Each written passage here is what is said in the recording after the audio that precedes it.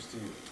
Okay, and also Ellie, Reba, Laura, thank you all. I know you've been standing by and waiting for this. Laura, And what Oster Strong has to offer. Being a witness after witness of this case, really breaking a lot of barriers in this trial, breaking the so-called blue wall of silence by having so many officers testify one after another against Derek Chauvin. But the defense has countered and said that George Floyd died not due to Derek Chauvin's knee on his neck, but due to other factors that included drug use and underlying health conditions. We have seen demonstrators here over the past several days, especially yesterday. DJ Jazzy. cool apes. Yeah. George Washington, when he was laying out this city, various regulatory agencies, and so Flippin County Courthouse in Minnesota. Joining me now by phone, Mark Eiglarz, Chief Defense Attorney and former prosecutor, following this with us throughout the course of all of this. Mark, your thoughts on the fact that they're ready to go? Well, this is great news, really, for both sides. I don't think any side really wanted to try this case again. I feel like we've been in a National Guard presence, seeing tanks roll down the street. Like, street has become kind of normalized, and that's very unanxious, like, uneasy feeling for me. Ashley, thank you so much for stopping and talking with that. Thank you so much. I really appreciate it. I love you guys, and thank you so much for covering all of this the way that you have. I really appreciate it. Thank you.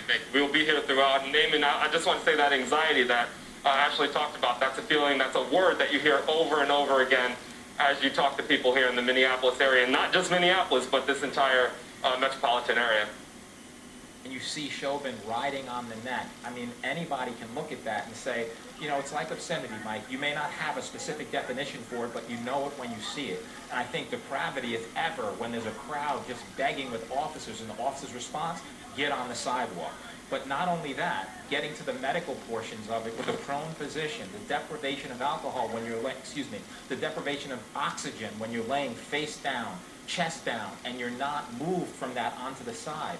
You're trained every year about what to do, what not to do. So the fact that you not only have him in that prone position, but you have him in that prone position, and whether your knee is on his neck or in another part of his body, that's the deprivation of oxygen. And that's the deprivation with respect to the lack of humanity that we're seeing here. So how did the jury process that? How did the jury conclude? What did they conclude? Is that depravity? I mean, look, you know, reasonable minds can differ, but I'm not sure how much they can differ. I think that absolutely is depravity if I ever saw it. You know, and the third charge here is second-degree manslaughter, sentence up to 10 years.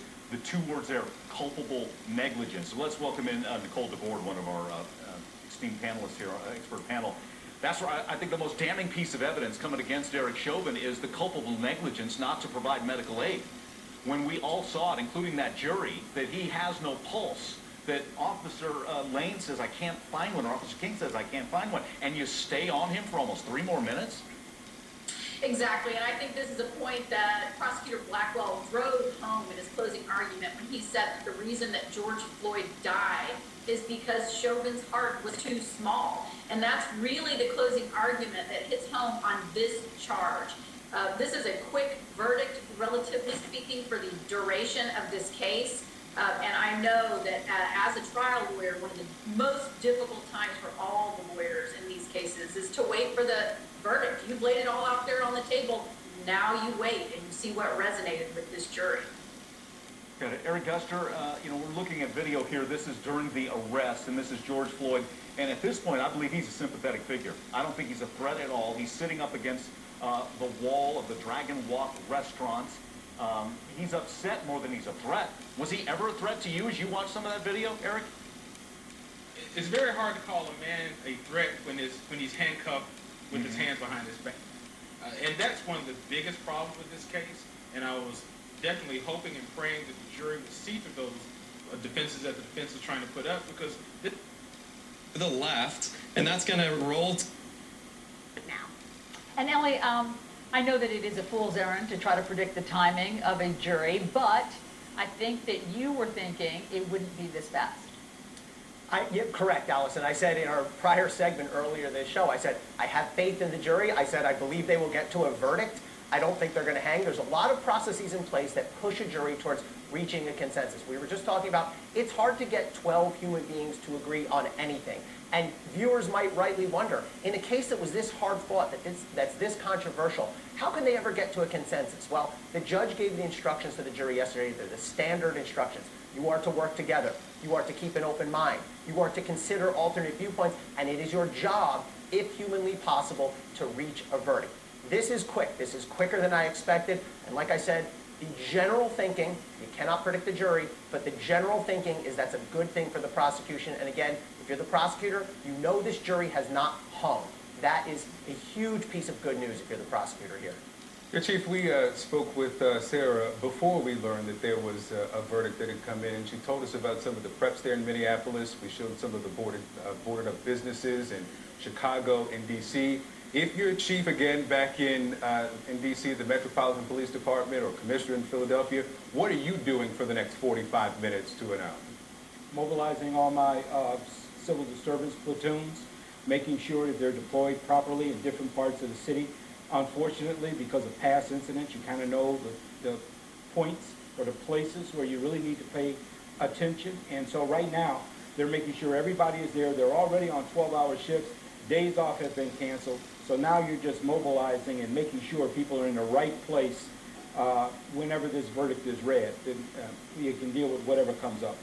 And Commissioner, just to follow up on what you told us a few minutes ago, when you said that there's a collective sigh of relief from police chiefs around the country, you've spoken to many of them, you don't, I assume, that you mean because there will be less, because if there's a conviction, and because that means to you that there would be less rioting. Well, I mean, listen, that's a part of it, but it's just the right thing. I mean, what Derek Chauvin did was so far out of training, out of policy. I mean, he brought discredit upon an entire profession. Everybody in this profession were impacted by this. And that's why, if there is a conviction, people will be relieved. They're not just chiefs. I'm talking about the men and women that are out there every day trying to do the job properly, engage in constitutional policing. Now, I realize we've got some people that don't do that. But this sends a strong message that that kind of activity, that kind of behavior just will not be tolerated. And thank God it won't be, because we need to make sure that we can put in place the kind of changes that need to be put in place for policing in order to survive in the 21st century. Status quo cannot continue. Control room, can I go back to Sarah Seidner? Is she standing by? Danny, are you surprised at the speed of this verdict? Does anything stand out to you as we await the obvious verdict?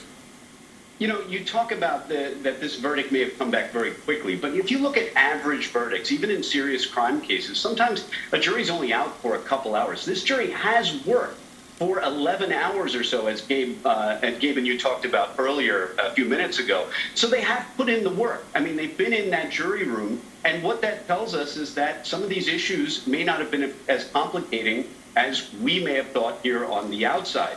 And of course, we never know exactly what they talk about, but you know, it could be the case that they either found that the prosecution failed as to some essential element like causation, or the opposite, that the defense raised really no reasonable doubt in their mind. They got in the room, closed the door, looked around and said, everyone's in agreement, right?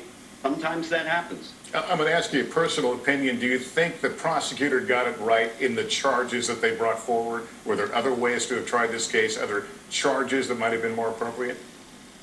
Well, I think you can fairly say that, I mean, reasonable minds can differ as to what Derek Chauvin should have been charged with, but I think it's reasonable to say that at least one of the charges, which I believe was the third-degree murder charge, was a stretch because a court said it was a stretch. A court dismissed it, and then it was reinstated. So that was, I mean, I don't like to use the word stretch because it's not a legal term, but that kind of hung in the balance for a while before it was finally reinstated. So, I mean, probably the easier case to bring would have just been the manslaughter, but the prosecution here was ambitious, and they brought a case that was initially tossed by a court and then reinstated. So those are the cases they have, but all said, they put in a very strong case at the end of the day.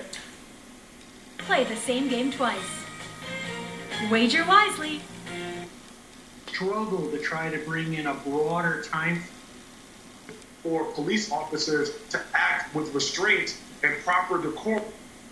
throughout here, they're to get on, who are actively trying. Really neat cars. We're going to have certified. California over remarks you made over things that are knowable. Jury, because this just was such a. He couldn't get his medication at the post office last May. And there were post offices, 2 of them, that were just burnt, completely burnt. And now, then I understood what she said, but the storefronts and the buildings, and it was just, it affects the people of Minneapolis.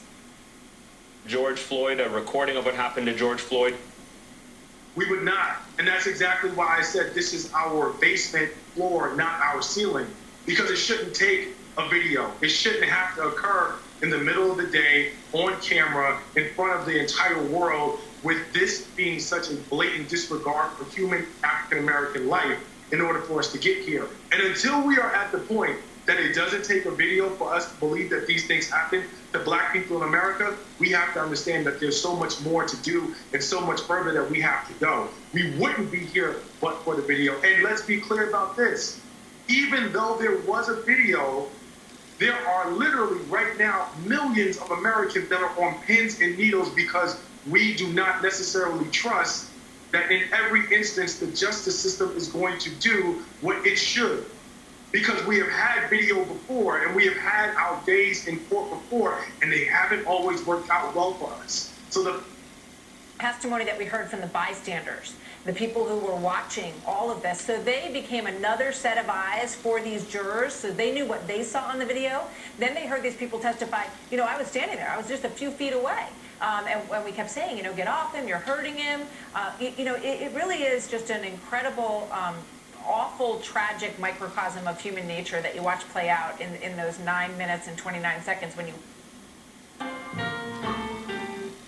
Hanging over this whole community for the past several weeks. The mayor telling me as this trial was getting underway, as jury selection was getting underway, that this was one of the most significant moments in Minneapolis's history. So Lester, I don't think the significance of this trial, not just for this community, but really for the entire country, can be overstated. Right now, as we're seeing, you may see some folks walking behind me. There's you know, they're starting to gather outside of this courthouse. I mean, you've been seeing this picture of this military vehicle behind me. On the other side, there have been, you know, demonstrators that gather there. They've been gathering on both sides of the courthouse. Yesterday, some of the protesters put up air fresheners on some of the side of this wall, signifying the encounter with Dante Wright.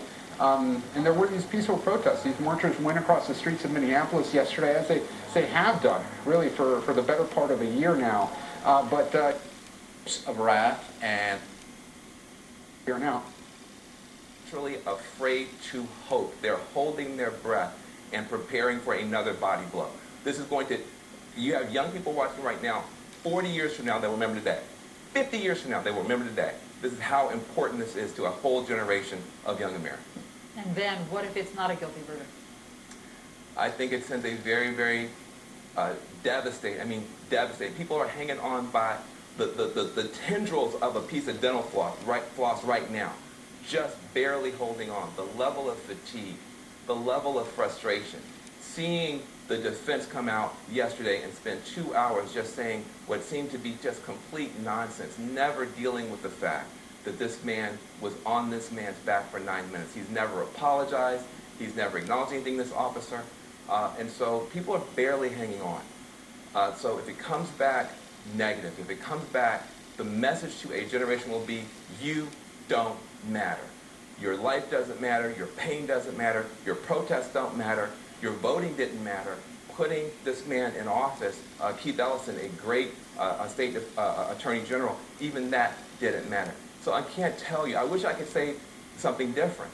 Now, I hope whatever the verdict is, people handle themselves responsibly. But I have to be very honest. People will feel that their humanity has been flushed down the toilet, and that anything can be done to us now.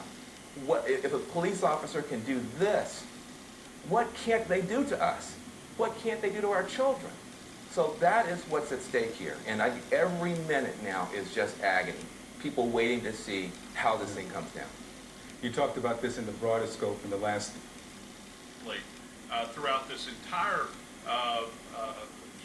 narrative is the fact that the defense wasted so much time chasing the proverbial rabbit here. It didn't focus on what had really happened. We needed someone to explain, for instance, from a clinical standpoint, what actually happens relative to oxygen deprivation, what happens relative to a compromised heart, what happens.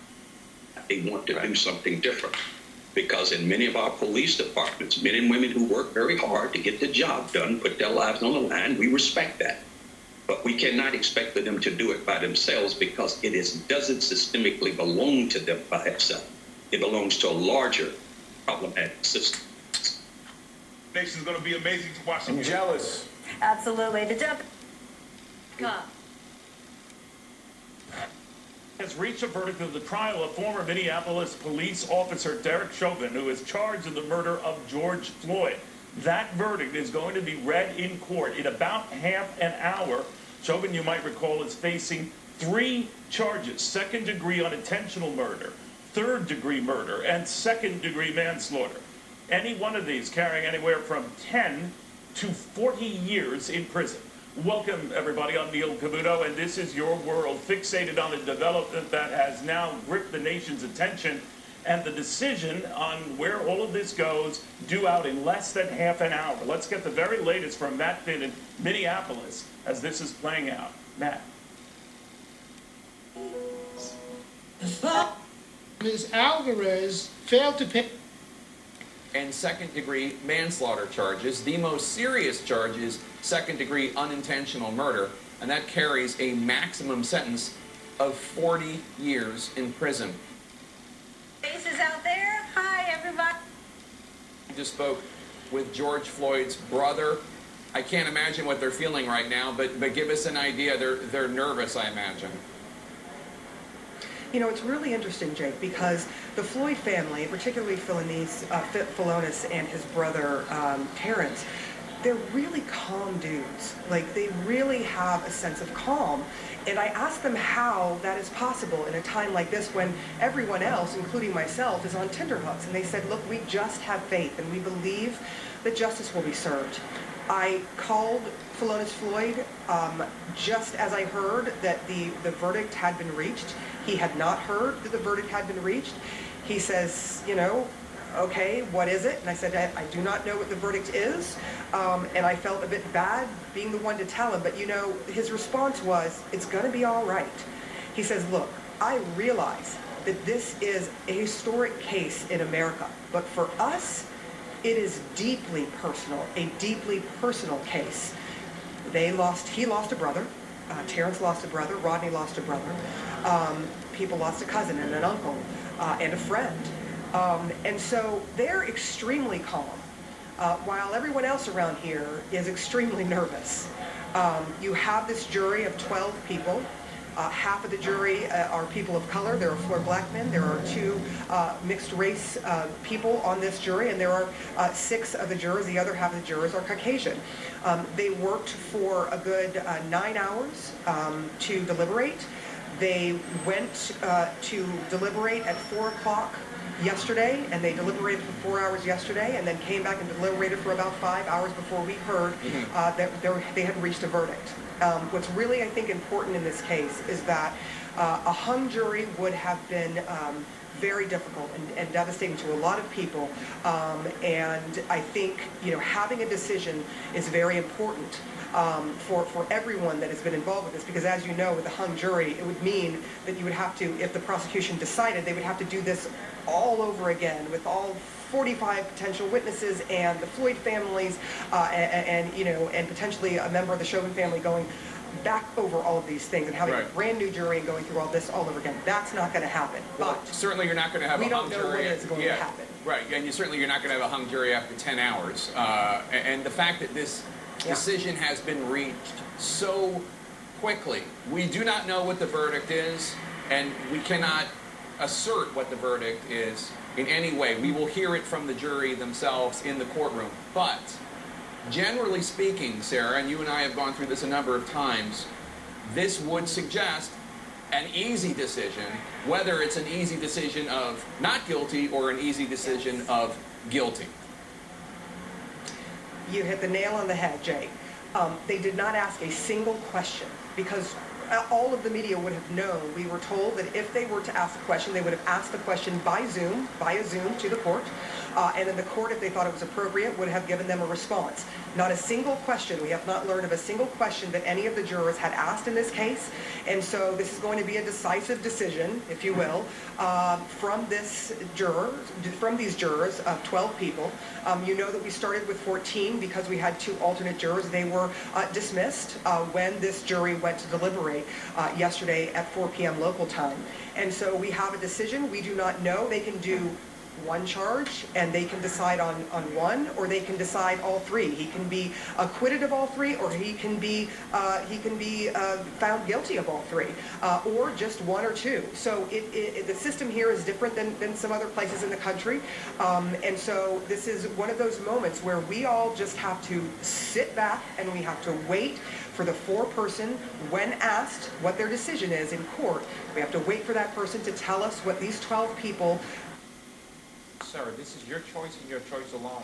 Would you like to exercise your right against self-incrimination, or in the alternative, would you like to remain silent? And what does he say? I like to remain silent. What does it say about our system that you have, you know, the ability for the families to come into a courtroom and to have decorum and to have respect and to have, under such emotional and compelling circumstances? I can't even imagine, none of us can, what the family's thinking, Mike, going through, believing. And, you know, to have all of that built in inside, but not engaging in vengeance or violence, but letting the process play out. A process that brings us really to this moment, a critical moment in history, a critical moment in our time, a critical moment in this case, where they can, having heard from, 45 witnesses, right? 38 or so from the defense, 6 or 7 from, 38 or so from the prosecution, 6 or 7 from the defense, and that they can come to a unanimous decision after really sitting and going over it, reading jury instructions. What a remarkable system of justice. And it's a system that, and I'll end, but in going to law school, you just develop such great reverence for that. And you see, how does it play out? How is this going to be in practice? How are we going to really get here? And it's really remarkable, the American system that we have that allows for a verdict to be read in this way and allows for justice to be achieved through the eyes of the jury, through the presentation of evidence. And so I just say remarkable. I'm hoping that there's, accountability. We all have our views, beliefs, and it's hard to divorce ourselves from that, Mike. But it's been a long time coming, and I think that this is, in the final analysis, a major time of reckoning in our society. And I thought the prosecution brought it home, and I'll end here with saying this is not an anti-police prosecution, right? This is a pro-police prosecution. What does that mean? Every officer out there knows what's right, what's wrong, what you do, what you don't do, and this was not it. We could be as early as 25 minutes away from this verdict being read, 4:30 Eastern, could be 5 o'clock, so roughly 50 minutes away. There's the Great Seal of the state of Minnesota inside that courthouse where this is all going to go down. A couple of notes. We know that George Floyd's brother, Floyd, will be in that courtroom. And also we know that the defendant, Derek Chauvin, is at the courthouse with his attorney, Eric Nelson. We have our expert panel. It's the best panel in the business, the most comprehensive team. Robert. Daughter and how beautiful she is, and his brothers, and in a way that everybody in America can relate to. That's what Joe Biden is very good at, is making sure that he expresses to America what all of us feel about our families, and that this is for that family particularly a stressful time, but also stressing that that family wants peace and doesn't want violence. Doesn't want there to be any acting out that would be harmful to others, regardless of what the outcome is. The only thing that is a little unusual here, Nicole, between this and other trials, and this speaks to the preparations, is how long they're taking between the time the jury was reached and when the verdict was reached and when the verdict is going to be published. Typically, everyone is very close to the courthouse, and if you're a prosecutor, you're a couple of floors away. If you're a defense lawyer, you're nearby in a room waiting with your client, and you go immediately into the room and it's published fairly quickly. I am surmising that they're taking the time to prepare so they can get the jury out of the courthouse quickly and cleanly and with some anonymity. I know the judge will feel very protective of these jurors, that they not be bothered by the media or by anyone who has passion about this case. He's really going to want to wrap them in a cloak of anonymity and get them out of there so they have the right to remain anonymous and not be chased to their homes or chased with a microphone. Shaq, do you want to weigh in on that? Do you have any reporting on what Claire describes as a rather extraordinary amount of time between all of us learning that a verdict had been reached and the announcement, which we expect a few moments from now? Yeah, Nicole, it was certainly signaled. We didn't know this for sure, and there was no firm timeline on what would happen once we got notification of a verdict, but it was certainly signaled that we would get a heads up, at least an hour or so heads up, and many of those reasons are logistical. This is a trial that for the first time in state's history you can watch. It's being live streamed, it's being broadcasted, so there had to be some maneuvering there. They're pool reporters. We knew when they were going to the courtroom they would get somewhat of a heads up if the jury came back with a question, for example. We knew even if they came back for a question, the jury was not going to actually appear in the actual courtroom. They were going to appear via Zoom while the attorneys and the judge would appear in the courtroom. So I think you can blame coronavirus, you can blame the high-profile nature of the case, but for many reasons we did have at least an idea that we would get a little bit of a heads up before that came to be and before that verdict would actually be announced. I'll also tell you that we are also getting reports. So we're chasing them, but getting reports, and you can kind of see it a little bit, of some of the buildings in the downtown area getting notification along with the court that if they were planning to shut down, that this is the time for them to shut down. I mentioned the boarded up buildings in the downtown area. Many of them have these have these wood planks that are separated from the actual glass structures that they can close in like a barn door fashion. So you've got an idea that, you know, this is something that the city was calling Operation Safety Net. It was something that was that had police involved, fatal shooting of a black man. It also had elements of the city covering it up because that videotape was sat on with a payout to the family.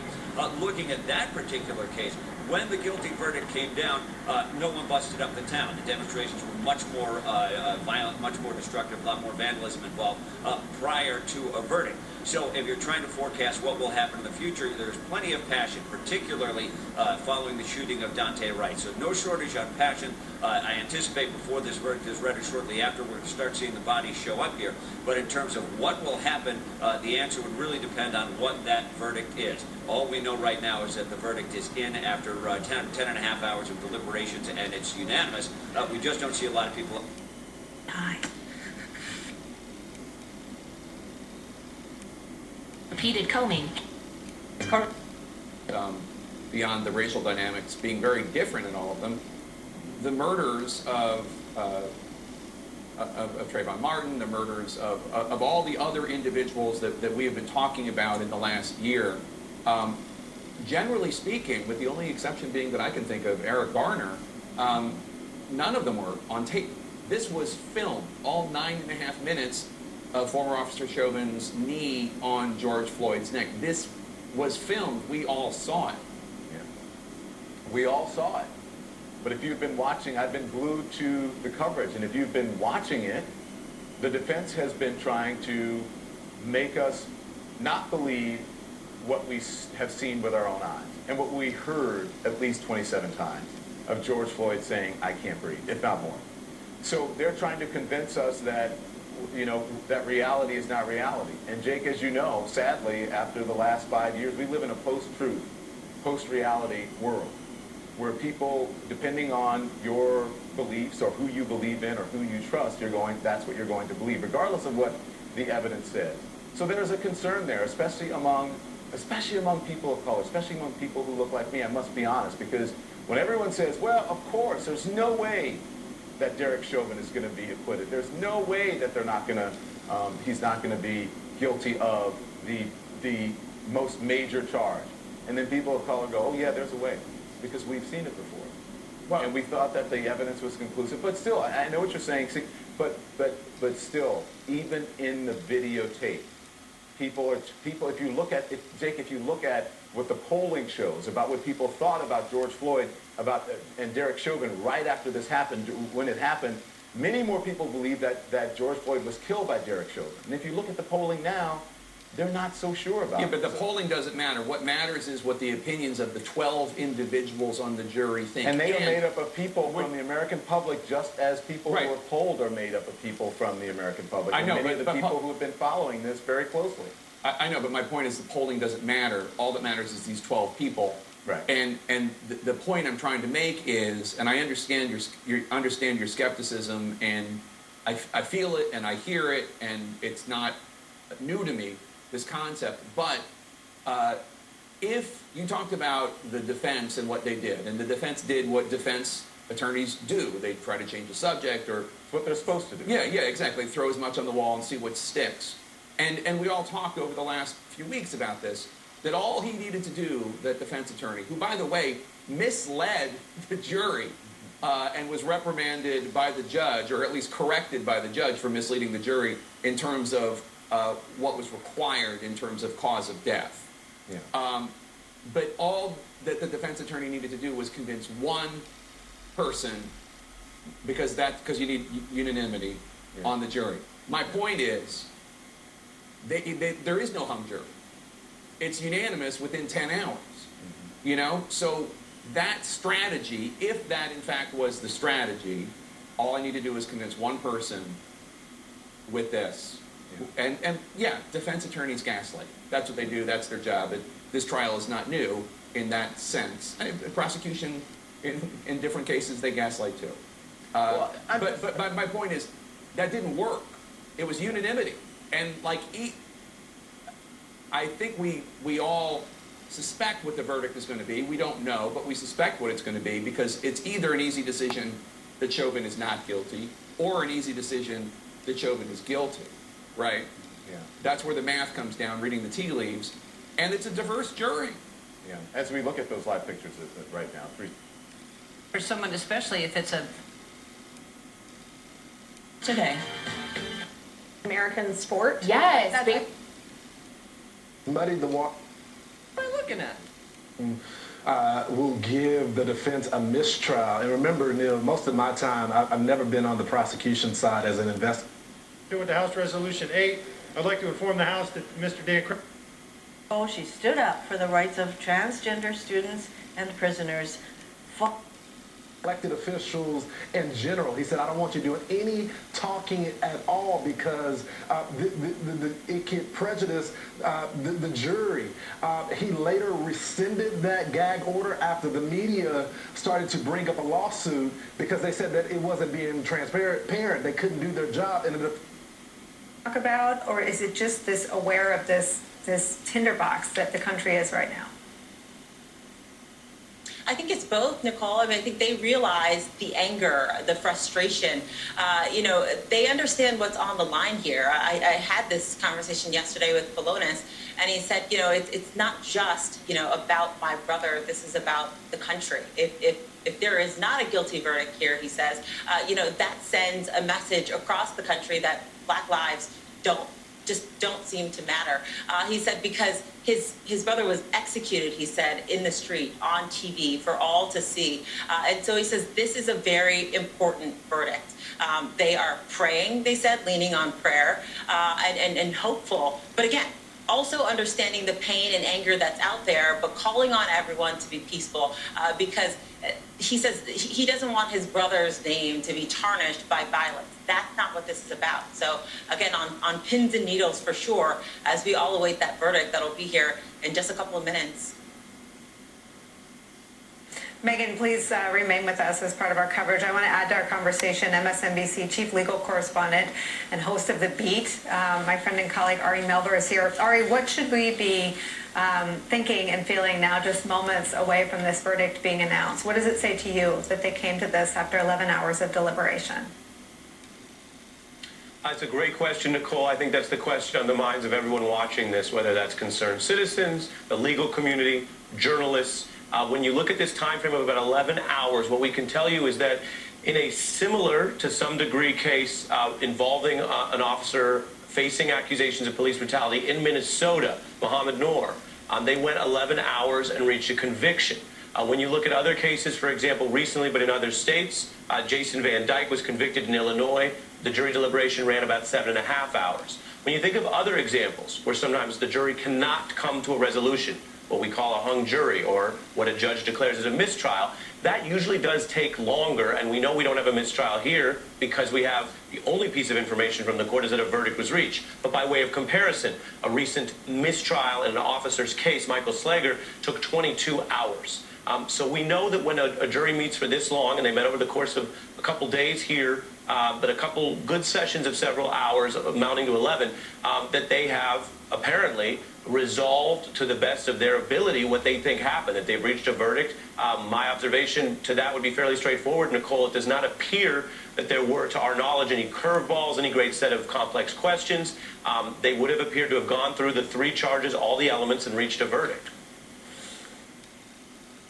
Back our expert panel. Reba Martin, as we take a look again at the Hennepin County Government Center where all this is going to happen. As you look back at this case, 3 weeks of testimony, so much emotion, so much body camera footage, is there a moment, is there an image that just stays with you through all of it?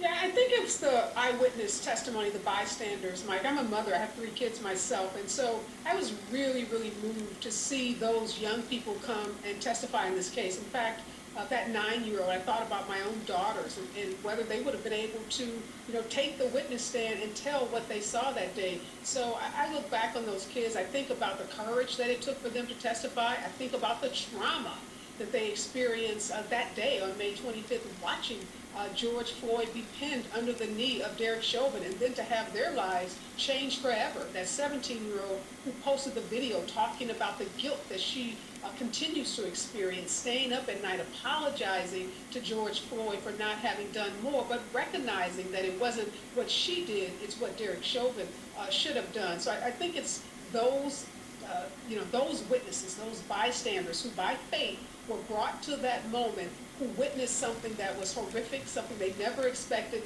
and then had to become a part of this trial that has taken on, global importance.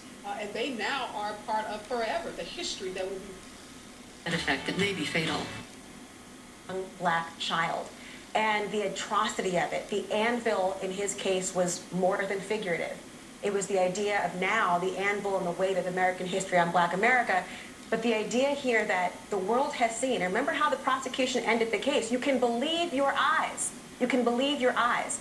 This will tell us if America's eyes are open and if they actually do believe what happened to that mother's child. The defense, in their closing, responded essentially with, don't be misled by freeze-frame stills on video. Let's talk about the actual charges that the jury had to decide on.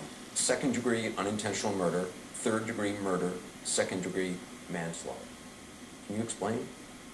This is the 3 different charges. For many people look at this, and I know, Ellie, you have a lot of comments on this as well. The hardest part to reconcile in Minnesota law is that these are unintentional acts, not intent to kill. But you still have to intend to perform the act that caused the death. So this is essentially the third-degree murder is you intended to commit the underlying felony, that being the knee to the neck. That's the felony assault. Then you go down to the idea of second-degree murder. That's the one talking about that you acted with a depraved heart in total disregard for the sanctity of human life by an action that you intended to commit, even if not intending to kill him. Then you have the idea of manslaughter, culpable negligence, meaning more than just ordinary negligence, that you had a slip of mind. No, it's that you intended the behavior and you were reckless, essentially, in your behavior, and it was grossly negligent. But the intent component is difficult to reconcile for a lot of people. So, Ellie, jurors have had to decide essentially a number of things, but what was in Derek Chauvin's mind? What was the policies of the Minnesota Police Department? And what was the likely cause of death? Yeah, Anderson, first of all, it's important that people understand each one of these charges stands alone. The jury's not going to just pick one and say, we find on that one. We are going to hear count 1, guilty or not guilty. Count 2, guilty or not guilty. And they can find guilty on all? They can find guilty on all. They can find guilty on any 2, any 1, or none. They have those options. Now, as to what was in Derek Chauvin's mind, there are 2 issues that overlay all 3 of the counts that Laura just outlined. 1, was Derek Chauvin's use of force excessive? Did it violate police training, police procedure, police protocol? I think, in my opinion, the evidence was very powerful on that. We heard from Chief Arredondo, we heard from the senior lieutenant on the police force, we heard from the training officer, and the defense side, all we heard from was this one expert, Barry Broad, who tells us it's perfectly fine if someone's prone to use whatever you want to restrain them. And Chief Ramsey, just from a law enforcement standpoint, you agree with that? I do agree. I agree that it was wrong. I agree it's outside of policy. I've talked to a lot of police chiefs. There's not a single one, as well as police officers, that believe what he did was okay. And I don't know Mr. Broad at all, but you can always find somebody that's going to, present that sort of opinion. But believe me, this is so far out. It's just one thing I think. They could not probably understand why Chauvin had his knee on Floyd's neck when he wasn't resistant. Don't forget, he was handcuffed as well. If you think about it as well, Leo, there was video of this from lots of people, not just, the official police video, but so many other sources from so many other angles, playing it again and again and again, only heightens people's, condemnation of this event, whether fairly or not, to the former officer. I'm wondering how technology played into this and the damning nature of it. Well, let me mention two things. I think the video, those officers were not found guilty the first trial. But I think what you saw there in the George Floyd video, unlike the Rodney King case, you saw no resistance. And you saw a man handcuffed on the ground. And I will submit to you, Neil, that those, as I mentioned, those 3.5, 4 minutes in which he was not resisting could not be justified or explained. The jury could not accept any explanation from the defense. George Floyd resisted initially, but there was a period in time that George Floyd did not resist. And I will also submit to you, Neil, that if George Floyd was not under the knee of Derek Chauvin, he would be alive today. Different set of conversation or points that he wants to make in conversation with the American people.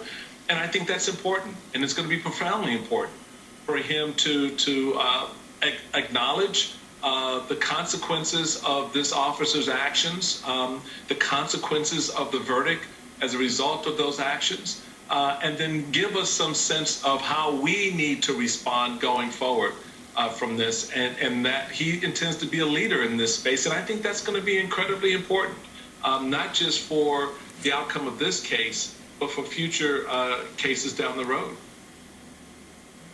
I want to bring all of our other friends back into this conversation, but as you're talking, I'm remembering the week of Donald Trump's convention, and I think Kellyanne Conway actually at the White House said that they were when there was violence, it benefited them politically. They almost willed, or they I don't know if they willed it, that's not fair, but they saw the benefits to their case politically when there was unrest. And I spoke to a senior White House official today. They are, and others have reported, they are huddled, trying to make sure that when the president addresses the nation after the verdict is known, whatever it is, his words have that effect of trying to calm the nation, reminding people what his agenda is. The Rev and so many have been so involved in this DOJ policy priorities that they get at these systematic racism, something that the last Attorney General, Bill Barr, didn't acknowledge existed. And I wonder if you can just give me one more beat on how that might be different tonight on the streets. I think it should be different tonight on the streets. Depending on how the verdict goes, you're going to have those who may be upset, who may be happy. But I think what's important is how the president helps us as a nation set a tone, and I think it's how the importance of the institutions, the Justice Department, police forces, law enforcement around the country also help set that tone. The family here is the centerpiece. It's not our own personal kind of, angst and excitement or frustration at the moment. It's the family is the centerpiece here. We are here for the Floyd family as a nation, to stand with them and to recognize what this means for the family. So let's not make it about us, folks. Let's not get all carried away and show how excited we are on a conviction or how disappointed we are on an acquittal or anything in between. Let's keep the family in focus for here, because this, despite whatever the outcome is going to be a weight lifted for this family. And we've got to be a part of that moment for them. And I think that's something that the president and our law enforcement institutions, as well, our law enforcement on the ground, not just in Minnesota, but around the country, want to bring into this moment as well. And we need to help them do that as citizens. It is the point in the program when I get to welcome in my friend and colleague, Brian. Arrive at the scene. We even see video of a call between Derek Chauvin and his superior in the aftermath, all putting that all together, as well as body cam footage along the way. That to me was so impactful. It's such a rare day that we have such an account from all different perspectives of what happened. But one of your guests have said, for so many days, this has been watched around the globe. This is the case that is the convergence of media. It's the convergence of the fact that we all carry cameras now. It is the convergence of the fact that it was as gruesome as you can imagine to watch life drain from a human being over 9 minutes and 29 seconds. And so, as Shaquille Brewster and others have reported, Nicole, and you know this is especially in big cases, this is kind of SOP, at least an hour's notice to get everyone back. Claire was talking about this, where people are scattered. Sometimes they're at a law office a few blocks away. They could be in the cafeteria. They could be in an anteroom waiting out the verdict. In this case, though, they will use the hour-plus run-up to batten down, to alert law enforcement, to make sure that extra layer, moving cautiously and slowly and very deliberately, is in place. Let's bring Joyce Vance, if we can.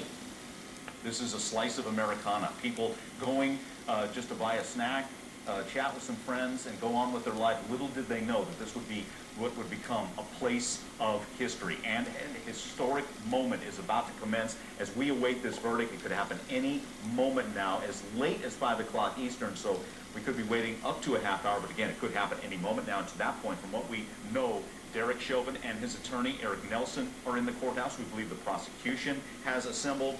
Everybody who needs to be there is there, except the judge and the jury. So we await. We know that Floyd, George Floyd's brother, will be in the courthouse, and he's talked already about the emotions and said that upon hearing this verdict, maybe he can sleep at night. Again, this could happen any moment now. In the meantime, let's go to one of our experts who, again, Van Hofwegen Dental. At all, because a split decision, because, and this is the reason why, because so much of society right now is hanging on to it being guilty, and if it's not, it's going to be chaos. All right, thank you very much. We'll be and watching along with you. I'm trying to read this poem called George Floyd is my Emmett Till, as I told you. George Floyd and Emmett Till, that connection, he has a poem that he wants to read here tonight. I also want to bring over, do we have it? Come over here, guys. I want to bring over, this is Courtney Ross. Courtney? Hold on, I'm going to put the mic up while she's speaking. This is George Floyd's girl. He's my soulmate. He is someone I will be with during life and after death.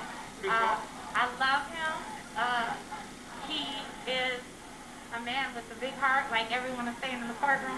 Okay, and sorry, it's hard when someone is. I'm not used to it. That's wrong.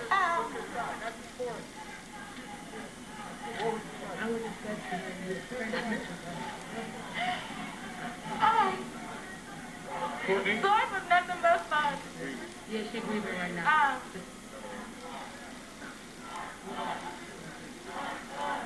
He was funny and silly and prayerful and a man of God. And he was out of this world. And I like to tell people a lot, like, Floyd was a big man. And he was too big for this earth. And I see it now. I see that he's over all of us right now. And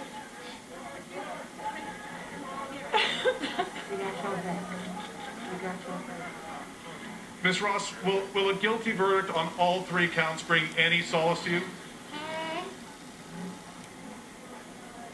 I can't say. I just can't say. What would George think about all of this? Would you grade it? I've always called him Floyd.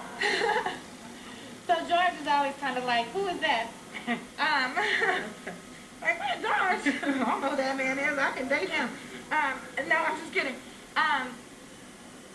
What I know Floyd would want out of all of this is that people would be coming together. All people would be coming together. This isn't a time to separate. This isn't a time for us to blame or hurt each other. It's a time for us to come together. I know this verdict is coming back guilty. And when it does, I hope that his heart will really come through in everybody and know that he is such a loving man and would want us all to just, like Tashira said earlier, you know, put our arms around each other and just love each other today. And what will guilty verdicts mean to Minneapolis? What will it mean to Minnesota? I think it'll mean change. It'll mean change. It's a first step in a long road to recovery. We have a lot of work to do in Minneapolis, but I believe Floyd came here for a reason. This is a sacred, sacred land, and we need to start respecting that again. And I know that that is what he would want. Floyd was attached to this city. He was attached to the lakes, particularly like Makaska, and I know that it happened here for a reason. Maybe we are the epicenter for change. Maybe we're making the world look at things in a different way. I'm not sure, but I know it definitely started that momentum. And why so important to be standing in this physical space right now? I think so many of us have a lot of negative experiences with the government. This is not a comfortable place for many of us to be or to look at, though it represents our city.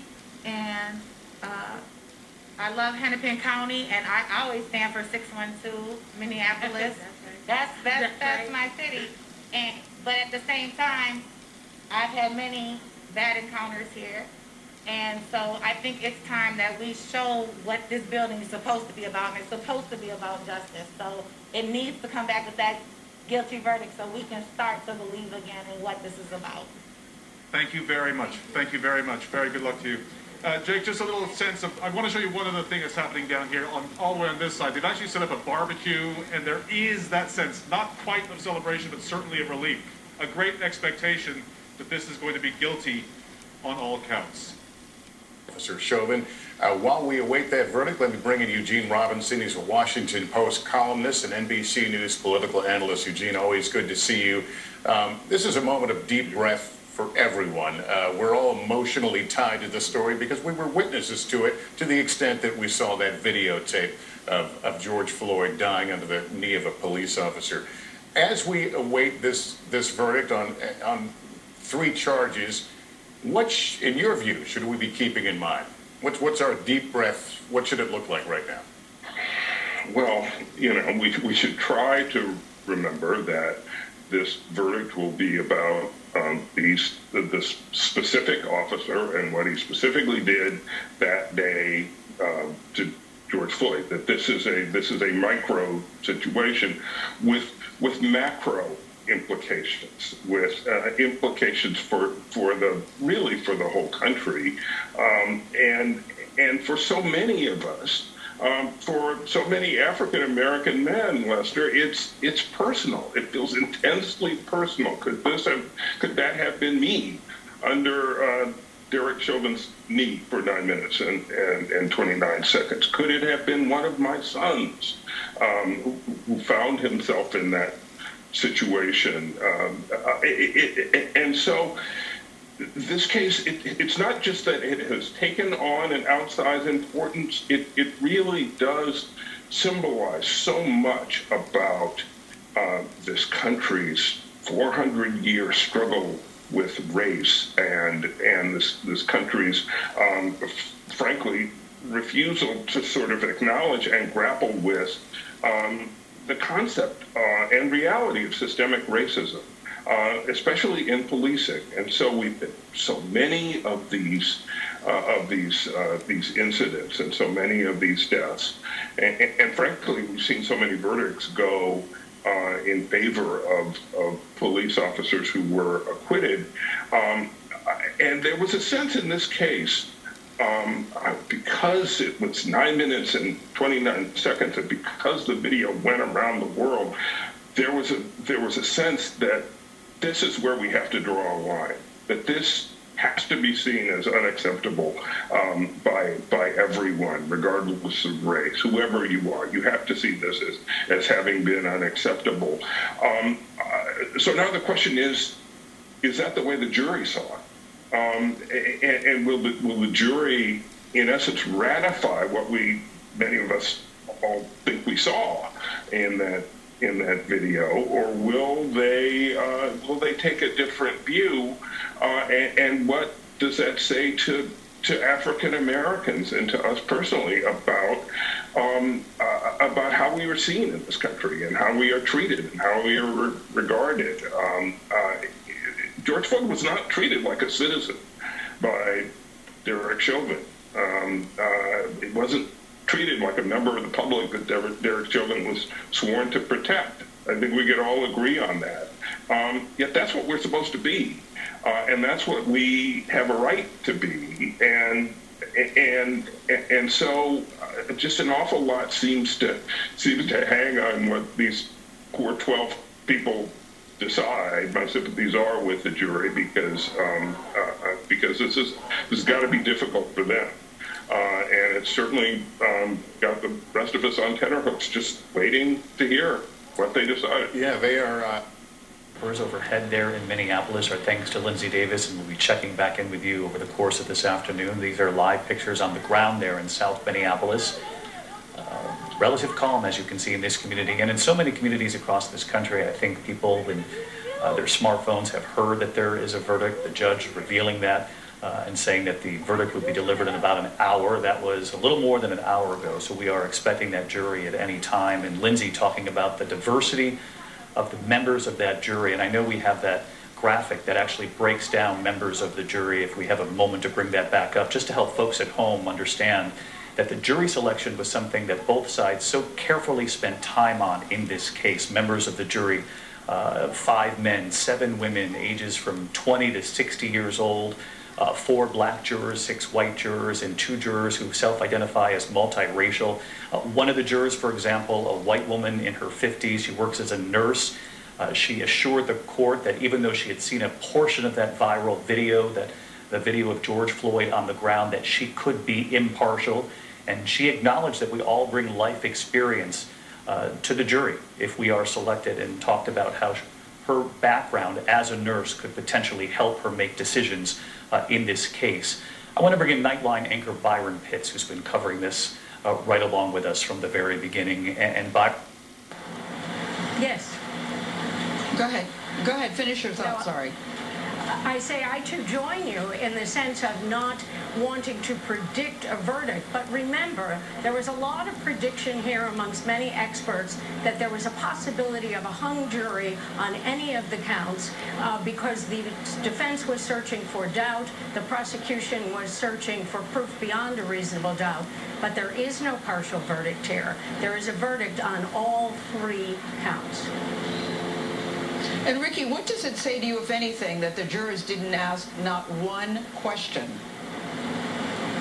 I think that one of the things that happened here, which does not happen often, is that they had access within the jury deliberation room to video, which is very, very rare. And the fact that these jurors, we know from the pool reporters, took copious notes.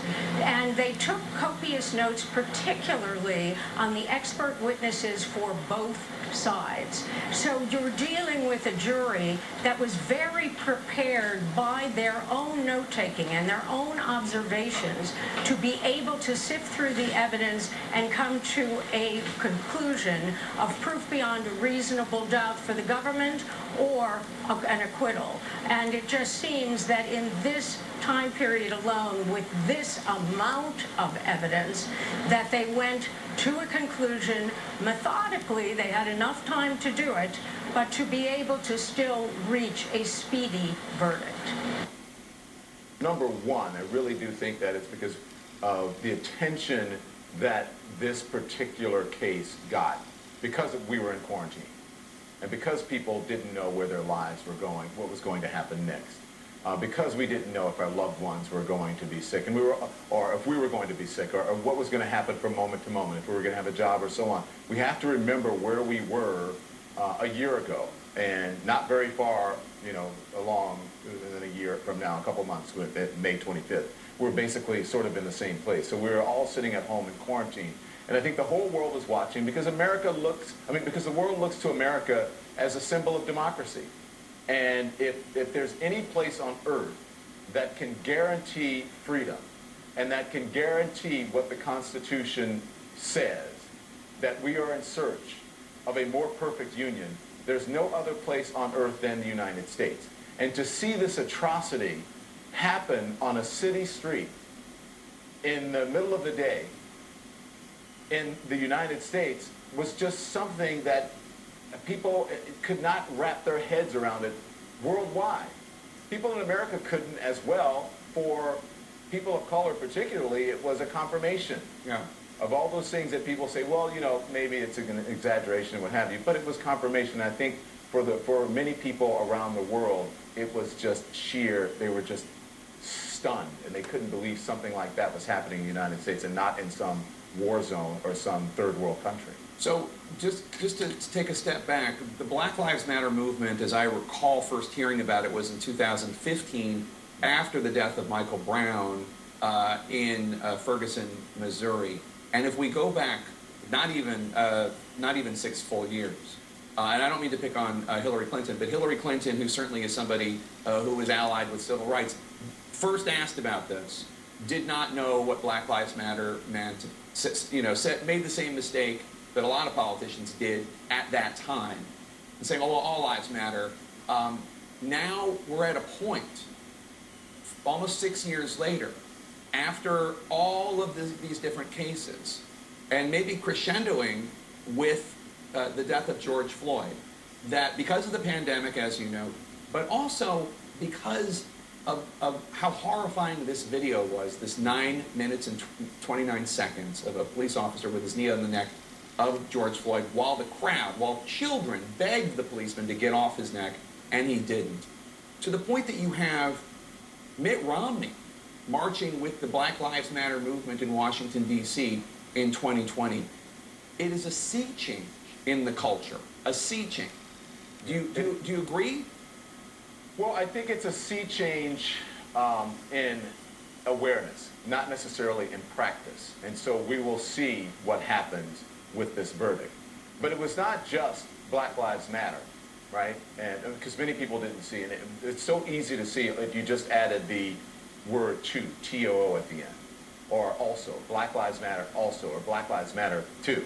And then I think it helps people understand what you mean by that. Not that all lives, don't matter. Right. But Black Lives Matter because that's what we're talking about. Right. At this point, it's obvious that other lives, it's obvious that white lives matter. But it wasn't just Black Lives Matter. Remember, it was Colin Kaepernick who took a knee for injustice, police injustice, and for reform in this country.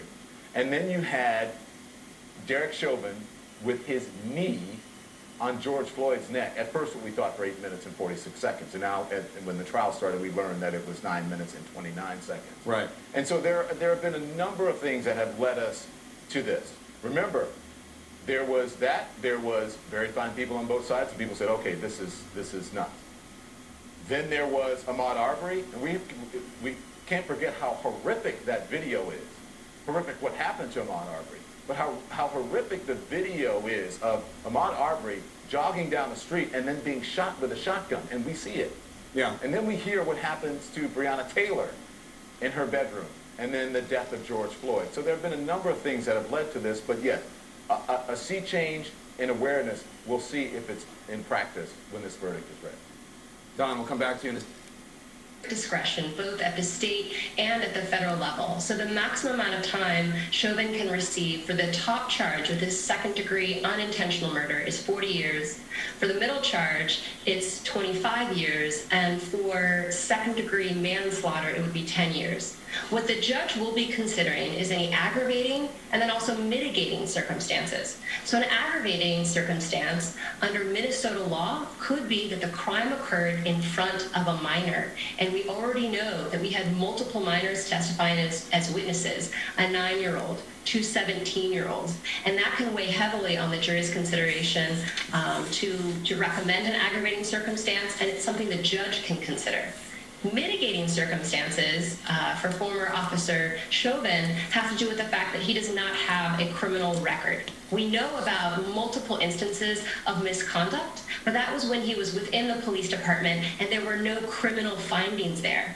And so he's someone who has a lot of mitigating circumstances in his favor, and we know of at least one aggravating circumstances, which are the minor age of the witnesses of George Floyd's death.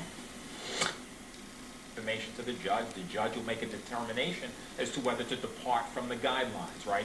Even though, Michael, and here we have a situation where the top count carries 40 years, right? The third degree carries 25, the manslaughter carries 10. There's sentencing guidelines, which Cmgus Vcr has brilliantly explained earlier, which provide for him only doing 12 years, but not so fast. If the judge finds aggravating factors, guess what? It shoots right back up. That I won't expect to happen today, but I expect the date to be set for that to happen in the very near future. And then, of course, finally, Mike, the judge will thank the jury for their fine service. The jury that has been sequestered just for a day will be permitted to go home.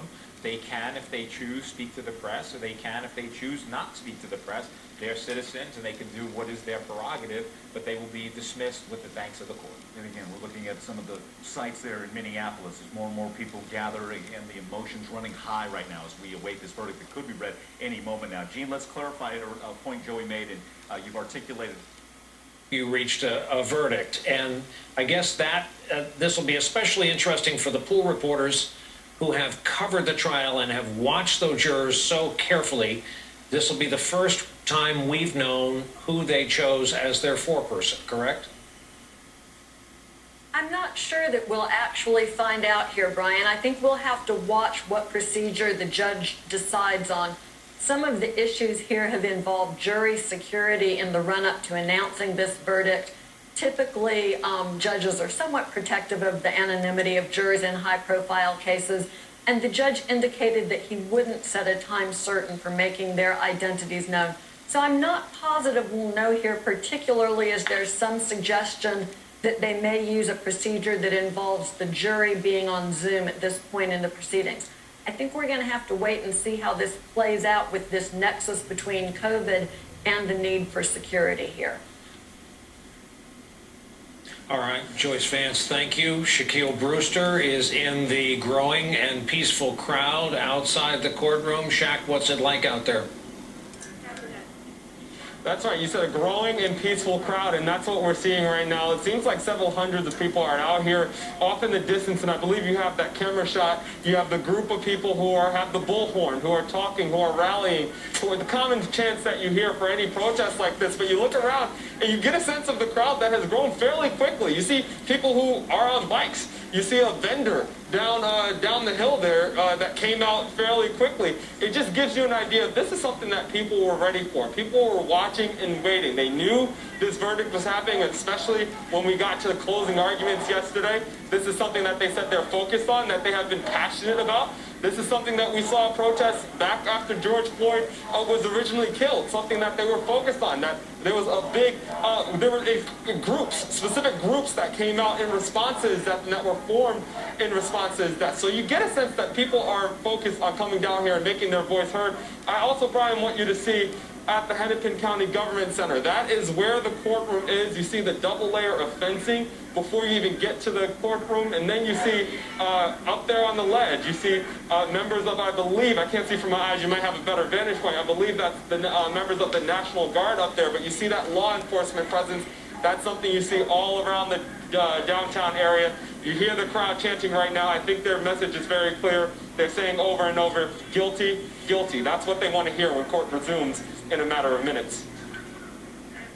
And Shaq, since, as we've pointed out, part of the reason for this hour-plus advance announcement that there is a verdict is to give folks time to gather and give folks time to defend whatever they need to defend. Have you seen any obvious change in stance, any movement among either the Minneapolis PD or the National Guard? I'll tell you, down here by the courthouse, no, you haven't seen anything noticeable, but it would be hard to find something noticeable when you already have that high fencing, double layer barbed wire that's been that way for the past, for more than a month. Many of the businesses down here have already had for weeks the boarded up windows and boarded up entrances that are just ready to close at a moment's notice. You can't, it's hard to show you over there, so I'm not going to do it, but over to my right is the media center. It's where you saw reporters going in to watch the trial. It was where the initial feed was going from, and even that building is fully boarded up with those white panels. I'm struggling to say this, but it's harder to see how it could be escalated any more than what we've seen here for the past month or so, Brian. So.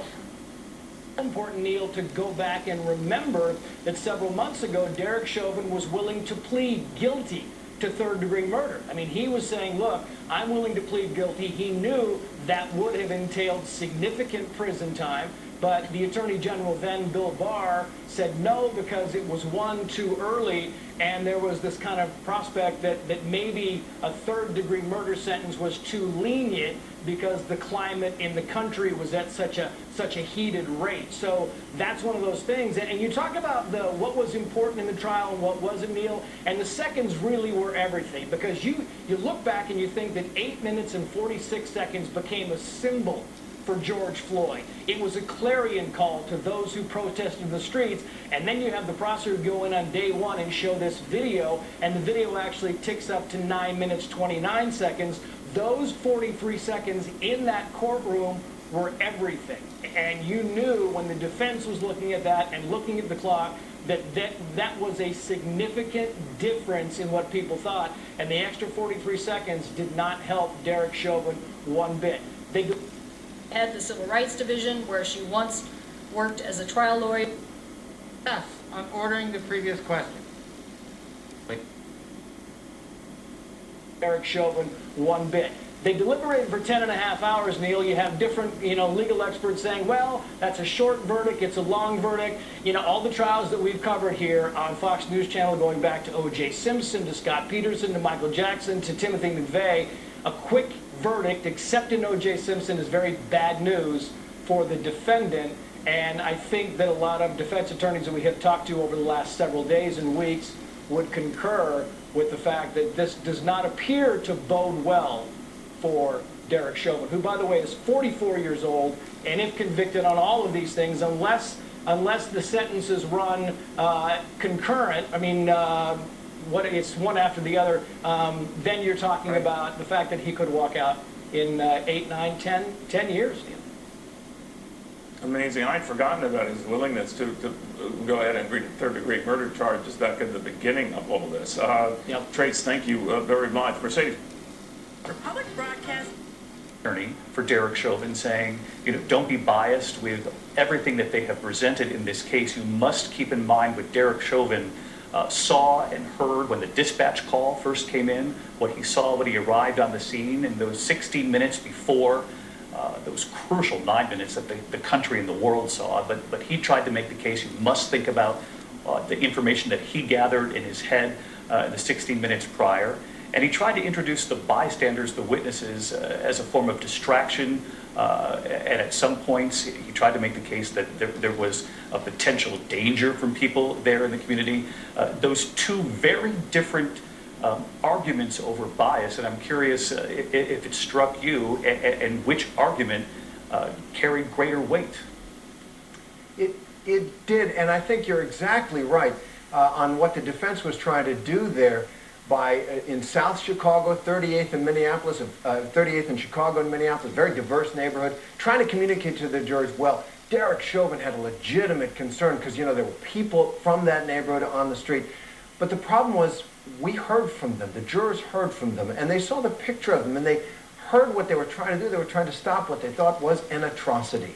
And I think one of the things that the defense had such a hard problem with is that I think every decent American, every patriotic American recognizes that we have had a problem in this country. We've had a problem with the use of force against black bodies and black people. And that's not to say that a person like Derek Chauvin can't get a fair trial. It is to understand that the history here, has resulted in bad verdicts. And the jury has that history in their hearts, as we all do. And that, I think, is how they're going to address those claims of bias on both sides. Their job is to look at the evidence against this man and the law in this case. But they speak for the community, for their local community, and for all of us. Times go this quickly, but does it tend to favor one side or the other? Take all the conventional wisdom and courthouse gossip you may have heard about quick verdicts and throw it right out the window, Lester, because when it's a high-profile case, all the rules get scrapped. Nothing is what it normally seems. And in a case like this, where you already have complicated jury instructions for really complicated crimes, I mean, these are two forms of murder, which everybody grows up thinking murder is an intentional act, but in this case, it is a conceitedly unintentional killing for both second and third degree murder. So expect the jury to struggle a little with that, and that raises the question of, did they do one of two things? Did they walk into that jury room and say, I don't think the state made any of its case? Or did they walk into the jury room and say, I don't think the defense had it at any point here? And, we may never know exactly how the discussions went down unless the jurors are willing to talk afterwards. But this short verdict does certainly suggest that the jurors didn't go through all of that detail, at least that the prosecution put up in that very effective grid, showing all of the elements, all of the information. That doesn't mean that they discounted it. They may have just felt the prosecution already made its case, or on the other side, that the defense made a stronger case, or at least that they raised reasonable doubt. The defense never had to prove innocence. They just had to raise reasonable doubt by undercutting any of the framework of the prosecution's elements of the crimes.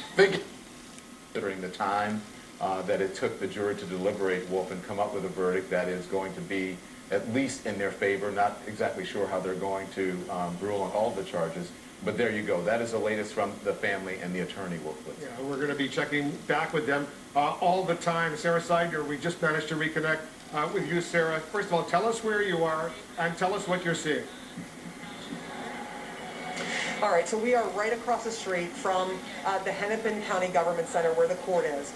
We know that George Floyd's brother, Floyd, is inside of the court. We know that we have our reporter inside of the court as well, Josh Campbell. He is there to listen to the jury read the verdict. We are awaiting. We know that Derek Chauvin is inside the court as well. Chauvin went in about 8 minutes past 3 local time, so 4:08 your time. And so everyone is waiting for the jury to come in, and everyone is waiting to hear from the foreperson as to what their decision is. I'll give you an idea of where we're standing. If you look to my right, there is a train, and the edge of where everything is blocked off around the courthouse. If you look at the little gate that's there, that's where a lot of folks have been brought into the court, in and out of the court in cars. And then if you look to my left, you will see a little grassy knoll there, and just beyond that there are dozens of people that have gathered, some of whom knew George Floyd well, and who are here to speak their piece. And we do know that the family will be speaking within an hour after the verdict is read. We also know that we heard from Floyd just before he went into court. He said he was pacing, that he has been patient, but he was pacing right before he went in. He said, look, I am hoping that this verdict helps me finally get some sleep, because since May 25th, 2020, he hasn't really been able to sleep well at night. It has been extremely difficult for this family. It has been extremely difficult for this community. Whether you are a resident here, a business owner here, an official here, there have been a lot of very emotional folks around, and those emotions are at their height at this moment. There are folks that are already in tears. There are folks that are worried about what this jury is going to do. And so you also have another case not too far from here, a few miles from here, where another black man unarmed was shot and killed by police in Brooklyn Center. And so the combination of all that makes for a very, very tense scene, and it is why, and I'll give you a look, the media is of course here from around the world. This building is the Star Tribune building, which is one of the newspapers here, the newspaper here, and you can see it's boarded up as well as almost every single other building downtown here and around other parts of the city as well, including near George Floyd Square, where dozens of people have already gathered there too. Wolf? We're going to stand here. You are among that group of people who chooses to spread misinformation. We're going to try and shut you down as soon as possible. The problem for these social media companies is that it's hard to do. You know, in fact, we've been looking at this issue for social medias for social media companies for years. Jeff. You know, first with their first when it came to fighting terrorist organizations. Jeff, let's go back stand to by. you, Nora. I apologize, Jeff. Let's listen now into Judge Cahill inside the courtroom.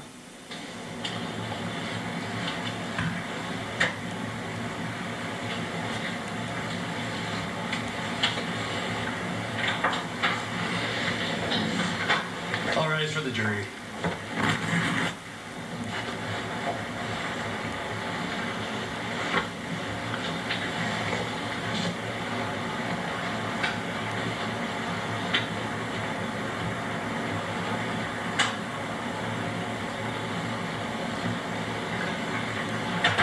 Please be seated.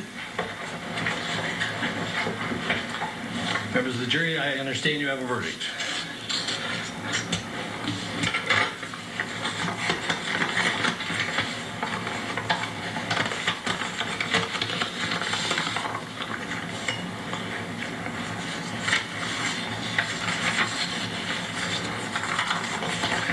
Members of the jury, I will now read the verdicts as they will appear in the permanent records of the 4th Judicial District. State of Minnesota, County of Hennepin, District Court, 4th Judicial District. State of Minnesota Plaintiff versus Derek Michael Chauvin, Defendant. Verdict, Count 1. Court File Number 27, CR 20-12646. We, the jury, in the above entitled matter as to Count 1, unintentional second-degree murder while committing a felony, find the defendant guilty. This verdict agreed to this 20th day of April, 2021 at 1:44 p.m. Signed, juror foreperson, juror number 19. Same caption, verdict count 2. We, the jury, in the above entitled matter as to count 2, third-degree murder, perpetrating an eminently dangerous act, find the defendant guilty. This verdict agreed to this 20th day of April, 2021 at 1:45 p.m. Signed by jury foreperson, juror number 19. Same caption, verdict count 3. We, the jury, in the above entitled matter as to count 3, second-degree manslaughter, culpable negligence, creating an unreasonable risk, find the defendant guilty. This verdict agreed to this 20th day of April, 2021 at 1:45 p.m. Jury foreperson 019. 45 p.m. Jury foreperson 019.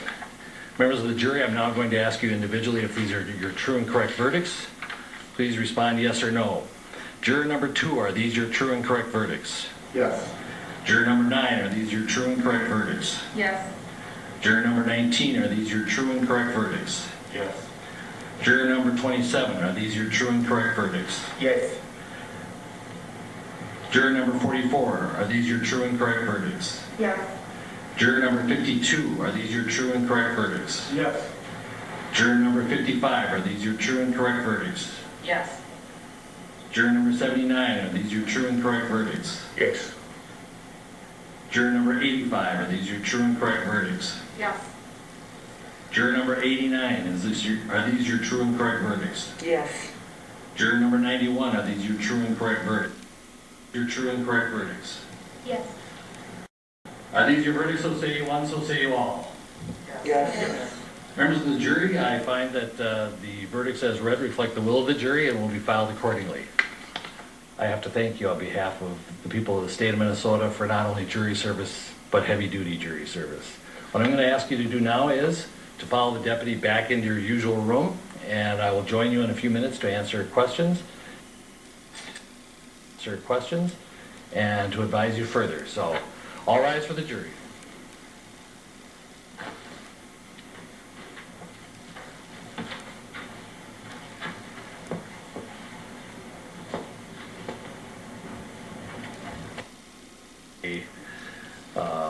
Written argument as to Blakely factors within 1 week. The court will issue findings on the Blakely factors, the factual findings, 1 week after that. We'll order a PSI immediately returnable in 4 weeks. And we will also have a briefing on, after you get the PSI, 6 weeks from now, and then 8 weeks from now we will have sentencing. We'll get you the exact dates in a scheduling order. Also have a briefing on, after you get the PSI, 6 weeks from now, and then 8 weeks from now we will have sentencing. We'll get you the exact dates in a scheduling order. Is there a motion on behalf of the state? Move to have the court revoke the defendant's bail and remand him into custody pending sentencing. Bail is revoked, bond is discharged, and the defendant is remanded to the custody of the Hennepin County Sheriff. Any further? All right. Thank you.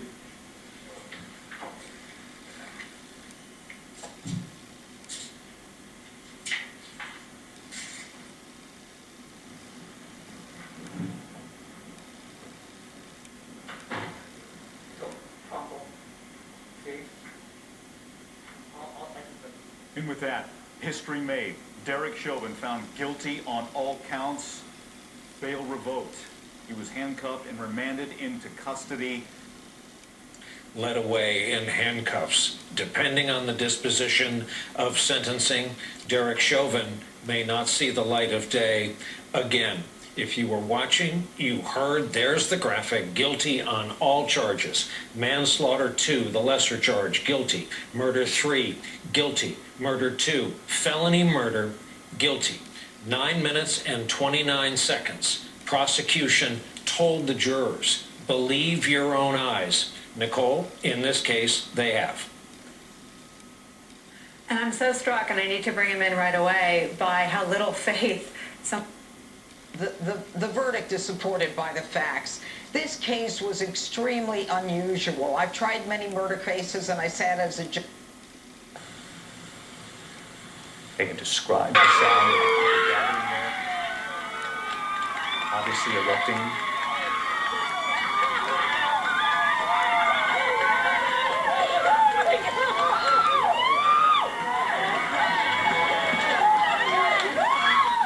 Embracing one another, and in many ways for that community and for the people who have gathered there, it has been an extraordinarily long year in this country.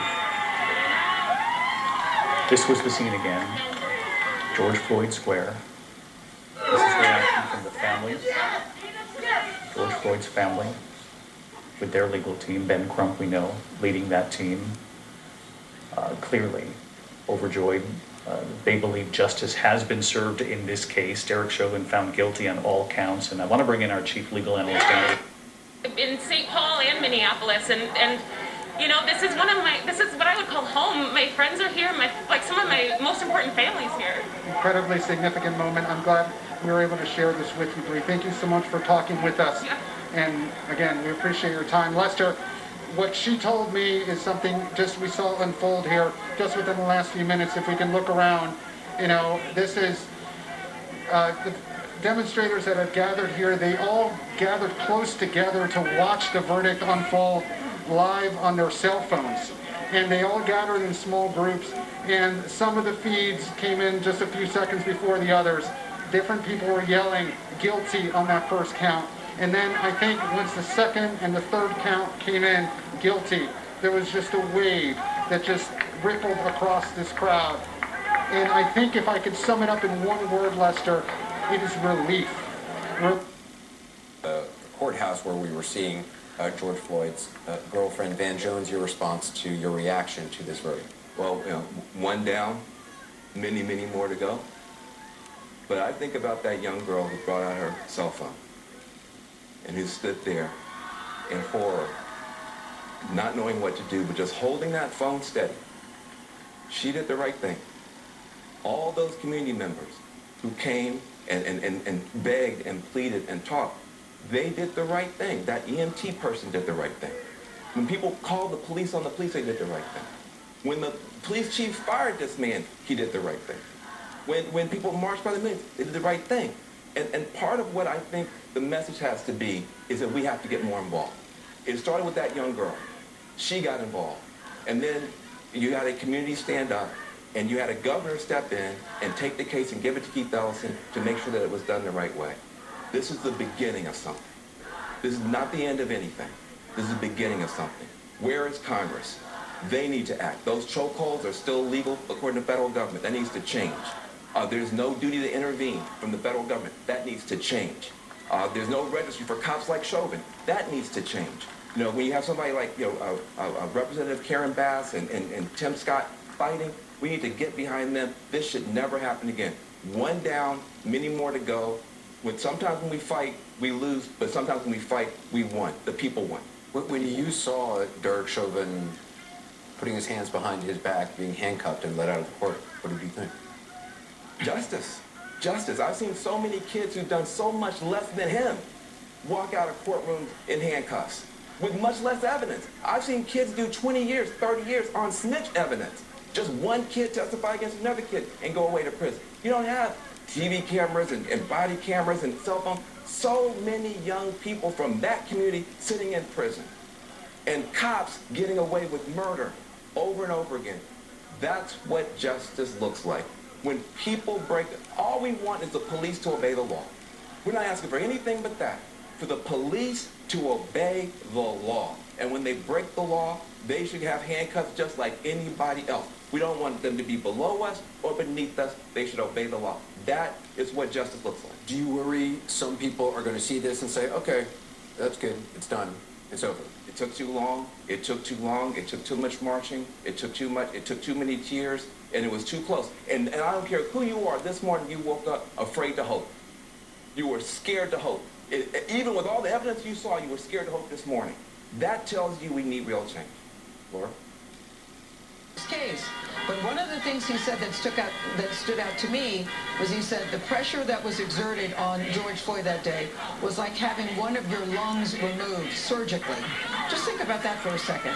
And it showed how George Floyd was literally gasping for his life with his knuckles trying to touch the tire of the police car to try to do anything to get that last gasp of air that unfortunately, as we know, never came. It was extraordinary. Extraordinary, and as the tapes and video itself showed, he said, "I can't breathe," 25 times. We should bring in Jeff Pegues, who is talking to people in the crowd. And Jeff, tell us what you're hearing. You've been white, it was a no-brainer. Well, these two ladies who joined me here at the government center here of Hennepin County, they were here when the crowd roared. When you heard the verdict, what did you think? You're a local activist here. What did you think about the verdict? I felt relieved. I felt relieved that he was found guilty on all 3 counts. And now I'm ready for all the rest of the police that have murdered black men and women to be found guilty on all charges of murder. But did you have doubts that you would see this day, even though you, like the rest of the world, saw that videotape? Yes. I didn't have doubts that he was guilty. I had doubts in terms of white supremacy, and white supremacy saying that no matter if you're white, you can get away with murder as long as it's a person that is black. Well, what in your history has informed your opinion over the years? All you have to do is read about the history of black people since we've been in America, since 1619, year after year after year. We have never been treated like citizens.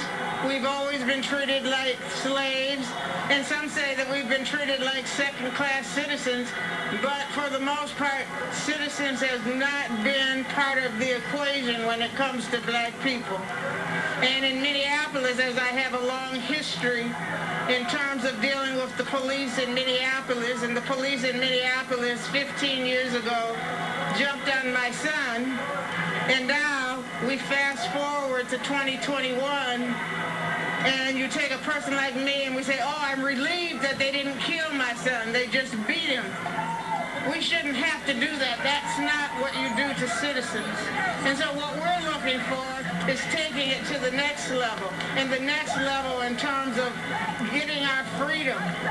And what does freedom look like for black people? Freedom looks like our right to vote. Freedom looks like our right to assemble without being shot at. Thank you very much for your time. The crowd is taking to the streets here, and I wanted to ask you too. You were here to hear the verdict read aloud. You heard people here in this grassy knoll area outside the government center celebrating. Are you celebrating right now too? Well, I need to follow my black leaders, my black women leaders who say take a moment, celebrate this time, and then we got to get back in that fight. And as TT said, there's justice for everyone who's been murdered. So we need to take the celebration. It should have been obvious. We weren't sure. And the fight is just beginning.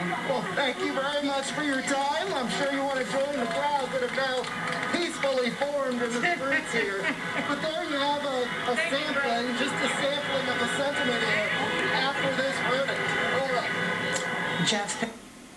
Officer that's on the street will think twice before using an excessive level of force against anyone, and particularly will we evaluate how they police communities of color, because that is what at core I think this whole case has been about, the over-policing, the over-aggressive tactics used against police, against communities of color, not just by Minneapolis police, but by police across this country.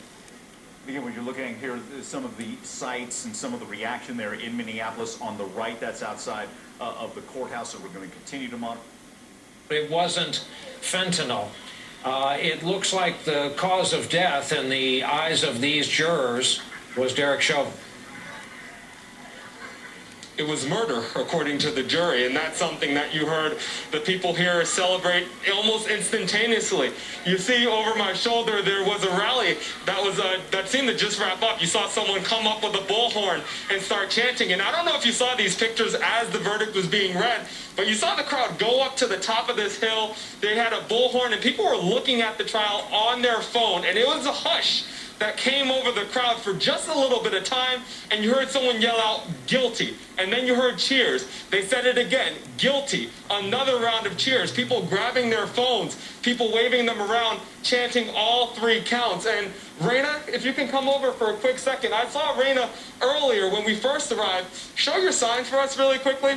And this is a point I think Joy was making, in that it's not just about George Floyd for people who are out here. It's also about Adam Toledo. It's also about Dante Wright, who 10 minutes from here was shot by police. Why are you here today? What were you thinking when you heard the verdict being read? I was relieved because if we did not get the outcome we did, it would have spiraled out into like fighting every day, showing up here every day till they hear us, because all three of them need justice. And that's what George got, and we're going to continue to fight for Dante Wright as well as Adam. You were expressing to me that you were concerned before the verdict was being read, before you heard that it was a guilty verdict. You had a real concern here. What's the feeling? What's the word to describe your emotions right now? I was honestly scared, to be honest. I was really scared that it wasn't going to turn out the way it was going to turn out, because I knew that if it wasn't, the people would fight back. We are the voice now. This is revolutionary. This is history. And this is going to be, from now on, there's not going to be a world where the cops don't get arrested, because this matters. They matter. Their life matters. Everybody that got killed by the police deserve justice. Raina, thank you very much. Thank you for waiting with us. I'll let you get back to your family. I also want to talk right here. What are you thinking now? When you heard the crowd say guilty, what went through your head? I had such relief as a victim of police brutality at the hands of Minneapolis Police Department in much a similar manner during a wellness check. This was such a moment of vindication of the community getting what it needs. And as an Indigenous person, I know I'm not the greatest affected. And so I really appreciate everything that especially Black women have done to organize and help people show up for this, because it is really, truly so important. So many people told me about the trauma in the initial video and having to watch that over again, the anxiety of watching the trial and waiting for the verdict. What's the word that you're feeling now? What word would describe your emotions? I can breathe. I can breathe. I have spent 10 years waiting for some sort of relief from my own trauma, and I feel I got a little bit of healing today. Where do you think Minneapolis goes from here? You saw the barriers, you saw the barbed wire. Many people said that was provocative. The reason why they didn't expect a guilty verdict was because of what you see behind in the background of the shot here. Where do you think Minneapolis goes from here? I think it's really demonstrative of how afraid the white majority is of people of color in this city, and how different our styles are, and how afraid they are of the confrontational nature of just bringing this to light. Even it's something they're very scared of. You can breathe now. Thank you so much for your time. Really appreciate that. And if I can make one, not just white folks, you have a range of people, all different ages. If I can bring in one more gentleman here. You were here when the verdict was read. Yes. What are you thinking now? Well, I'm relieved. I mean, I'm here really just to support black and brown people. I have a lot of learning to do myself. And so, for myself personally, this has been a wake-up call for the privilege I've had, and I haven't even realized it, and the difficulty for all black and brown people. So I'm thrilled that justice was served. You said you now realize your privilege, that the death of George Floyd helped you realize that. What are you going to do with that realization? Where do you take that? I want to find out. I don't know. I actually Googled it today. What did you Google? What can a white person do to help out Black Lives Matter? What made you do that? What was in your heart that made you do that? Just an awareness to see that, you know, institutionally and systematically, I've got benefits that other people don't have. Thank you very much. Thank you for coming over. I really appreciate your time.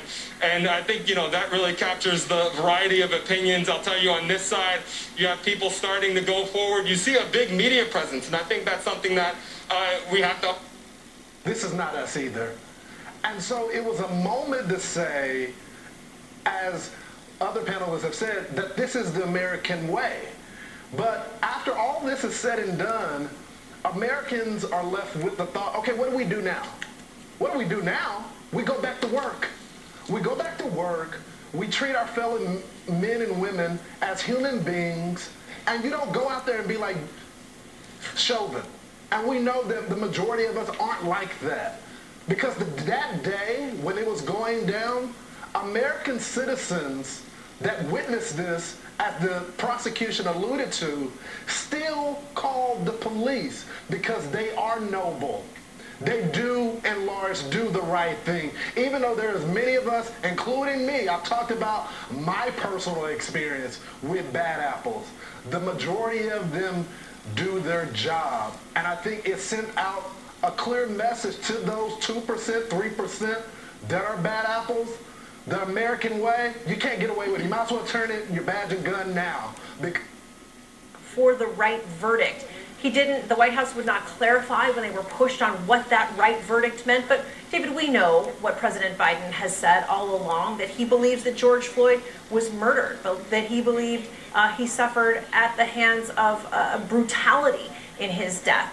So we also know, though, that we heard that warning from the judge in the courtroom, Judge Cahill, just yesterday, that he warned politicians against making statements on this case for fear that it would taint the jury, even though they are sequestered. The president and the White House have said that he would not have made this statement like this if they were not, in fact, the jury was not sequestered, so they tried to sort of back away from that.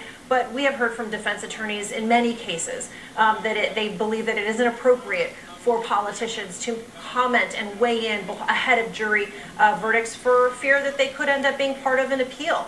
It is extremely unusual to hear from a president in a case like this one. Nonetheless, we are here, David. We are waiting from word from the White House when and if we will hear from the president address the nation. I expect that to happen. And one more point I wanted to ask you about, Cecilia. One more thing that the president said, and I know that you monitored this as well, is that he said that he knew that the jury was under significant weight in this case, that they were aware of what they were going to be deliberating over. He said, I'm praying the verdict is the right verdict, but he also said, I can only imagine the pressure and anxiety they're feeling, and so I waited until the jury was sequestered before I called George Floyd's family. And we heard, Cecilia, from the judge in this case, too, as he thanked them for their service.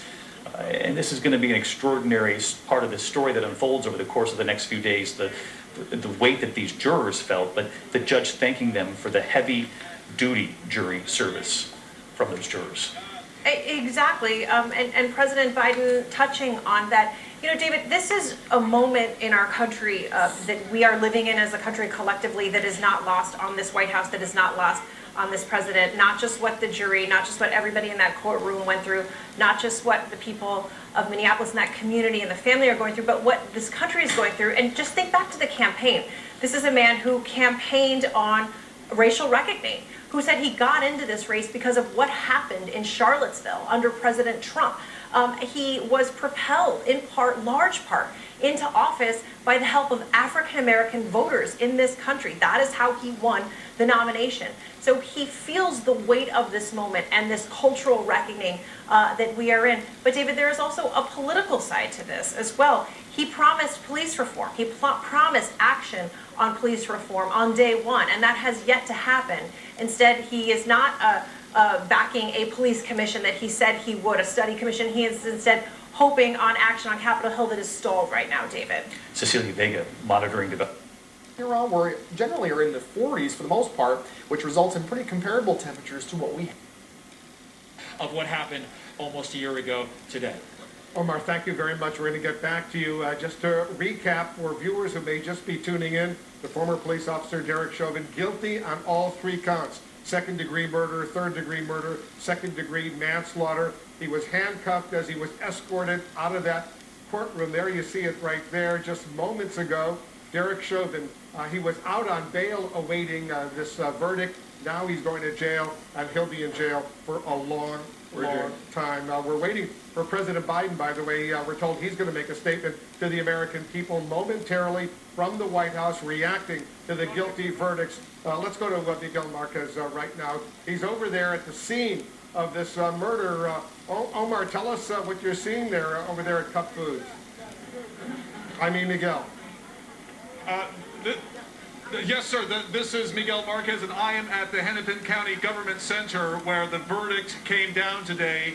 And as it was read out, this crowd erupted in what can only be described as elation after verdict was read. I spoke to one man right in the moment, and he was in tears. This is a guy who's, I'm 6 foot, he was about 6'3", 6'4". He was absolutely in tears, people holding on to each other.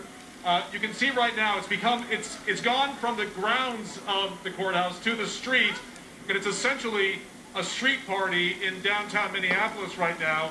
And I don't know if, Jerry, you can hit the building all the way from here, but you can see the Hennepin County Government Center. You can see the National Guard members along that part of it above the steps there, watching out over this crowd. And the crowd is now growing. If we look down the street on the other side of the government center here, the crowd is growing exponentially. There's barbecues going, there's people on top of their cars. You even have somebody who's come out to do sign language for those who might need that service. This rig, by the way, the van you're looking at with the speakers, that has been at Brooklyn Center almost every night. This is a rig that we've seen around town. This is something that whenever this particular van with the speakers show up, you know that's sort of where people are gathering.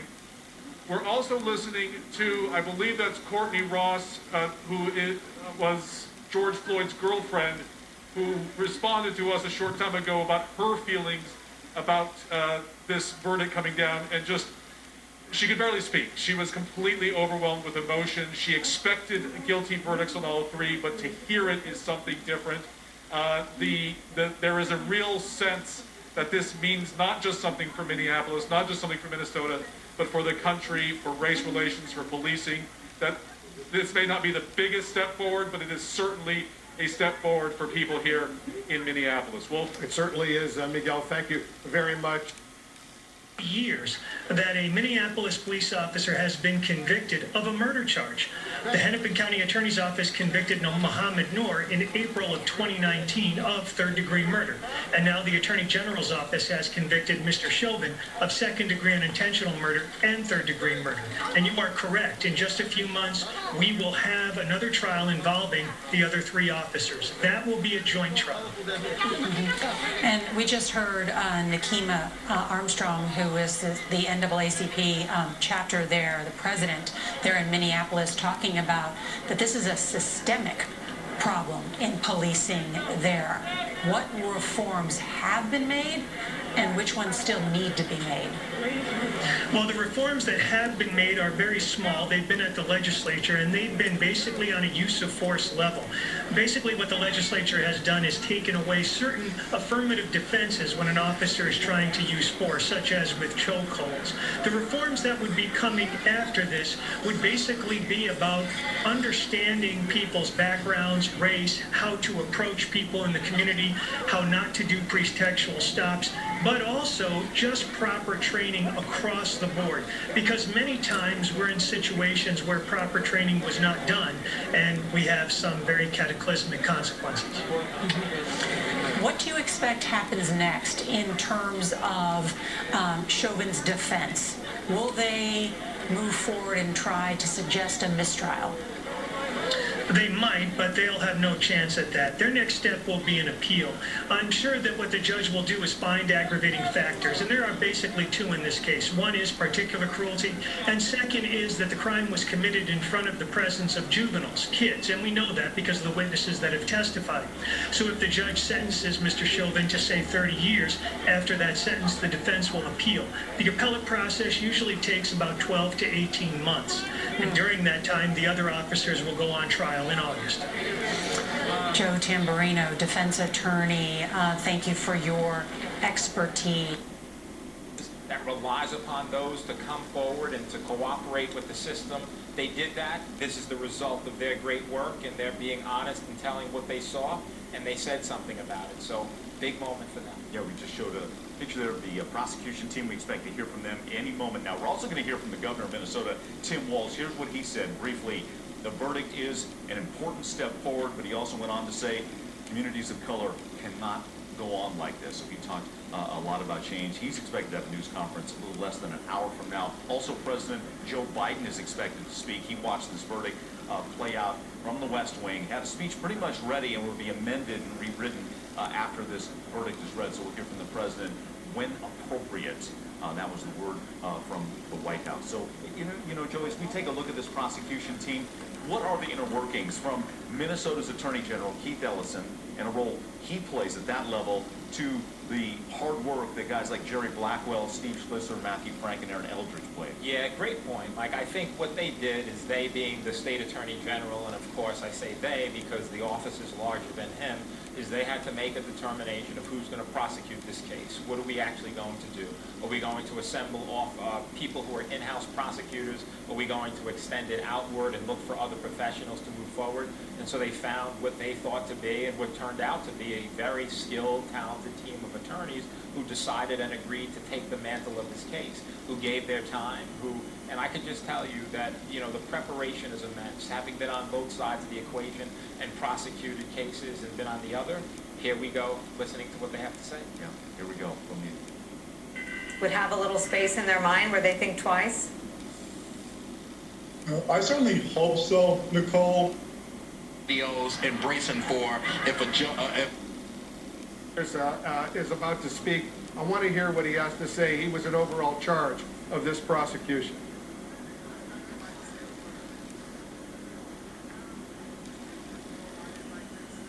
Yeah, I guess they're going to begin. A world of possibilities. And value. And yes, he was imperfect. He was struggling with the drug addiction, and he had other problems. We all watched what happened at the beginning of school closures. Justice wherever it led.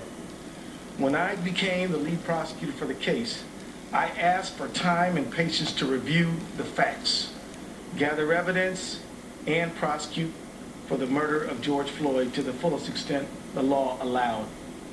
I want to thank the community for giving us that time and allowing us to do our work. That long, hard, painstaking work has culminated today. I would not call today's verdict justice, however. Culminated today. I would not call today's verdict justice, however, because justice implies true restoration. But it is accountability, which is the first step towards justice. And now the cause of justice is in your hands. And when I say your hands, I mean the hands of the people of the United States. George Floyd mattered. He was loved by his family and his friends. His death shocked the conscience of our community, our country, the whole world. He was loved by his family and friends. But that isn't why he mattered. He mattered because he was a human being. And there is no way we can turn away from that reality. The people who stopped and raised their voices on May 25th, 2020, were a bouquet of humanity. A phrase I stole from my friend, Jerry Blackwell.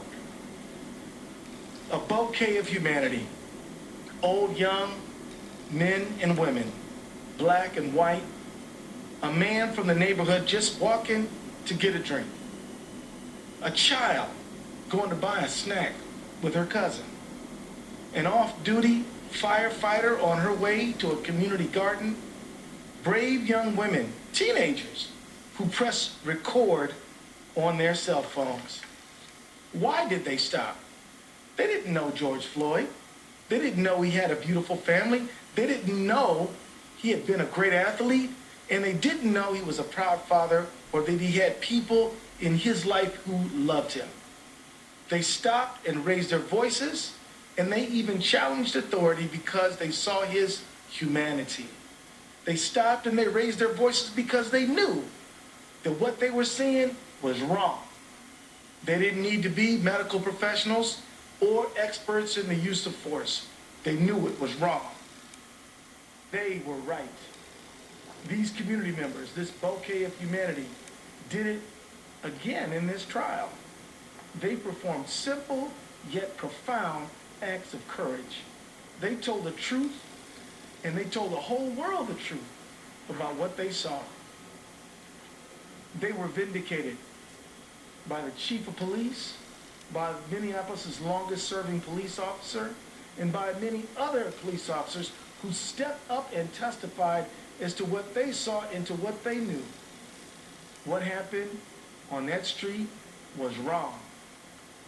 We owe it, and we owe our gratitude to we owe them our gratitude for fulfilling their civic duty and for their courage in telling the truth. To countless people in Minnesota and across the United States who joined them in peacefully demanding justice for George Floyd, we say, all of us, thank you. In the coming days, more may seek to express themselves again through petition and demonstration. I urge everyone to honor the legacy of George Floyd by doing so calmly, legally, and peacefully. I urge everyone to continue the journey to transformation and justice. It's in your hands now. I also want to address the Floyd family, if I may. Over the last year, the family of George Floyd had to relive again and again the worst day of their lives when they lost their brother, their father, their friend. I'm profoundly grateful to them for giving us the time we needed to prosecute this case. They have shown the world what grace and class and courage really look like.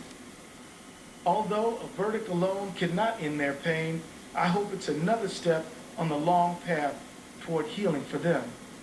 There's no replacing your beloved Perry or Floyd, as his friends called him, but he is the one who sparked a worldwide movement, and that's important. We owe our thanks to the men and women of the jury who gave many hours of their time and attention to carefully listening to the evidence, weighing the facts, rendering a verdict. They are regular people from all walks of life, a lot like that bouquet of humanity on that corner on May 25th and in that courtroom. They answered the call, and they served in a landmark trial. they now deserve to return to their lives. If they ask you to respect their privacy, we ask you to honor that request. I want to acknowledge the remarkable team that helped us prosecute the case. We put everything we had into this prosecution. We presented the best case that we could, and the jury heard us, and we're grateful for that. We had the... But we've never... You know, black people in America have been... working on this case, did we not? We, week after week, committee meeting after committee meeting, this team never let up and it never quit. We fought every day, and we did it together.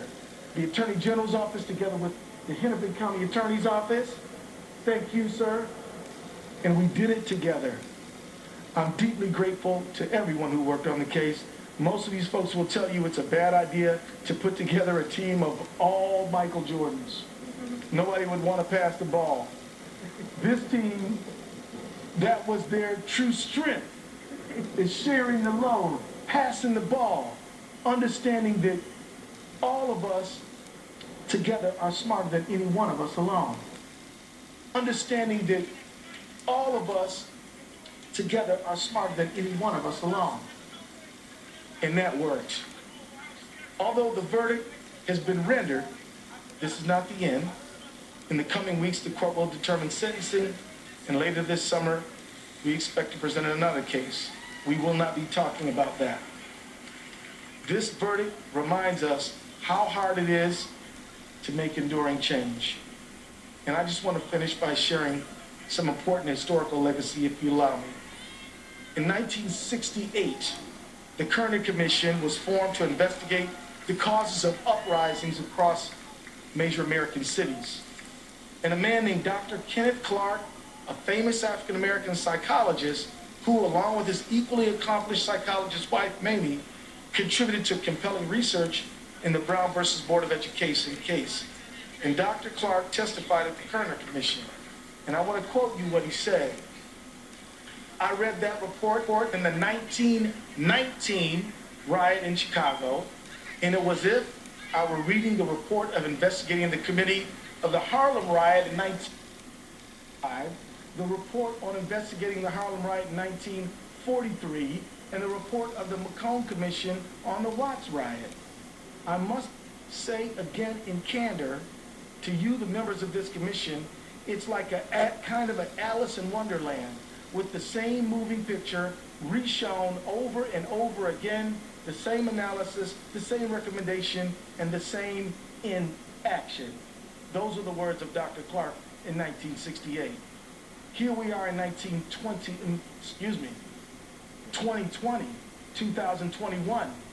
Here we are in 2021, still addressing the same problem.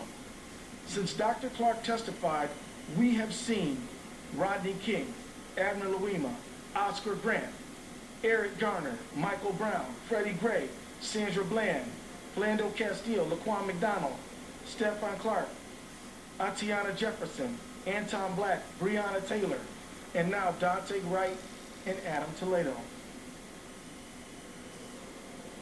This has to end. We need true justice. That's not one case. That is a social transformation that says that nobody's beneath the law and no one is above it. This verdict reminds us that we must make enduring, systemic, societal change. More than a month ago, months before George Floyd was murdered, the Minnesota Public Safety Commissioner John Harrington and I released the recommendations of our working group on reducing deadly force encounters with law enforcement. What all of us in that working group, including law enforcement, wanted is for everyone to go home safe. Anytime someone doesn't, everyone's lives are changed forever. We need to use this verdict as an inflection point. What if we just prevented the problem instead of having to try these cases? We don't want any more community members dying at the hands of law enforcement and their families' lives ruined. We don't want any more law enforcement members having to face criminal charges and their families' lives ruined. We don't want any more communities torn apart. One way to prevent this is to get into a new relationship where we as a society re-examine the use of force and our old settled assumptions. I'm so proud of Chief Arredondo and the Minneapolis police officers who by their testimony said enough is enough. And another way to prevent it is by acknowledging and lifting up everyone's humanity, helping communities heal, and officers be well. Another way to prevent it is with accountability.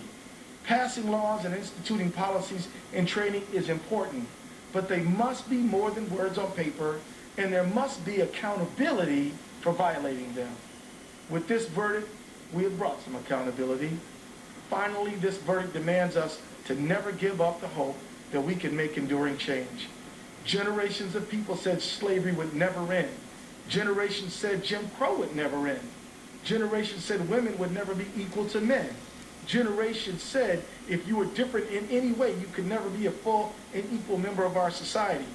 Today, we have to end this travesty of recurring, enduring. And as I now do close, I just want to say to you, the work of our generation is to put unaccountable law enforcement behind us. It's time to transform the relationship between community and the people who are sworn to protect them from one that is mistrustful, suspicious, and in some cases terrifying, into one that is empathetic, compassionate, and affirming. In some cases terrifying, into one that is empathetic, compassionate, and affirming. That will benefit everyone, including police officers who deserve to serve in a profession that is honored, in departments where they don't have to worry about colleagues who don't follow the rules. Now that work is in your hands. The work of our generation is to put an end to the vestiges of Jim Crow and the centuries of trauma, and finally put an end to racism. We can end it. It doesn't have to be with us into the future if we decide now to have true liberty and justice for all. The work of our generation is to say goodbye to old practices that don't serve us anymore and to put them all behind us. One conviction, even one like this one can create a powerful new opening to shed old practices and reset relationships. So with that, I just want to say that I do hope that people step forward and understand that nobody can do everything, but everybody can do something. You can do something the way like everyday people like Donald Williams and Genevieve Hanson and Christopher Martin and Charles McMillan and all those teenagers and young people stepped up and did something. You can do things like help pass the George Floyd Justice and Accountability Act. It's in your hands. Let's get the work done. And now I'd like to invite my friend and partner in justice, Michael Freeman, Hennepin County Attorney.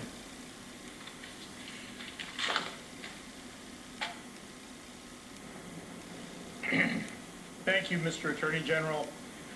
First, I want once again to extend my heartfelt sympathies to the families of George Floyd. I hope today's verdict provides some measure of closure for them. Now let me say what a tremendous job Attorney General Keith Ellison did in recruiting and organizing a talented team of prosecutors and supporting staff. Great job. Matt Frank, Jerry Blackwell, Steve Schleicher, and Aaron Eldridge were exceptional. Their use of experts, evidence, and witnesses left the jury no alternative but to find Mr. Chauvin guilty. We and the people of Minnesota should rightly be proud of these four and your entire staff of volunteers and assistant attorney generals and the jobs they did over the last 7 weeks. I'm also proud from the moment that the Hennepin County Attorney's Office charged Derek Chauvin with murder and manslaughter 4 days after George Floyd's murder, our team worked long hours side by side with the Attorney General's team. Managing Attorney Gene Burdorf did legal analysis and writing. Assistant Hennepin County Attorney Joshua Larson did witness prep and strategy development. And Vernona Boswell, manager of our Victim Services Division, has been in direct contact for nearly a year now with the family of George Floyd. Victim and witness advocates Jessica Immerman and Keith Johnson managed all the witnesses, civilian and professional. My two deputies, Lolita Ioa and Andy Lefevre, and I supplied strategic advice. Police brutality has harmed people in this country.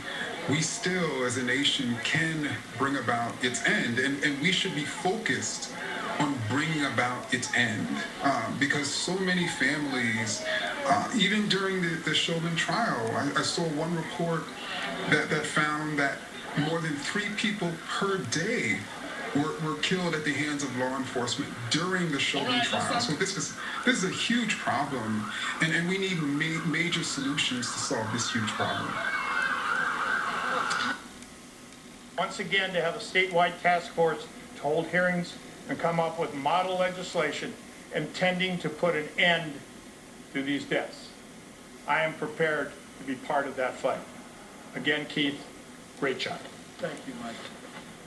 And now I'd like to ask the trial lawyers to share some thoughts if they have any. But before I do that, I'd like to myself thank a number of people. And I'm just going to start by, why don't we just have our trial lawyers come forward, and then we'll thank our whole team. So, Jerry, Steve, which one of y'all want to do it? Matt, where's Matt? Thank you, Attorney General Ellison. And when I say thank you to Attorney General Ellison, I want to thank you for calling me and calling me back into public service, which is something that I was able to do as a federal prosecutor, as a state prosecutor, as an assistant county attorney in the United States Army. When I left private practice, I thought those days were behind me, but I received a call, and it was from Keith Ellison. And he gave me the opportunity to step back into public service, something that is so important to me, something that I cherish. And I would just encourage anyone, if you get a call like that as an attorney, it's a privileged life, it's a noble profession. And if somebody calls you and they ask you for help, don't overthink it, just do it. Because as I've found in my career, you get a lot more than you give. I'm honored to have stood with the Floyd family, to stood with the state of Minnesota as we go through this painful process together. And it's been my privilege to practice with this incredible, gifted trial team. And so, over on KSFY for DAKOTA News Now. And speaking the truth and finding the right verdict in this case. I'm Jerry Blackwell, and my comments are going to be fairly brief. I want to first say thank you to all of these selfless servants that you see standing here, and the many more that you do not see, who had the willingness, the courage, the passion, the intestinal fortitude to get into good trouble. They stepped into the light and they shine. And for that I say thank you. I'm grateful for them. I'm grateful for the opportunity that I've had to serve. Now, no verdict can bring George Perry Floyd back to us that I've had to serve. Now, no verdict can bring George Perry Floyd back to us. But this verdict does give a message to his family that he was somebody, that his life mattered, that all of our lives matter. And that's important. And I also hope that this verdict, for all of the rest of the collective, all of us, will help us further along the road toward a better humanity. Thank you all. Matt Frank? Well, I can't really follow that too much, but I just want to say that it's been really a privilege to work with this awesome group of dedicated, hardworking people in this endeavor. But it's also been just a total privilege to get to know the Floyd family and to spend time with them and get to know them. Because first and foremost, this is for you, George Floyd, and for your family and friends. Thank you. Thank you, Matt. So let me also thank very publicly Aaron Eldridge, who was part of our trial team, who's not here today, but was indispensable. Lola Velasquez Agaloo, thank you, Lola. for a wonderful job. Larson. Josh, thanks so much, my friend. Zuri Belmaka. Thank you, Zuri. And Natasha Robinson. I want to thank you and the next generation. The next generation of justice seekers. Dion Dodd, I want to thank you. Dion, where are you? Thank you very much. And I want to thank you, Vernona Boswell. You are a star. And I also want to thank so many other people. But with that, we're going to close our comments right now and just say that we're prepared to continue to pursue justice. Thank you.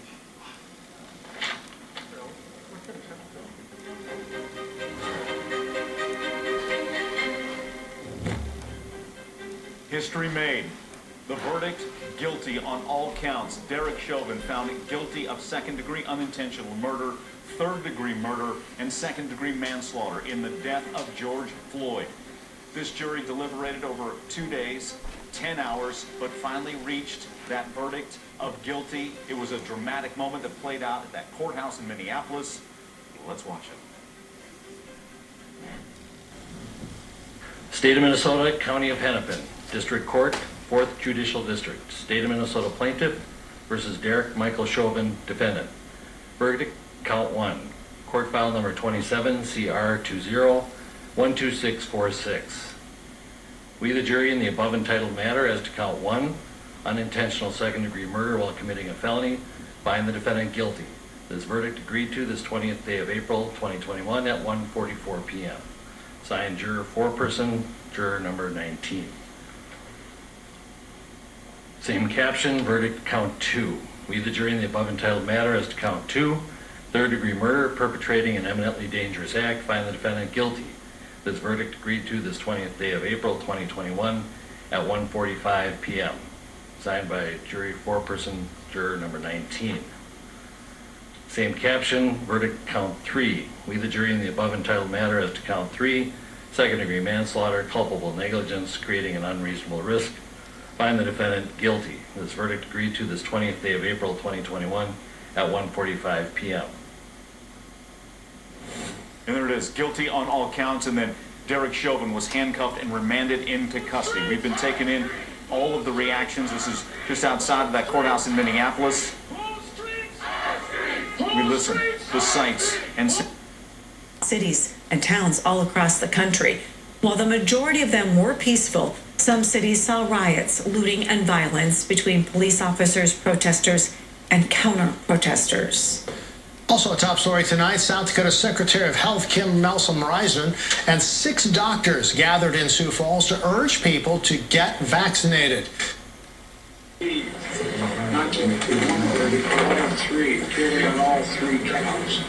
And it's really important. I'm anxious to see you guys. I really am. And we're going to get a lot more done. We're going to get police. We're going to do a lot. We're going to stay at it till we get it done. Hopefully this is the momentum for the George Floyd Justice and Policing Act to get passed and have you sign. That and a lot more. Not just that, but a lot more. Thank you, Mr. President. Let's give it a first shot at dealing with genuine systemic racism. Look, there's 2 people here that feel strongly as I do. The Vice President, she wants to say something. Okay.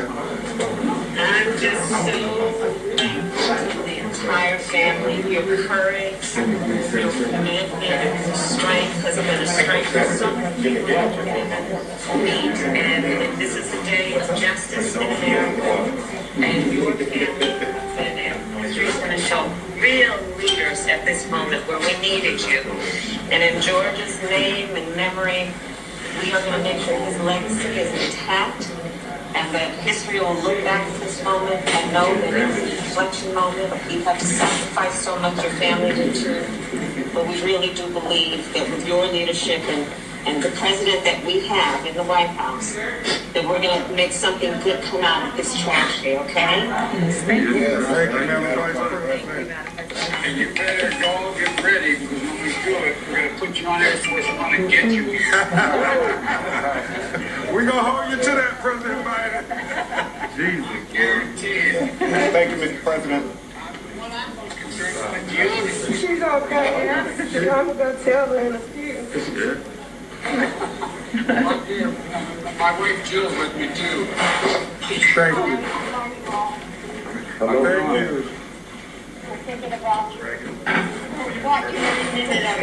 So, positive ending, but it has a positive ending. Things are very true. Nothing's worth it, but like I said, I keep thinking of her words. Daddy's going to change the world. Yeah, change the world. Thank God. Well, you got a shot to make him change it. That's right. Yeah, big change. You tell her what I said. Remind her. She's president. She's Tell them we're going to personally give us that seat. I will. She's coming to see you, Mr. President. Thank you. Yeah. All right. All right. Thank you, Mr. President. God bless you. Thank you, Mr. President. All right, so there you have it. These are live pictures now coming in from Ben Crump and the other representatives of the Floyd family. You see them there. We just heard from the president, the vice president, and the first lady. They called Ben Crump to express their relief and their pleasure at these guilty verdicts. Let's listen in.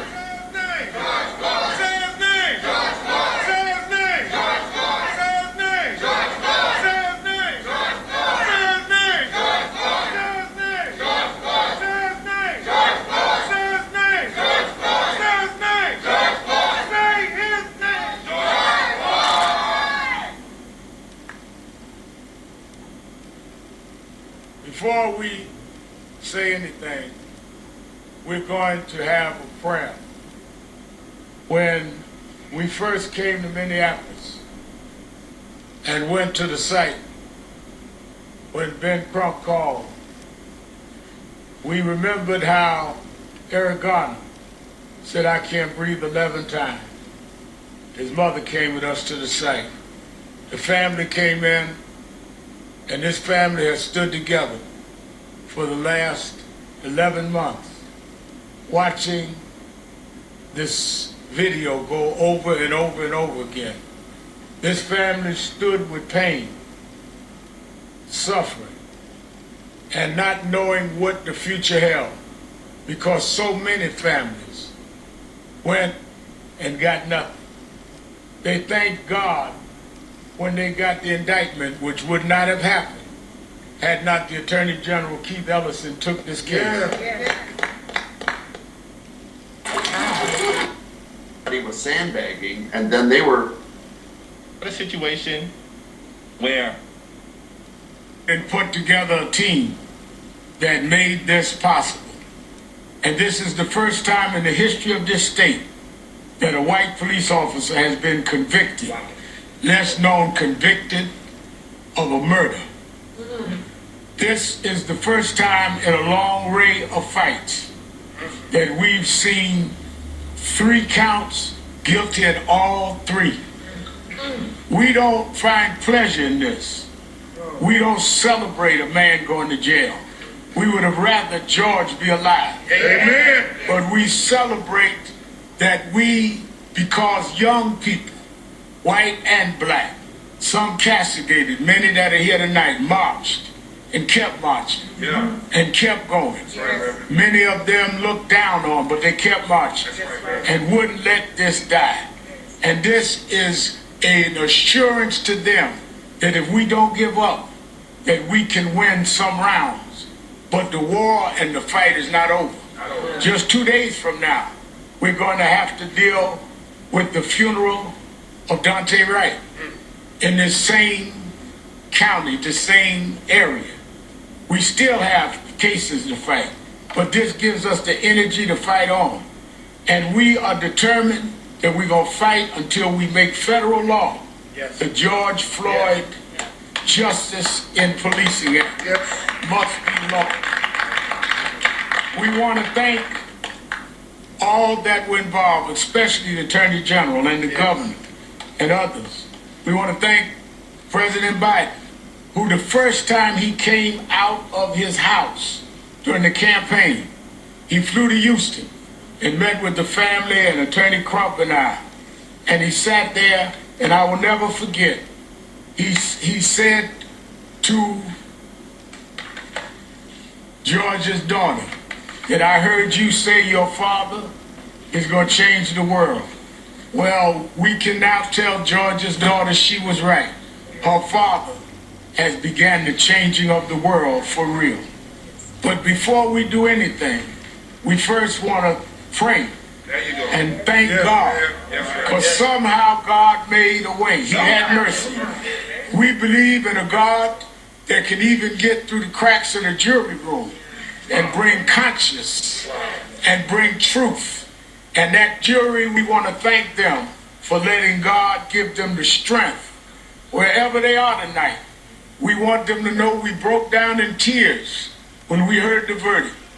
We had to hold each other and hug in tears because too many nights we've cried. Many of us for decades spent nights in jail.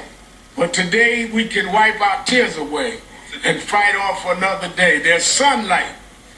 We're going to keep going till we bring it for the Eric Gardners and the Breonna Taylors, whose boyfriend is here tonight. Kenny Walker. Sean Bell. So many that did not get this night. This night is for them. Let us pray. Let's lock arms and pray like we can, folks. Where? Come on, Brad. Where's Fallon? Right there. Come on. Yeah, come on. You and Rodney come up front. You know you're hiding now.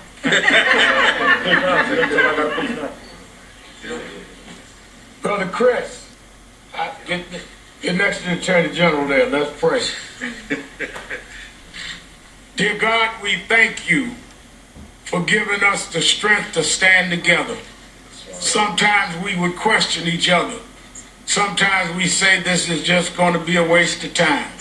But somehow you touch us in the midnight hours and teach us to hold on.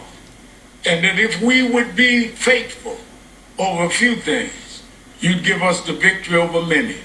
We thank you because we know it was not any doing of ours, but your loving kindness and your tender mercy that made tonight possible.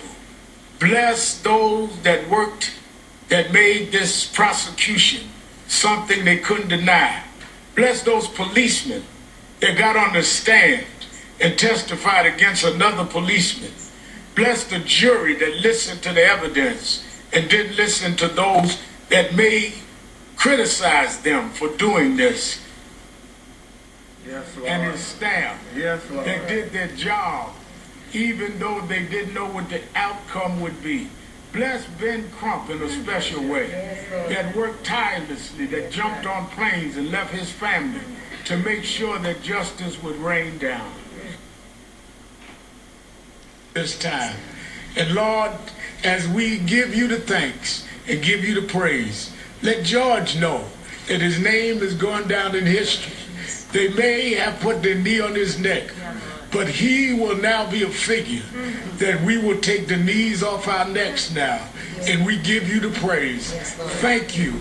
And God, we give you the glory. These blessings we ask in your name. Amen. Amen. Amen.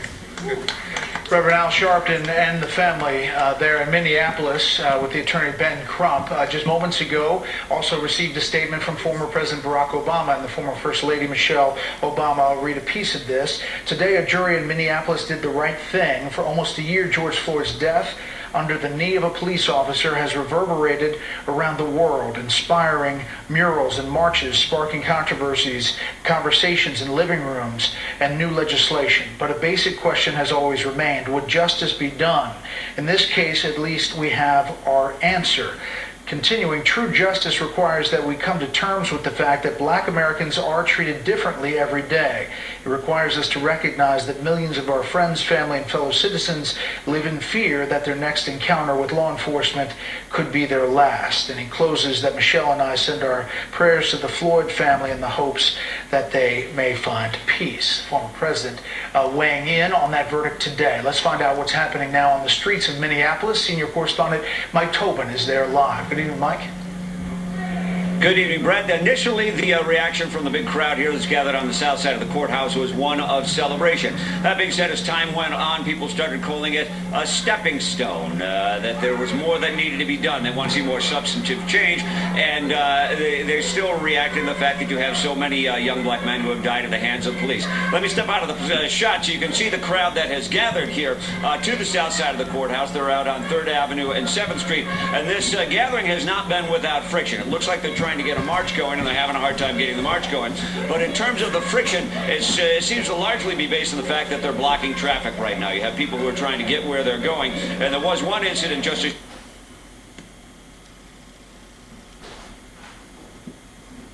I hope everyone in the House would now join me for a moment of silence. Thank you, Mr. Cmgus. The chair asks all those present in the chamber, as well as members and staff throughout the Capitol, to please rise for a moment of silence.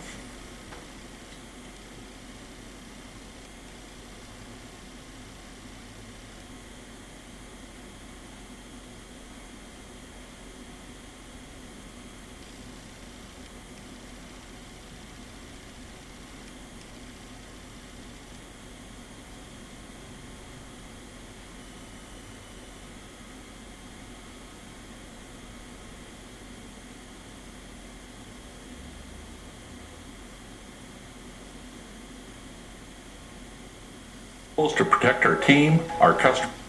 Start. Asian cities, 1600. He hails from Atlanta, Georgia. Attorney Chris Stewart. Yeah. His law partner, Attorney Justin Miller. Attorney Madeline Simmons. A great Minnesota lawyers. Attorney Jeff Storms. Raise your hand, Jeff. Attorney Michelle Godot. And who else we got here? Anybody else? We have Attorney Scott Masterson, who's not present. Attorney Pavani. I said Michelle. We got Michelle. All right. And just a great group of lawyers. And I want to let you know who we have present here with the family here in Minneapolis for this historic day. We have George Floyd's brothers. We have Philonise Floyd. We have Rodney Floyd. We have Brandon Williams, who's George Floyd's nephew, but was more like a son to him. They call him Woo back in the 3rd Ward. Woo, woo, woo, woo, woo, woo, woo. We have Keita Floyd, Philonise's wife. We have, where Terrence at? Terrence, New York, where you at?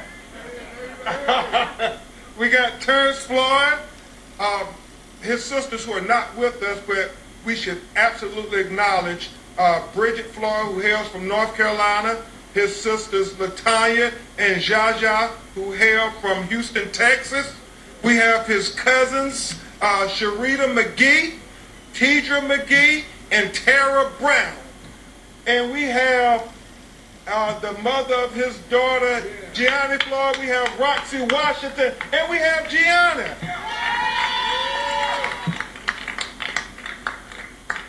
And so I'll make some brief remarks, and then we're going to have Attorney Stewart.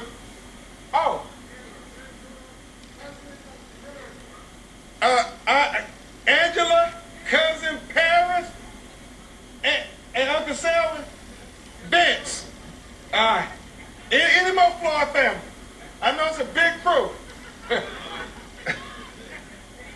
AD, the man he came to Minneapolis with, and Adara. So I'll make some brief remarks, and then we're going to have Attorney Stewart and Attorney Ramanucci make some brief remarks, and then we're going to hear from this family, and we're going to try to leave here today knowing that America is a better country. America, let's pause for a moment to proclaim this historical moment, not just for the legacy of George Floyd, but for the legacy of America. in the trial of America.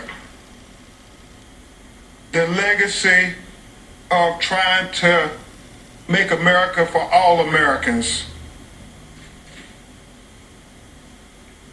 so that George Floyd's victory and America's quest for equal justice under the law would be intertwined. America, let's frame this moment as a moment where we finally are getting close to living up to our Declaration of Independence, that we hold these truths to be self-evident, that all men are created equally, that they're endowed by their Creator with certain inalienable rights, that amongst them are life and liberty and the pursuit of happiness. Where America, that means all of us. That means black people. That means Hispanic people. That means Native people. That means Asian people. That means all of us, America. We frame this moment for all of us, not just for George Floyd. This is a victory for those who champion humanity over inhumanity, those who champion justice over injustice, those who champion morals over immorality. America, let's lean into this moment and let's make sure, Reverend Al, that this moment will be documented for our children yet unborn as they continue on the journey to justice, knowing that the blood of George Floyd will give them a trail to find a way to a better America, a more just America, where Breonna Taylor gets an opportunity to sleep in peace at night without the police busting in her front door. A more just America, where Ahmaud Arbery gets to run free and not be lynched for jogging while black. A more just America, where Jacob Blake and Anthony McClain and Walter Scott and Laquan McDonald and all these other black men, Terrence Crutcher, who was shot in the back while running away like Dante Wright was just a week ago, because for some reason, black men running away from the police is more dangerous than young white men who commit mass murders and walk towards the police with an assault weapon, Reverend Bryant, like Kyle Rittenhouse in Kenosha, Wisconsin. America, let this be the precedent. Yes. Let this be the precedent where we live up to the high ideals and the promises when we say liberty and justice for all. Those sun-kissed children are included in all. Those children who overcame slavery, the Miller Passage, the Dred Scott decision, Plessy v. Ferguson, Jim Crow, and his much smarter, wiser son, Jim Crow Jr. Esquire. Let this be the precedence where we overcome systematic racism and oppression. A better people, and we will leave our children a better world for us all. At this time, we will hear from a great lawyer, because nobody does this alone. It's always a team effort. And we have the lawyers, the preachers, the civil rights leaders, the education leaders, the activists. Yes, yes. Let's give a big round of applause for the activists. Yeah, that's right. The people who stayed in the streets. That's right. The people who came nationally, but more importantly, the people who were here locally, who were standing up for George Floyd on 38th and Chicago Avenue. We'll stay quiet. Reverend Jackson, the people followed Example. Donna Williams. Donna wanted to be here. Donna. Yeah. So, we love you, Donna. Without further ado, my brother, Attorney Chris Stewart. And Tony, you coming up there?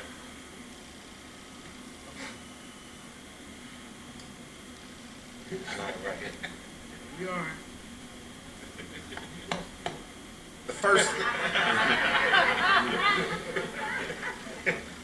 Steve Harvey, full effect. The first thing that happened when we heard the verdict is that we all teared up and embraced. So don't confuse these tears thinking that they are sorrow. Because those were the tears that happen to African Americans when they're pulled over constantly on the side of the road and know they can't get help. Those are the tears of the victims that we've seen time and time again be shot in the back, choked over loose cigarettes, or killed for no reason, and justice never comes. Those are the tears that someone will weep tomorrow when they are taken advantage of in an interaction with law enforcement. But today the tears are pure joy. Pure joy and pure shock, because days like this don't happen. The whole world should not have to rally to get justice for one man. But that's what happened. This wasn't a city case. This wasn't one family's case. This was the entire world's case. And justice finally came. But it shouldn't have to be so hard to attain this level of justice in cases like this when we can see with our own eyes the only difference is the color of skin. And that's the change that we all want. That's not a change that's outrageous. Yes, law enforcement have a dangerous job. They have to carry a spear and a sword and a shield.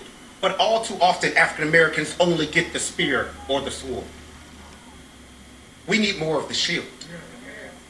Because this is not a case against every officer. My life was saved by 2 law enforcement officers years ago. So I will never throw every cop under the bus. But we will put more cops in jail when you kill someone for no reason, just because they're black. And we can find a unifying purpose between law enforcement and the African American community by changes, starting with the George Floyd Justice and Policing Act.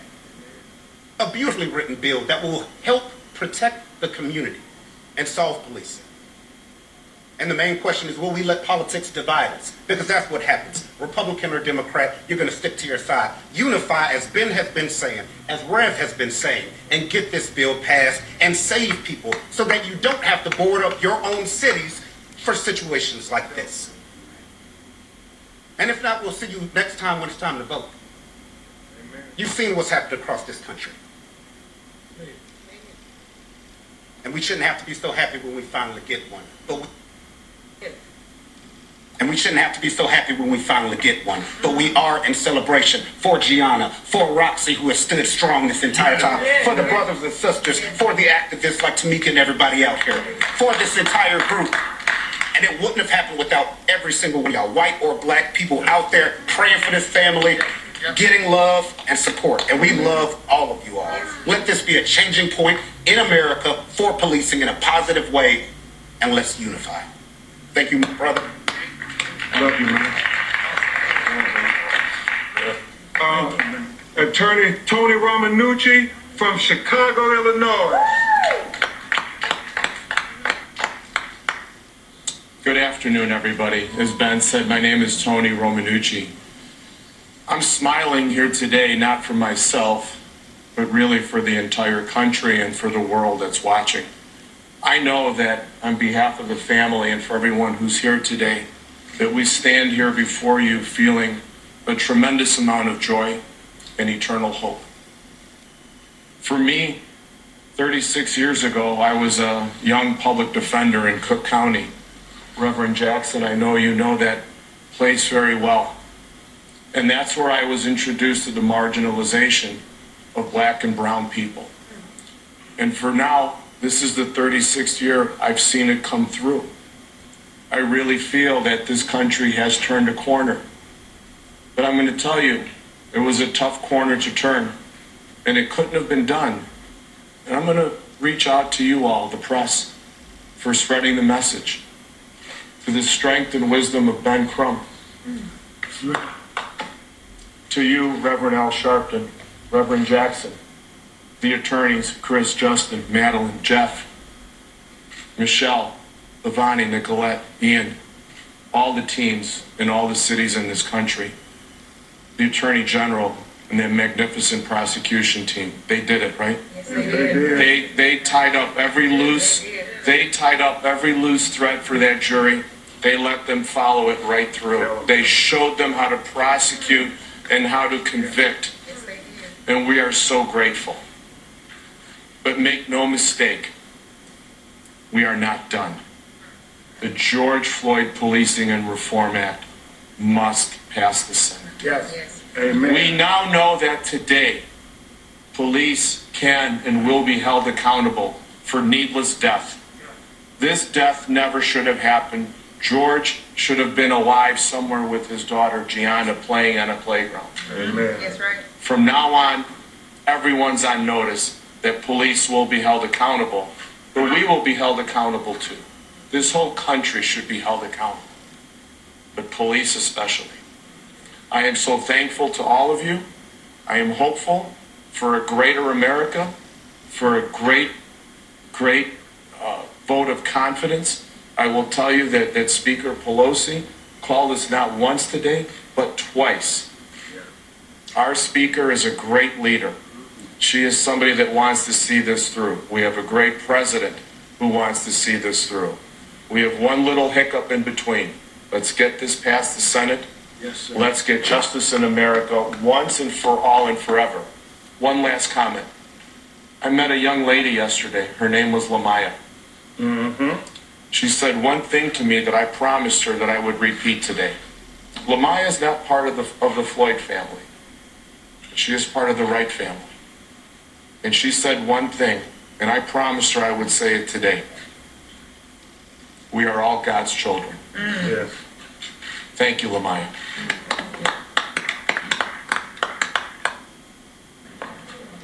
And I know Speaker Pelosi called, we need to acknowledge when we were at the courthouse as we were leaving, I got one of those calls and we stopped everything. No idea. And it was Chris and Pelonis and Roxy, all of us, Justin, as we were walking out, we stopped in mid-sentence because President Joe Biden called to talk about what a moment this was for America and how we have to use this moment to build on. So we want to acknowledge President Biden acknowledging that we are all a better America today. Isn't that what he said? Okay. Okay. And we got so many good staff people to thank, Jim McGuffin, Michelle, Adner, Roma, all these people who've been working, in the vineyards, supporting our lawyers, Silky, everybody. But briefly, we can't be in Minneapolis and not have a representative, whether Jeff and Michelle want to come up and say a word. Our great Minnesota co-counselor, Jeff Storm. Michelle, give them. The trial had a huge impact on the jury. Reporting on the verdict and what comes next. CBS's SIOUX has been covering the trial and is going to lead off our coverage from Minneapolis. And good evening, Jamie. What a day it has been. Unbelievable day, Nora. No one saw this coming so fast. After nearly a year since the death of George Floyd, Derek Chauvin will spend his first full night behind bars. The courtroom was silent today as the judge read the verdict. Tonight, former officer Derek Chauvin learned his fate. We, the jury, in the above entitled matter as to count 1, unintentional second-degree murder while committing a felony, find the defendant guilty. Guilty of second-degree murder, third-degree murder, and second-degree manslaughter. Chauvin showed no reaction as the verdicts were read. He was let out in handcuffs. Outside the courtroom, a crowd erupted in cheers. Ben Crump is the Floyd family attorney. We were on the right side of history as we fought for justice for George Perry Floyd Jr. Say his name. The historic verdict came after nearly 3 weeks of testimony from 45 witnesses. witnesses, several officers, including Minneapolis's police chief, tearing down the blue wall of silence, condemning Chauvin's actions. To continue to apply that level of force to a person proned out, handcuffed behind their back, that in no way, shape, or form is anything that is by policy, it is not part of our training, and it is certainly not part of our ethics or our values. Then there were the medical experts who testified Floyd died from a low level of oxygen caused by the officers. The activities of the law enforcement officers resulted in Mr. Floyd's death, and that specifically those activities were the subdual, the restraint, and the neck compression. There was emotion throughout the trial from loved ones and bystanders, including a 9-year-old girl and a 61-year-old man who felt helpless as they watched George Floyd die. On the final day of testimony, Chauvin told the judge that he would not be testifying in his own defense. I will invoke my Fifth Amendment privilege today. During their closing argument, prosecutors left the jury with this message. It's exactly what you saw with your eyes. It's exactly what you knew. It's what you felt in your gut. It's what you now know in your heart. This wasn't policing. This was murder. It was a racially diverse jury made up of 7 women and 5 men. Half of them were white, the other half black and mixed race. After Floyd's death last summer sparked weeks of protest and pockets of violence across the country, the verdict comes at a high-stakes moment in the wake of multiple cases of deadly police force against young black men. I would not call today's verdict justice, however, because justice implies true restoration. But it is accountability, which is the first step towards justice. George Floyd mattered. And SIOUX is back with us. You've been in the courtroom. You're one of the few people who has seen this jury. What's your sense? So it's interesting. When I was inside the courtroom, the jury was very animated. They were intense, looking at witnesses and the attorneys, and also the defendant and those of us inside the courtroom. Today, what we heard is that as the verdict was read, they were silent.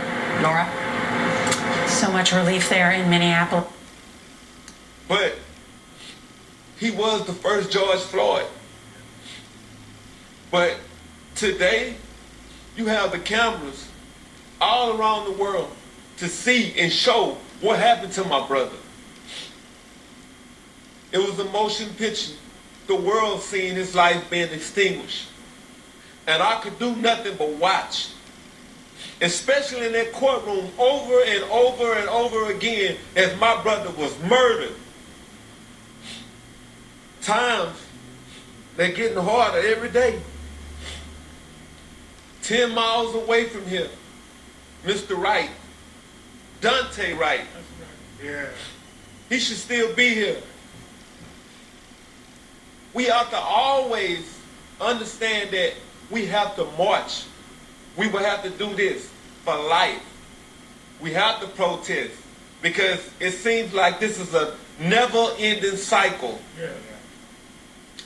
Reverend Al always told me, we got to keep fighting. I'm going to put up a fight every day because I'm not just fighting for George anymore. I'm fighting for everybody around this world. Yeah. I get calls, I get DMs, people from Brazil, from Ghana, from Germany, everybody, London, Italy, they're all saying the same thing. We won't be able to breathe until you're able to breathe. Today, we are able to breathe again. Ms. Garner, I told you, we'll get justice. And we're going to fight for you too. We're going to fight for everybody. Thank you all so much for just giving us this time because we're here and we're not going anywhere. And I want to thank all the protesters, all the attorneys who stepped up, all the activists who stepped up, and many who think they're not activists but advocates. Thank you all. Amen. Because Justice for George means freedom for all. All right. Yeah, you did. That's it. All right. Terrence Floyd. We will have Terrence Floyd, George's brother from New York City.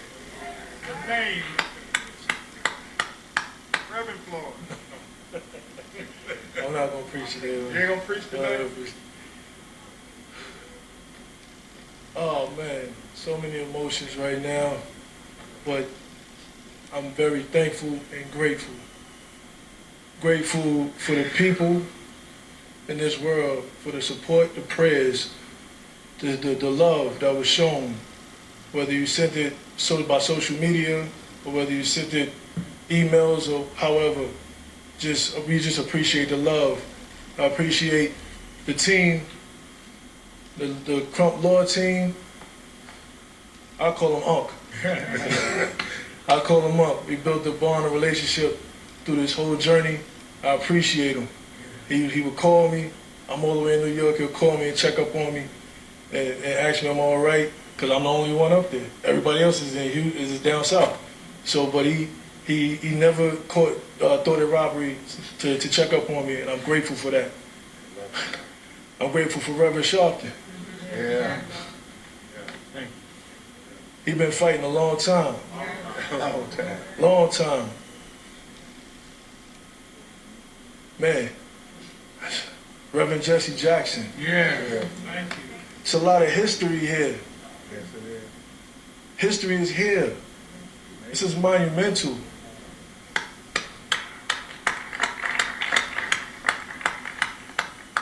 Reverend Jesse Jackson and Al Sharpton, they lived to see this. Wow. Their fight wasn't in vain. It just didn't happen when they did it, but it happened now. Amen. And they're here to see it and be proud of it. It goes back to when he did that prayer service. My family is a family that will not back down from prayer. Yes. And I believe because of prayer, we got the verdict we wanted. Amen. Amen.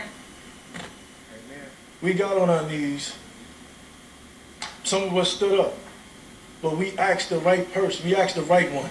Yes. Come on. We said, God, we need justice. We need it now. And he answered.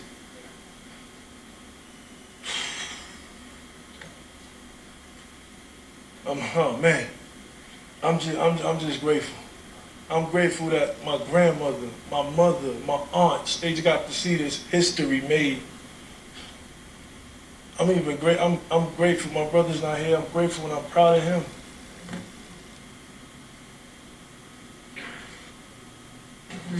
He showed me how to be respectful. He showed me how to speak my mind. I'm gonna miss him, but now I know he's in history. Yeah. What a day to be a Floyd, man. Wow.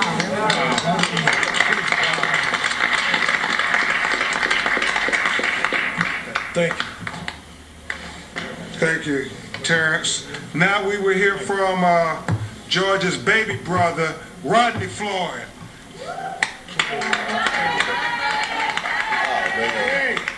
You know what, I'm going to say this first. I would like to thank all the advocates, the activists. I'd like to thank the people that stayed in these streets marching night and day.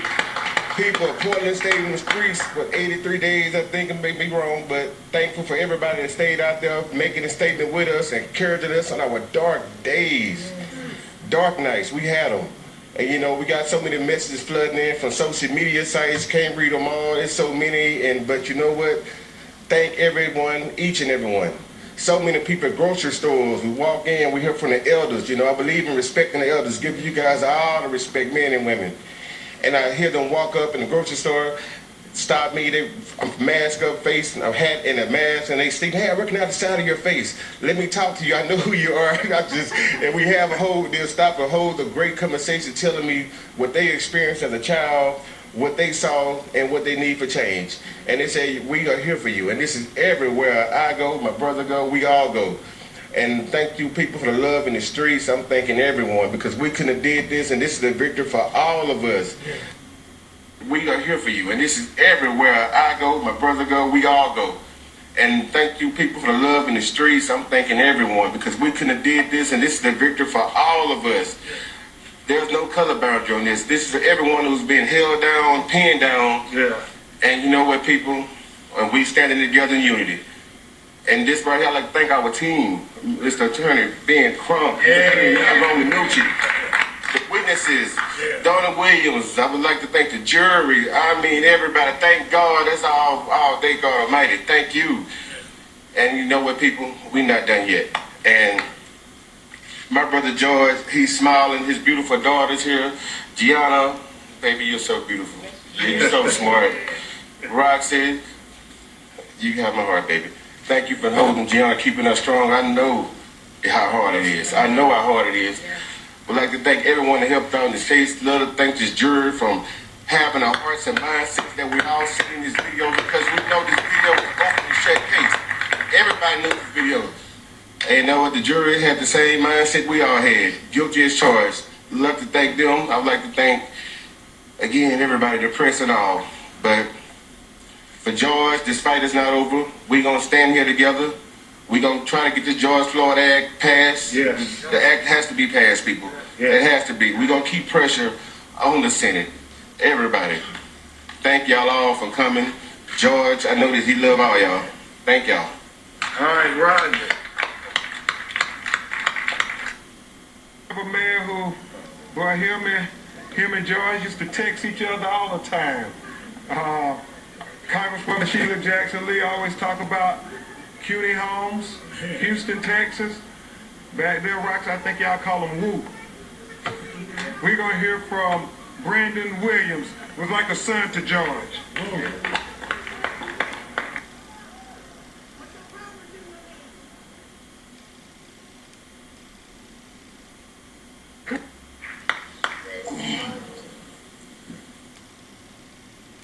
I'm overwhelmed with joy, but I do want to start by saying thank you.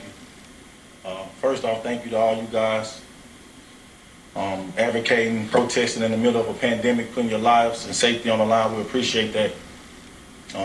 Especially to our legal team, Ben, Tony, Justin, Chris, Justin back here. Definitely thank you to Keith Edison and his team.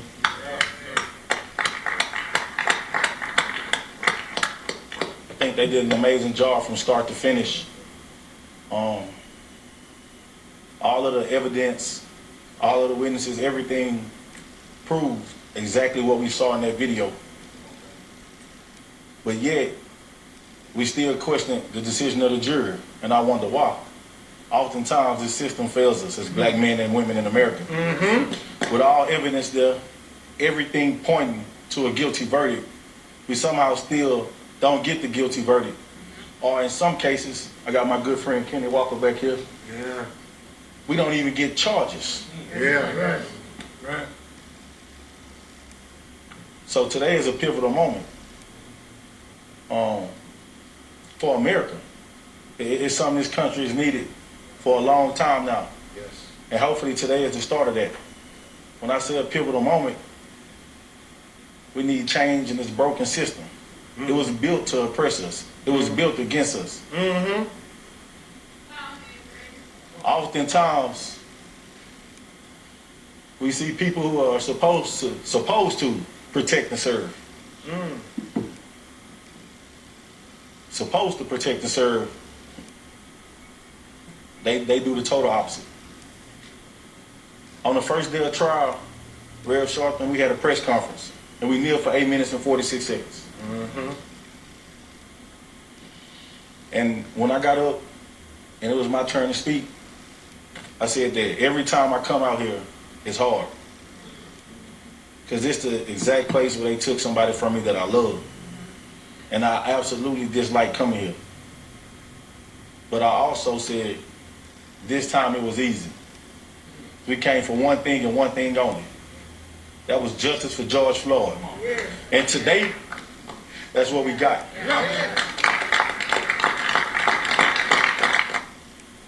At a Vera Health district in Maryland. You should be getting the vaccine. But I was also optimistic.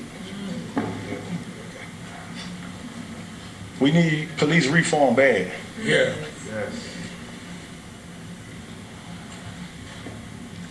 These guys are able to wear a badge and go out in the field, which means that they're qualified and trained to do their job at a high level. But when you shoot and kill a man that's running away from you that doesn't pose a threat, either you're not qualified and undertrained, or it's a choice and you want to kill black men and women. It's either one or the other. And I think today, Keith Ellison and his team proves that just because you are the law, you're not above the law. Yeah.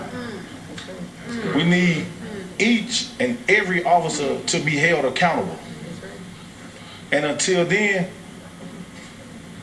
it's still scary to be a black man or woman in America encountering police. Yeah. So when I say today is a pivotal moment, it's a chance for America to take a turn in the right direction and right a lot of wrongs so that we don't keep adding to these names. So that little girls and boys like Gianna are not growing up fatherless. So that families don't feel the pain we feel. It's a lot of sleepless nights. No family should go through that. And hopefully our country take a turn in the right direction today. And this day in history proves that it was a turning point. Country take a turn in the right direction today. And this day in history proves that it was a turning point. Thank you. Good job. We're going to hear from just a few more family members, and then we'll try to get to your questions. But I would be remiss because Brandon said I got to acknowledge his man Cliff, who worked for us. My man Cliff. and he talked about Kenny Walker. Chris, as we talk about all the brothers, we can never forget that they're killing black women as well. And so we got to remember Breonna Taylor, remember Auntie Jefferson, we got to remember Sandra Bland, and we know Tamika Mallory out May 13th. Pam Turner, in a couple of weeks, we're having a march for black women in Baytown, Texas. Because if you was outraged when you saw the video how George Floyd got killed by the police, then you should be equally outraged when you see the video of how they killed Pam Turner, an unarmed black woman laying down on her back that he shot in the face, in the chest, and in the stomach. Justice for George Floyd means freedom for us all, like Falona said, so that's why we fight for Pam Turner. With that, we're going to bring up people who come from that Harris County, Texas area, cousins of George Floyd, Sharita McGee and Tara Brown.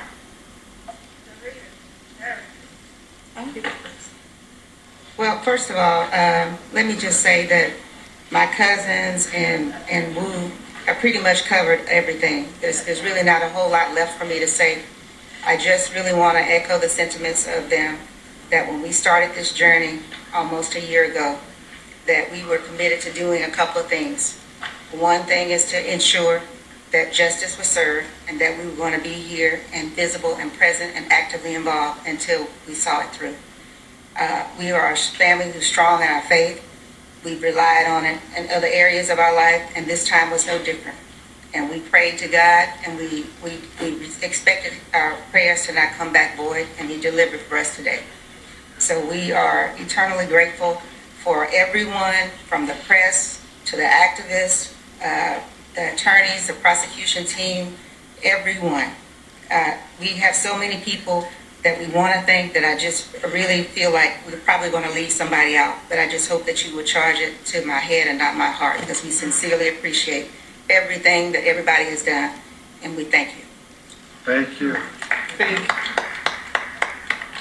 Well, I'm really overwhelmed with emotion, and I just am grateful for this day. It's been a journey for sure.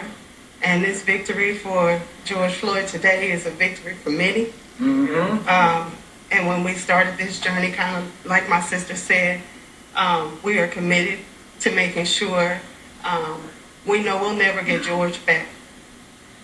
And that's the sad part.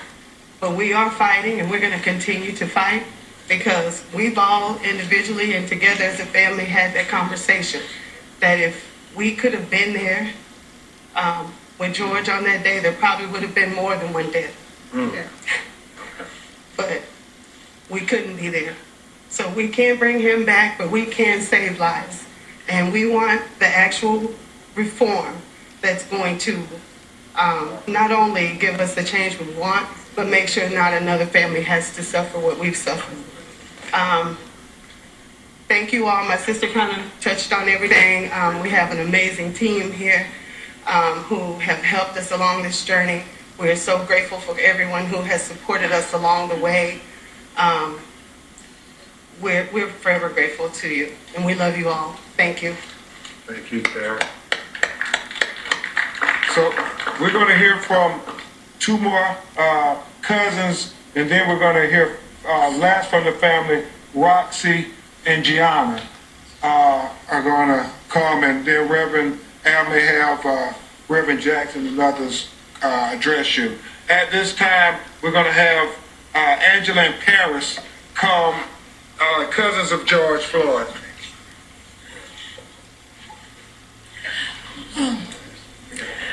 Hello, I'm Angela Harrelson. I'm actually George Floyd's aunt, and this is the cousin here. So anyway, I just want to say that this has been a hard road, not just for me, for the family, but for everybody. And I want to especially thank the Minneapolis community for holding it down at the George Floyd Square. Maya Washington. These are community leaders that held it down at that place. They kept that place sacred for everyone to go there to express their condolences. And so we appreciate that. And this verdict is a verdict that is well needed and is overdue. And I want to say to the people around the world that is listening, it was a darkness. On May 25th was a very, very dark day. There was a lot of pain and there was a lot of hatred. But I want to say at the same time that I got a chance to witness something. I got a chance to witness the love that I saw around the world that was poured into the family. I don't know if I would ever see that again in my lifetime, but I'm glad that I got a chance to see the love that you have shown me, my family, and everyone, because you've touched us. And I want to say thank you, and I'm so glad about this thing. Thank you.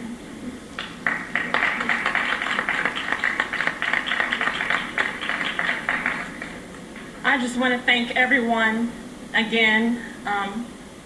All the family up here has basically said the same thing, so I just want to thank you. Thank you to the community. You all are very special to me. You're just like family, and I appreciate you at the square. So I'll leave you with the statement that I always say. You have to keep walking the walk. Yes. The journey isn't over. So continue to pray for us, pray for everyone, and keep walking the walk. Yes. And I want to say one more thing. We must not let his death be his last word. Thank you.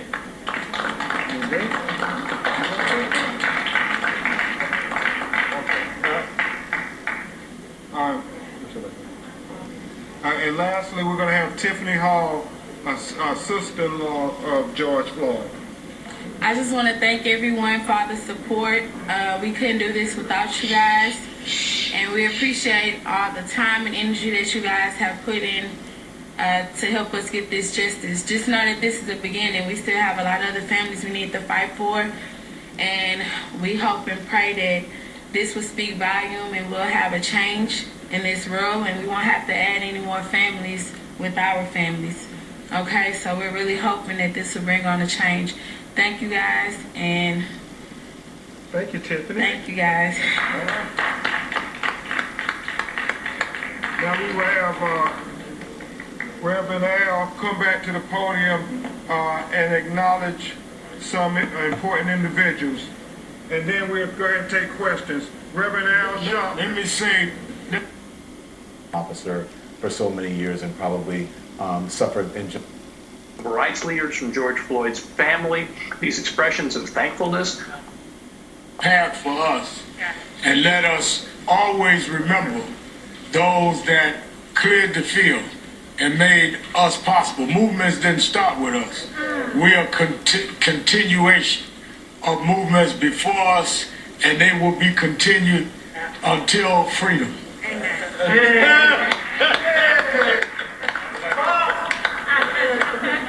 May we hear from my mentor, the Reverend Jesse Jackson.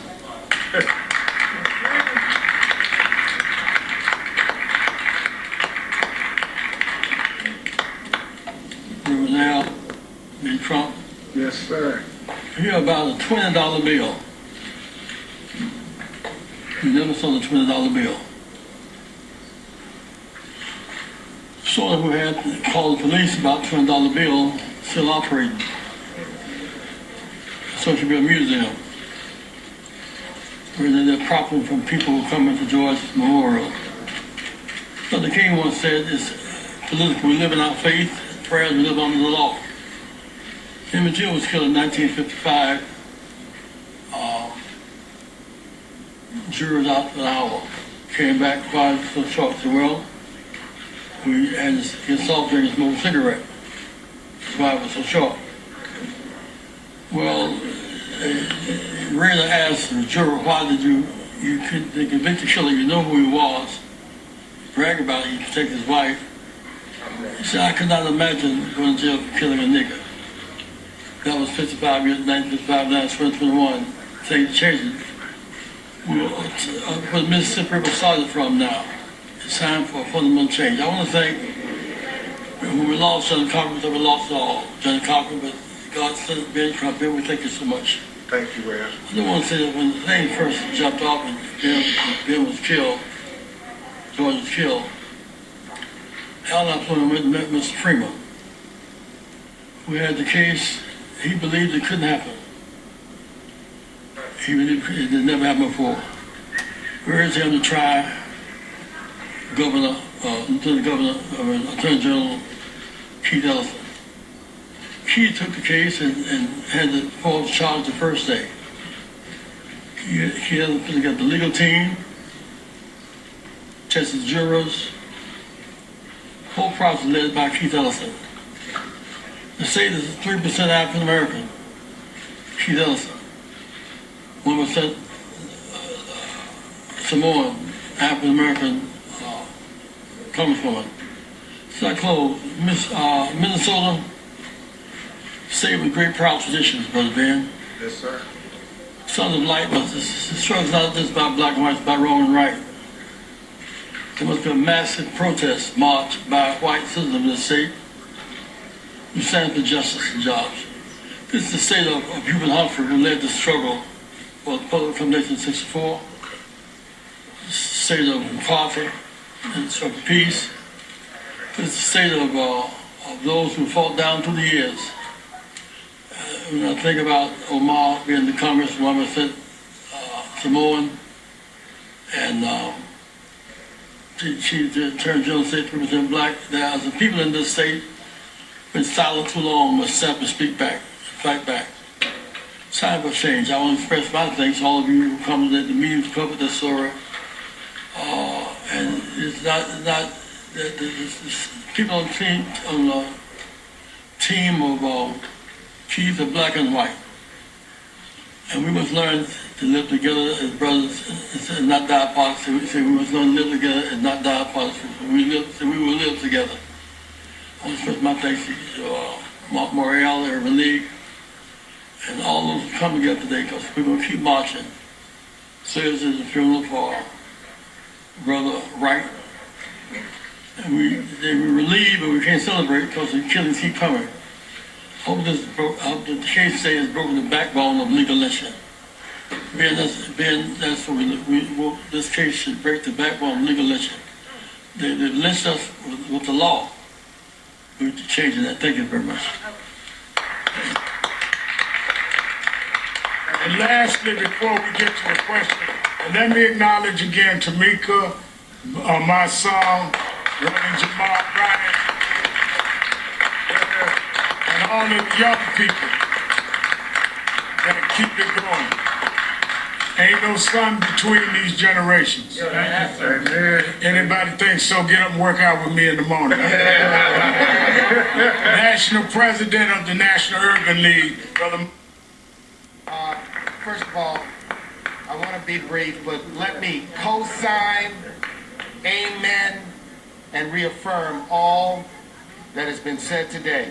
This conviction rests on the courage of a young girl, a young woman who had the audacity to see an injustice and to pick up a 21st century device known as an iPhone and to tape that injustice, that murder taking place on the streets of this city. This conviction rests on the courage of young people, old people, black people, white people, Jews, Gentiles, Protestants, Catholics, Muslims, Hindus, straight, LGBTQ, of all races, creeds, and colors, who last summer, when they saw the tape that this young girl made, the outrage went from Minneapolis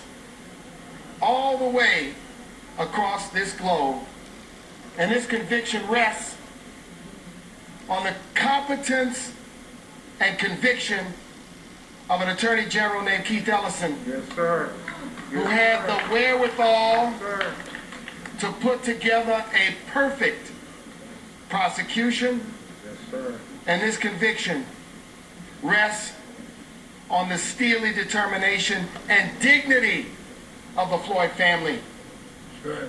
The Floyd family, who, withering with the death of their loved ones, stood before cameras, testified before Congress, time and time again.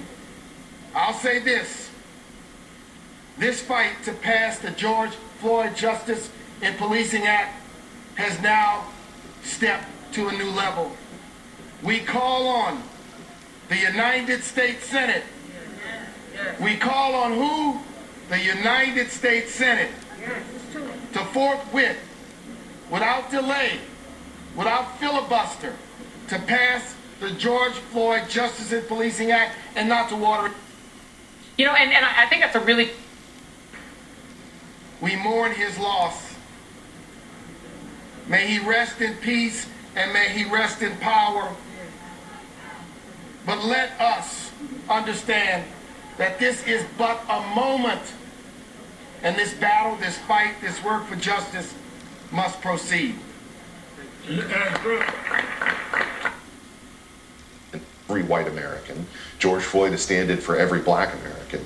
And to me, that's something that is designed to foment racial rage, outrage, and to really spread the kind of toxic environment that we've seen in recent years.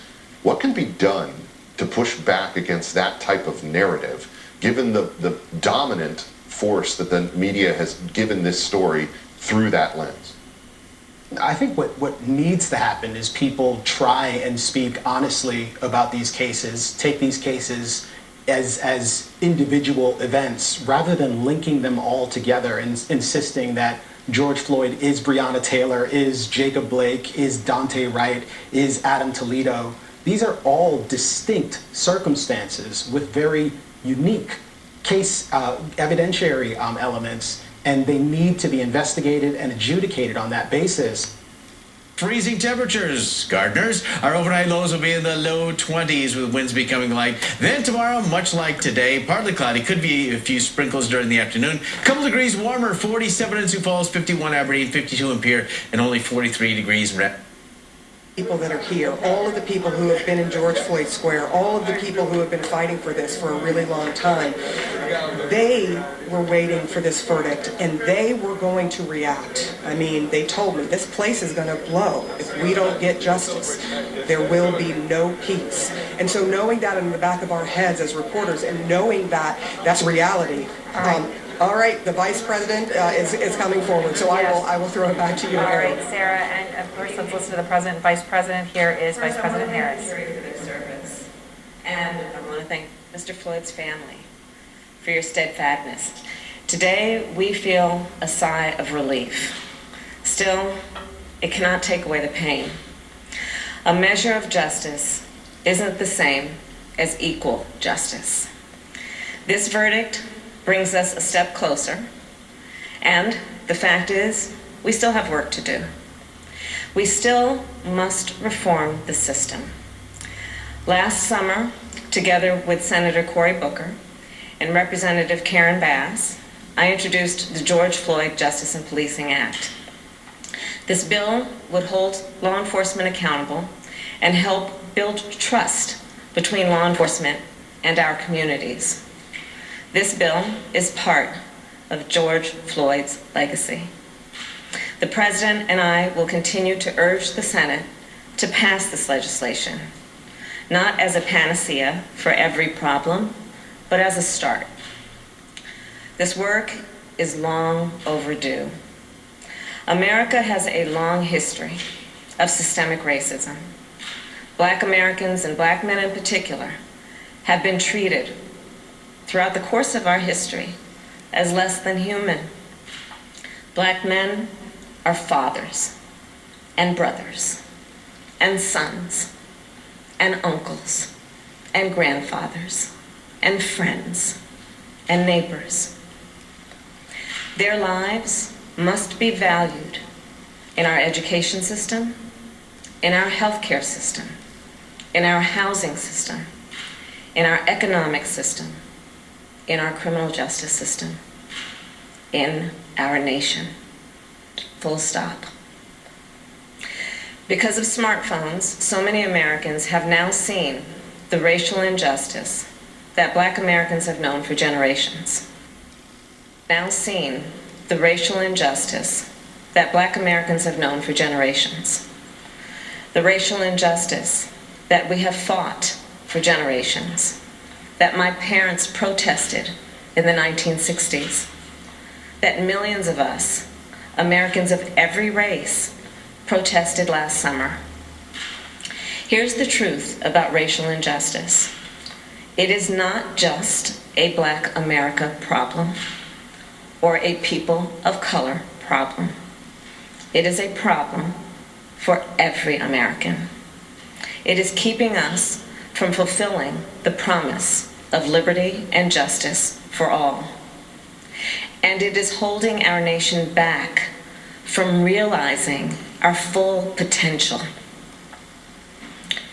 We are all a part of George Floyd's legacy, and our job now is to honor it and to honor him. Thank you. And now it is my great honor to introduce the President of the United States, Joe Biden. 9 on Fox Sioux Falls. It's a jury in Minnesota found former Minneapolis police officer Derek Chauvin guilty on all counts in the murder of George Floyd last May. It was a murder in the full light of day, and it ripped the blinders off for the whole world to see. The systemic racism the Vice President just referred to. The systemic racism is a stain on our nation's soul. The knee on the neck of justice for Black Americans. Profound fear and trauma. The pain, the exhaustion that Black and brown Americans experience every single day. Pain, the exhaustion that Black and brown Americans experience every single day. The murder of George Floyd launched a summer of protest we hadn't seen since the civil rights era in the 60s.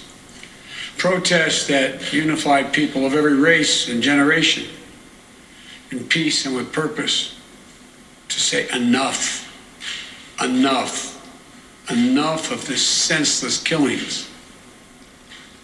Today's verdict is a step forward.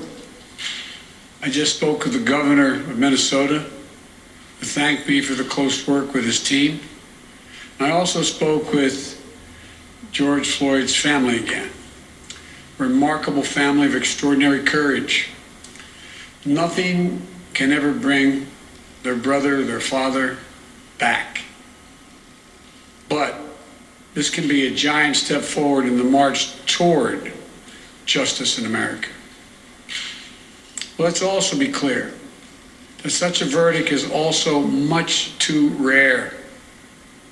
For so many people, it seems like it took a unique and extraordinary convergence of factors.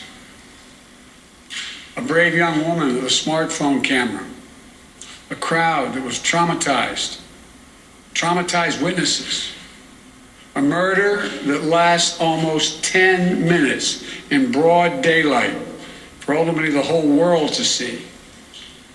Officers standing up and testifying against a fellow officer instead of just closing ranks, which should be commended.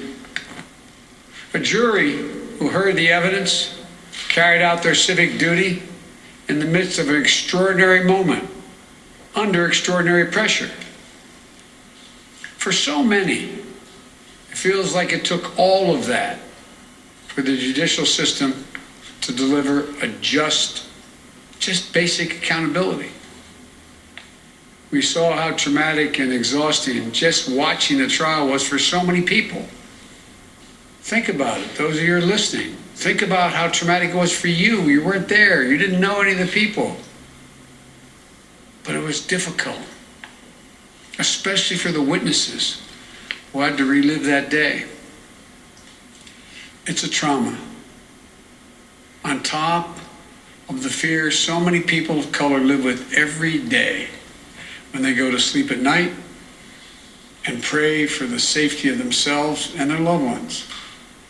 Again, as we saw in this trial from the fellow police officers who testified, most men and women who wear the badge serve their communities honorably. But those few who fail to meet that standard must be held accountable, and they were today. One was. No one should be above the law. And today's verdict sends that message. We can't stop here. In order to deliver real change and reform, we can and we must do more to reduce the likelihood that tragedies like this will ever happen and occur again. To ensure that black and brown people, or anyone, so they don't fear the interactions with law enforcement, that they don't have to wake up knowing that they can lose their very life in the course of just living their life. They don't have to worry about whether their sons or daughters will come home after a grocery store run, or just walking down the street, or driving their car, or playing in the park, or just sleeping at home.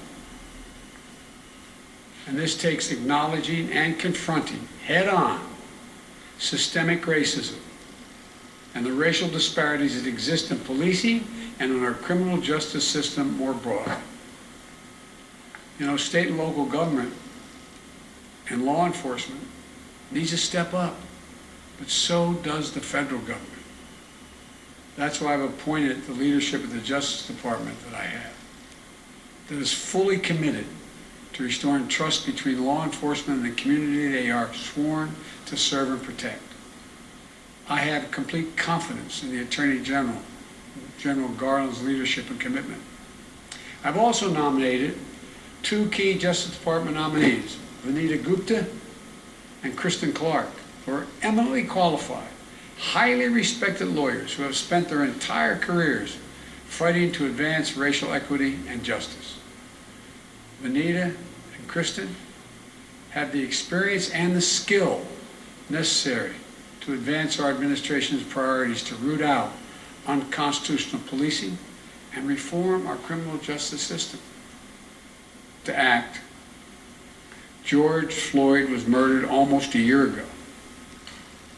There's meaningful police reform legislation in his name. You just heard the Vice President speak of it. She helped write it. Legislation to tackle systemic misconduct in police departments, to restore trust between law enforcement and the people they're entrusted to serve and protect. But it shouldn't take a whole year to get this done. In my conversations with the Floyd family, I spoke to them again today, I assure them we're going to continue to fight for the passage of the George Floyd Justice and Policing Act so I can sign into law as quickly as possible. There's more to do. Finally, it's the work we do every day to change hearts and minds as well as laws and policies. That's the work we have to do. Only then will full justice and full equality be delivered to all Americans. And that's what I just discussed with the Floyd family. The guilty verdict does not bring back George. But through the family's pain, they're finding purpose. So George's legacy will not be just about his death, but about what we must do in his memory. I also spoke to Gianna, George's young daughter again. When I met her last year, I've said this before, at George's funeral, I told her how brave I thought she was. And I sort of knelt down to hold her hand. I said, Daddy's looking down on you, he's so proud. She said to me then, I'll never forget it, Daddy changed the world. And I told her this afternoon, Daddy did change the world. Let that be his legacy. A legacy of peace, not violence, of justice. Peaceful expression of that legacy are inevitable and appropriate, but violent protest is not.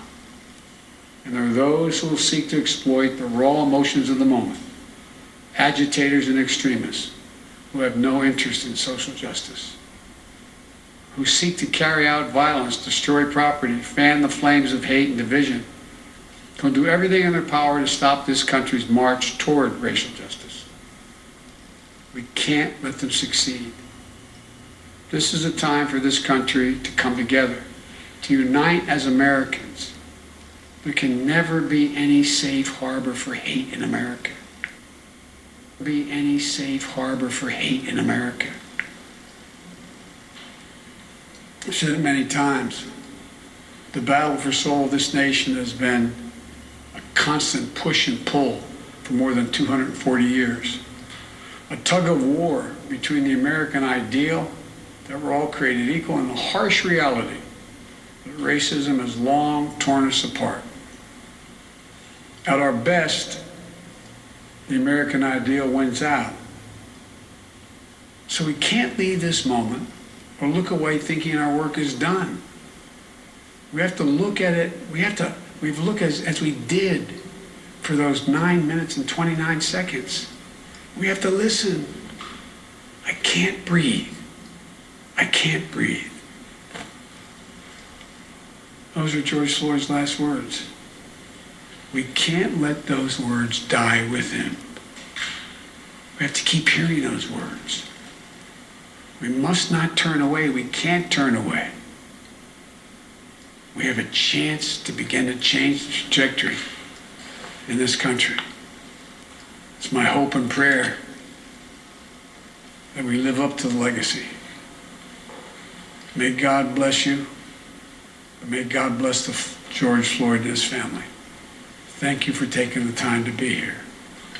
This can be a moment of significant change. Thank you. And you just heard President Biden, Vice President Harris address the nation on the back of the verdict in the case of the death of George Floyd. And obviously an emotional, powerful delivery by both the Vice President and the President. But the President talking about that moment today when he spoke to George Floyd's daughter, Gianna, and said, your father did change the world. Part of the emotion that the President shared.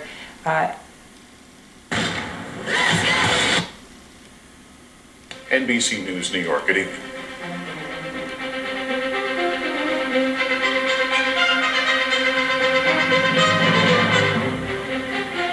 can auto-track. PR. Visit service. Got killed by the police, including Breonna Taylor and Tamir Rice and so many others. It is so rare for an officer to be convicted, and people feel that today. And I have to also tell you, people still feel so hurt by what this country just endured over the last year. Remember that people started gathering here at Black Lives Matter Plaza because of the death of George Floyd, and now people are here celebrating a bit, but still very much hurt, still very much traumatized. And Yamiche, of course, your regular beat is the White House, where we saw President Biden earlier today essentially pronounce Derek Chauvin guilty before we even heard the jury's verdict. He said the verdict in his mind was very clear, and we understand that shortly after the verdict was announced, he called the George Floyd family. That is right. We are told that the president, as well as the vice president, watched this verdict happen in real time at the White House, and that soon after, President Biden phoned the brother of George Floyd. Earlier today, the president did say that he was praying for the right verdict. He also said that it was overwhelming that this officer should essentially be convicted. The White House was trying to be a bit cautious after the president said that, but we now can report that the president feels relieved, that the president is calling this family a family he says he's grown close to, a family that he says understands him and understands the loss that he's endured as someone who's lost his own children. So here's the president again reaching out to the Floyd family.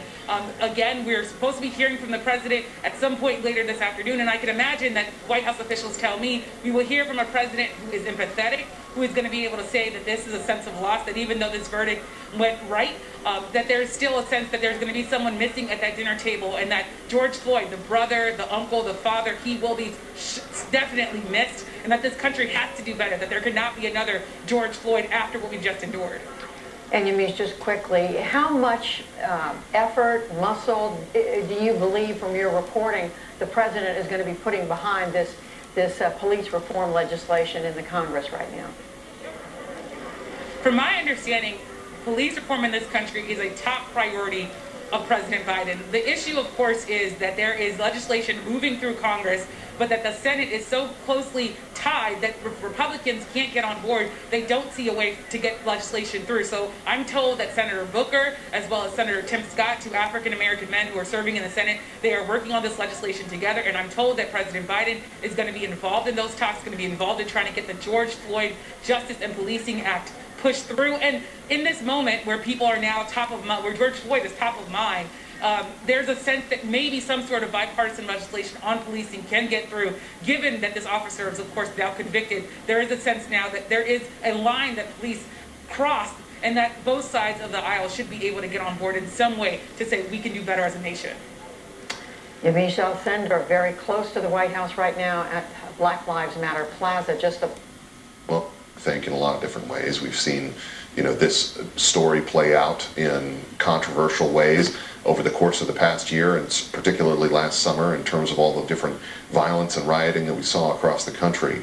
What are your thoughts on Joe Biden's response to that today, and what you heard from him from the White House? Well, I think, Ben, that a great many Americans, if not a distinct majority, would listen to what President Biden said, saying that George Floyd's death was an example of systemic racism, and be dubious. I don't think Americans mostly think our country is systemically racist. I think most Americans believe that it once was systemically racist, particularly back in the days of slavery, but even beyond that, in the period that followed up until the civil rights movement of the 1960s, when blacks were clearly subjugated, were treated as less than full citizens, were discriminated against in a multitude of ways. But the civil rights movement was one of the great successes in American history. It awakened the conscience of a nation to the injustices that prevailed at the time, and huge strides were made legislatively and otherwise to overcome that. Indeed, you might ask the question, Ben, whether any nation on earth has ever made more strenuous efforts to overcome racial discrimination than this nation has. And, one of the great tragedies, in my view, of this whole situation we have here is that perhaps the greatest achievement of the civil rights movement is a nearly unanimous consensus in America against racism. Being called a racist and being shown to be a racist is about the worst thing that can happen to you. But unfortunately, that's been weaponized now, and the term is flung about with abandon by politicians and others. And I don't think we are a racist country in anything like the way we were once before.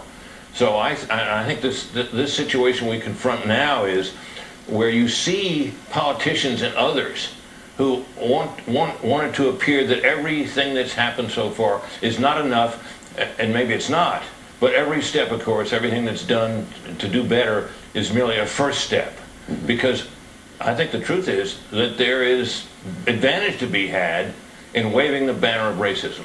There's a cheapening of all these terms. When you hear Joe Biden refer to Georgia election reforms as being, something that, is Jim Crow, Jim Eagle, whatever, it turns something that is a legitimate, thing to criticize in our history. A terrible time, a terrible policy in terms of its treatment of black Americans.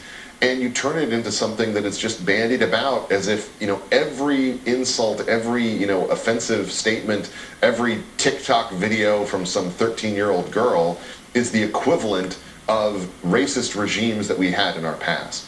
What can we do, Britt, to have our discourse actually elevated on this topic as opposed to seeing it go into the gutter over and over and over again? Well, one thing I think we need to do, Ben, is we need to speak out against this, loud and clear, to say that America may be, for a mixed race country, the least racist country on earth, that we have a proud history of doing all we can to overcome the legacy that racism left us from the earliest days of the republic. We need to do that, and we need to not be cowed or back down by being accused of being a racist.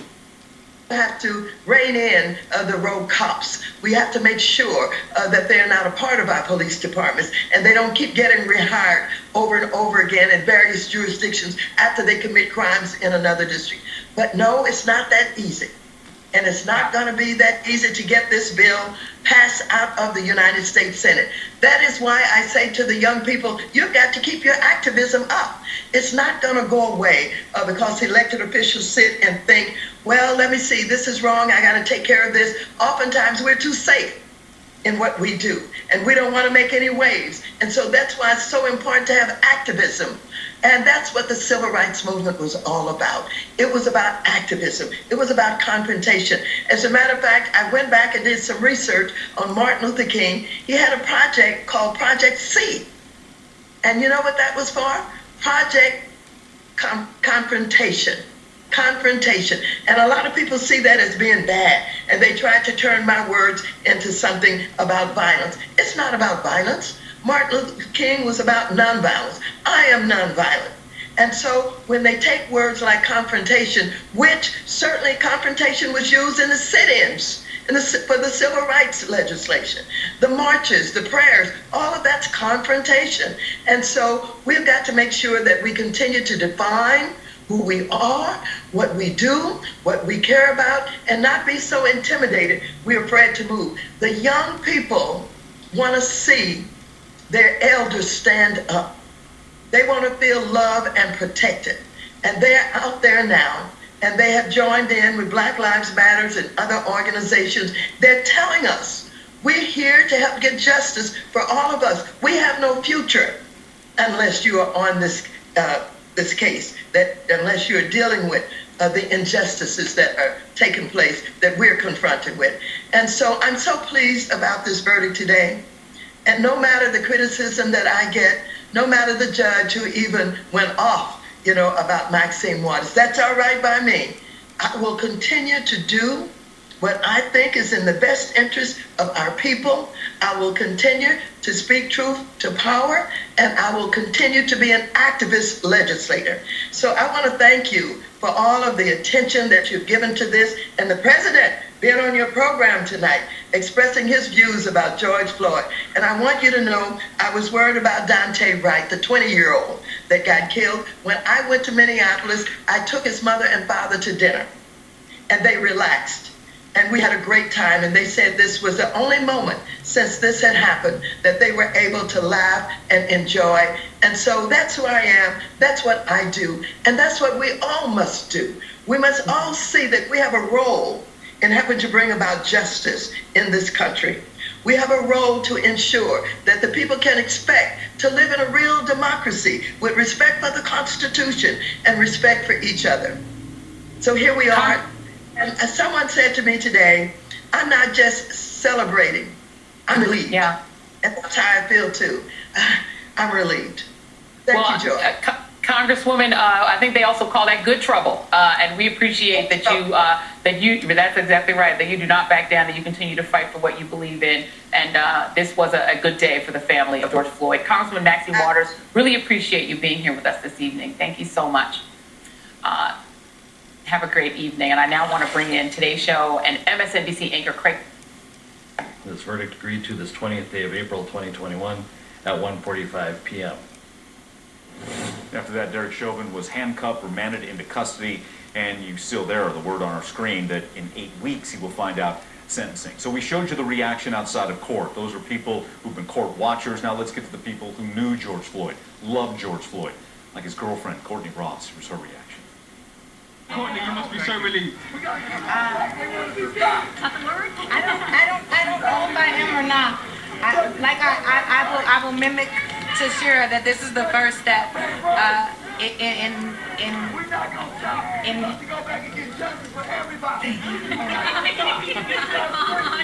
don't know. It's hard being here. Can't breathe. Courtney, did you ever doubt this moment? The only reason I did not doubt this moment is because Floyd's spirit is so strong with me, and he assured me that there was going to be a guilty verdict.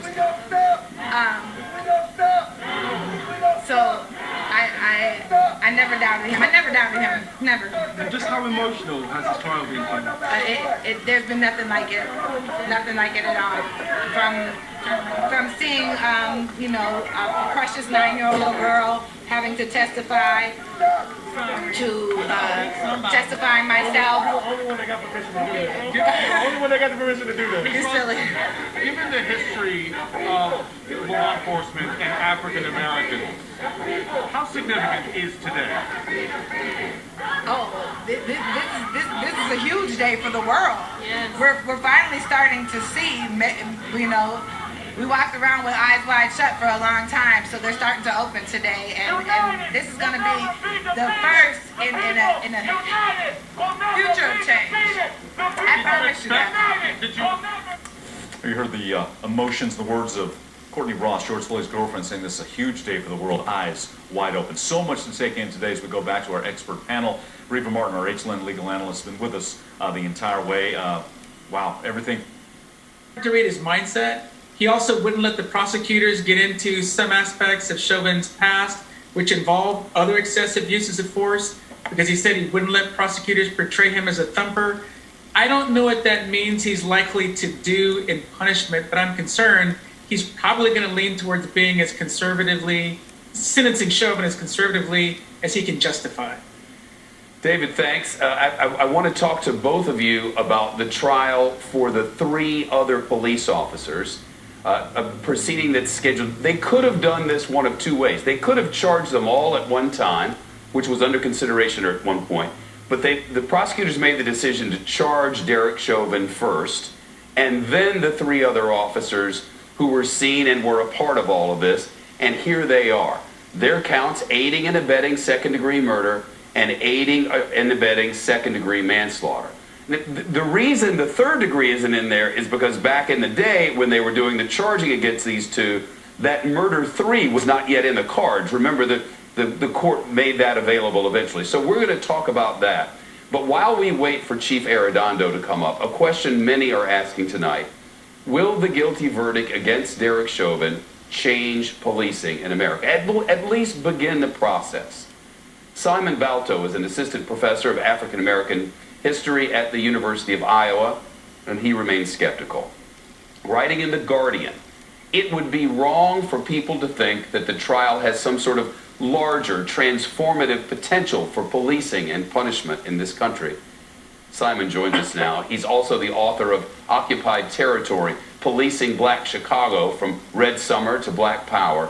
Simon, thank you. I'm sure you heard along with us President Biden saying this can be a pivotal moment. You heard along with us, listen to our first black vice president and Vice President Harris have wishful thoughts for the future, and yet you don't believe this is a seminal moment. Why? Well, I mean, you can also look just to what the prosecutors said. The prosecutors said that it was not going to be a transformative moment. I mean, they literally said in closing arguments, this case is not about the state of Minnesota versus the police. And they made Derek Chauvin out to be a very, very singular actor. When the reality is that Derek Chauvin is a man who has been trained, who's trained over 20 years ago to do the type of work that he does. He killed George Floyd in the course of doing police work, and it's the type of police work that officers are doing every day. It's that it doesn't always reach the same sorts of extremes and outcomes that happened when Chauvin murdered George Floyd, but policing exists upon a continuum of violence. And, that violence, is embedded in the everyday threat and coercion that exists in a traffic stop, to the things that happened, when George Floyd is murdered, when Adam Toledo is murdered, and so on and so forth. And so until we actually take seriously the fact that this is a structural problem, not an individualized one, I'm very skeptical about the transformative possibility of this verdict. I was listening a little while ago as the Floyd family attorney, Benjamin Crump, said that he thinks a guilty verdict can set a precedent for policing. Is it possible that this would send a message not to individual law enforcement, though possibly, but to policing agencies, the 18,000 of them across the country, about how they should and should not conduct themselves, their training, and their hiring? I mean, it's a good question. I mean, my suspicion is that not. I mean, when we listen to the officers who testified against Derek Chauvin, including his former boss, they essentially were saying that he violated department protocol, right? That he was wrong to kneel on George Floyd's neck for as long as he did. He applied pressure to the wrong part of George Floyd's body, and so on and so forth. But never was it a question of should police officers ever kneel upon someone's neck, until we are actually having those types of conversations, I don't know that there's, that police departments are really going to be taking this all that seriously, and we can go back just a short while ago when Jason Van Dyke was convicted for the murder of Laquan McDonald, and, you don't need much evidence other than the recent killing of Adam Toledo to know that didn't change the conduct of Chicago police at all. And so I'm very, very skeptical about the transformative nature of this, even within, causing police departments themselves to reflect upon the things that they do and the policies that they hold to. Speaking with Simon Balto, the assistant professor of African American history at the University of Iowa. Simon, you... Now, for a limited time, get up to... Full crowds celebrating an incredible moment. I think it's important for him to say that because the voice of the community that is impacted by the looting and the violent protests are often unheard. Because we understand the frustration of our community dealing with injustice, I think too many of us turn a blind eye to the impact it has when businesses are closed because they've been looted, because they've been destroyed, and many of them don't come back. And that's something that we cannot forget, because that is a community that has been doubly impacted by the violence in their community. John, let me just ask you about the sentencing here, and I had briefly laid out some of the ranges, right? That in Minnesota sentencing guidelines, the presumptive sentence for both second-degree and third-degree murder is 12.5 years.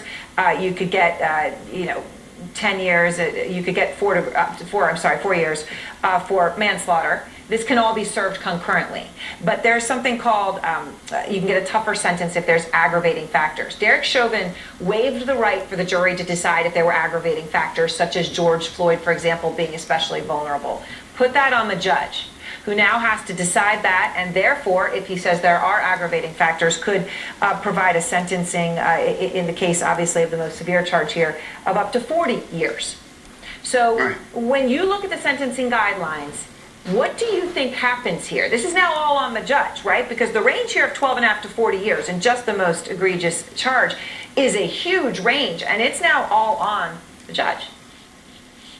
The judge actually, how he felt about this case is hard to say because I thought he did a pretty decent job in being unbiased and making fair rulings. But he himself, I'm certain, will be motivated by the officer's conduct.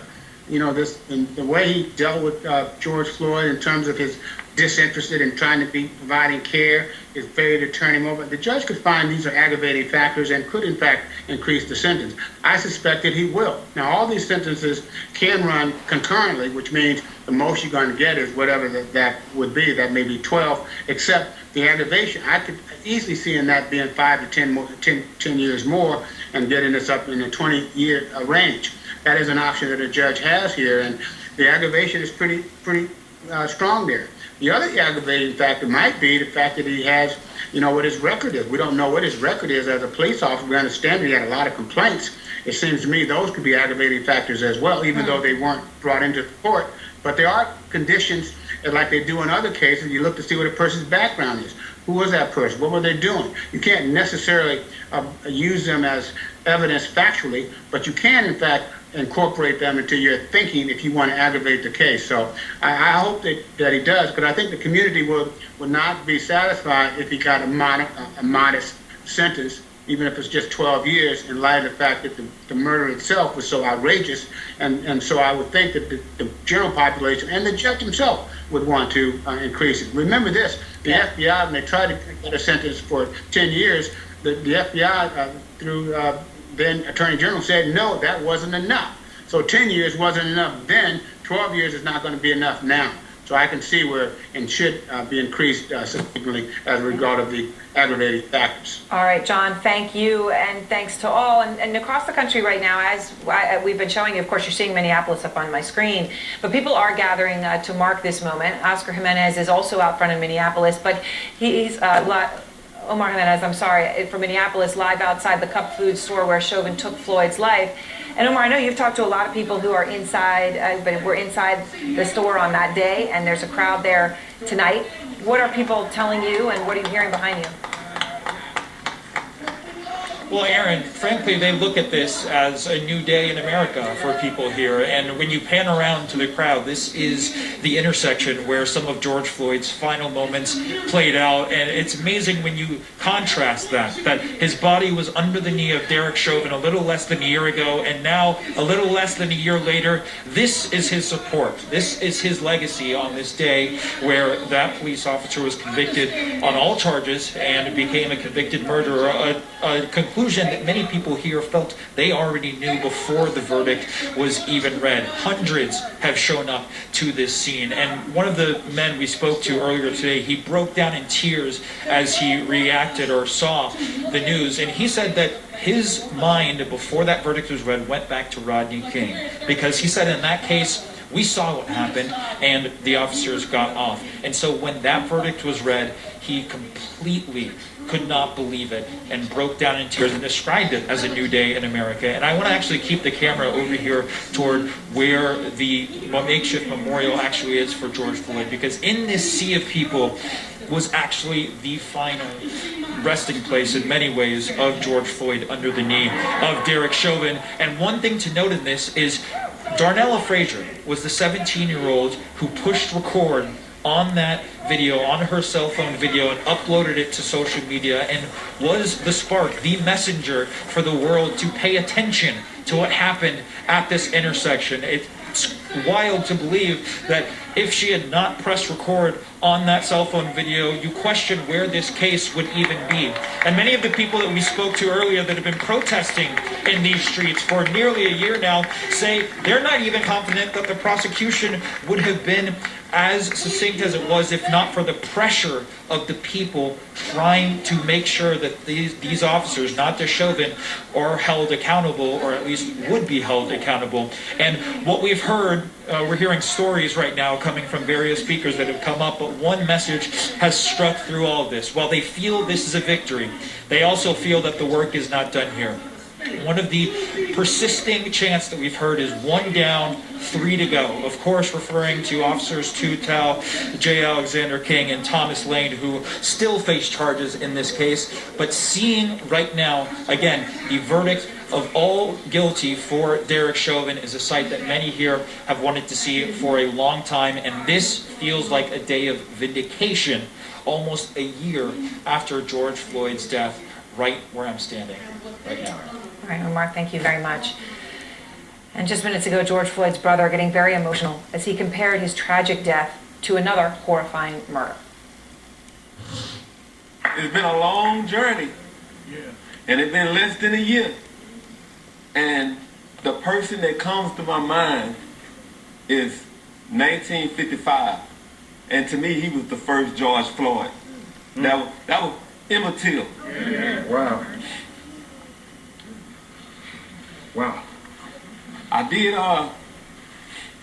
was on CNN with Deborah Watts, and she just brought him back to life. Wow. People forgot about him. Yeah. But he was the first George Floyd. He was the first George Floyd. Well, the woman that Philonis just mentioned, Deborah Watts, is with me now. And Deborah, obviously you're the cousin of Emmett Till, who was 14 years old when he was murdered in Mississippi in 1955, as Philonis just said, murdered by two white men who were acquitted by an all-white jury, but later admitted that they were guilty. The late John Lewis also called Emmett Till his George Floyd. You know, I know you met Philonis Floyd while protesting George Floyd's death, and you know you've been with him throughout the trial, and I saw your incredible moment.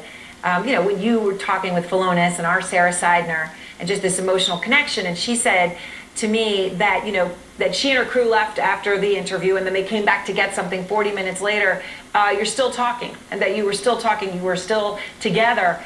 What is your reaction today to the verdict that Derek Chauvin found guilty on all 3 counts? My reaction, I'm ecstatic. I knew this would happen. I knew it. I knew that they would get it right. I am happy for the family. I'm happy for our country. But I do know that the work is not done. Justice we still have a lot more work to do to get justice for others as well. But I am so pleased. I am so grateful for the jury, to the judge who will hopefully do the right thing here. They got it right, and I'm so happy for the Floyd family, because this is a moment, it's a watershed moment in our country, and it's a moment that we can shout, you know, victory, and justice did prevail in this case. And I just know that we can begin to exhale, but only for a little moment, because we have more work to do. We have to turn things around in this country. We have to make things right. We have to stop the murder of black and brown bodies. And I'll tell you, we're still hoping for justice for Emmett Till as well. And we're still going to pursue that courageously, and we are determined to make sure that we right the wrongs of the past, and that we pursue policies and laws that need to be turned around, that need to be changed in this country. But then also that we hold Dwayne Richardson in Mississippi, we hold him to the highest level, that he has the responsibility to bring justice in Emmett's case. But I am just ecstatic for the Floyd family and for all those that work so hard, the prosecution team and others, our community that spoke out, the frontline people and the protesters. I just hold them in my heart and lift them up in prayer that they were all collectively a part of, I think, this victory as well. So, you know, President Biden today, brought up talking to the Floyd family and to George Floyd's daughter. And I know that he called Philonis Floyd right after the verdict was read. And our reporter was actually talking about how he's in the room, and Philonis was reacting to the reading of the counts of guilty, you know, with his hands sort of in a steeple in front of him and sort of shaking uncontrollably. And then the verdict comes, and Philonis's phone rings, and it's President Biden. So I just want to play a bit of that call for you, Deborah. Hello.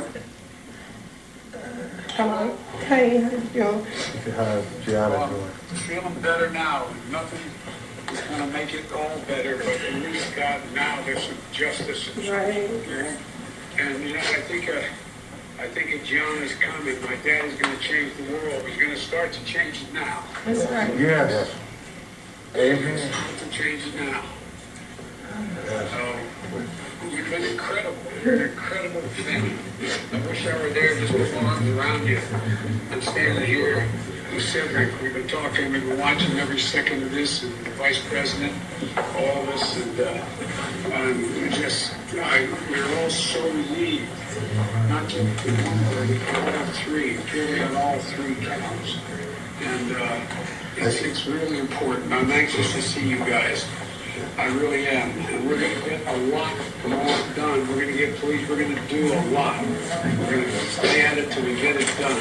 Hopefully this is the momentum for the George Floyd Justice and Policing Act to get passed and have you sign. That and a lot more.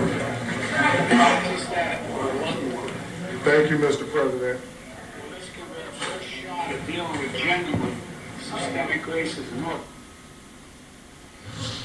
Deborah, you know, the call happening there, the president calls, it's on speaker, he knows, you know, people are listening.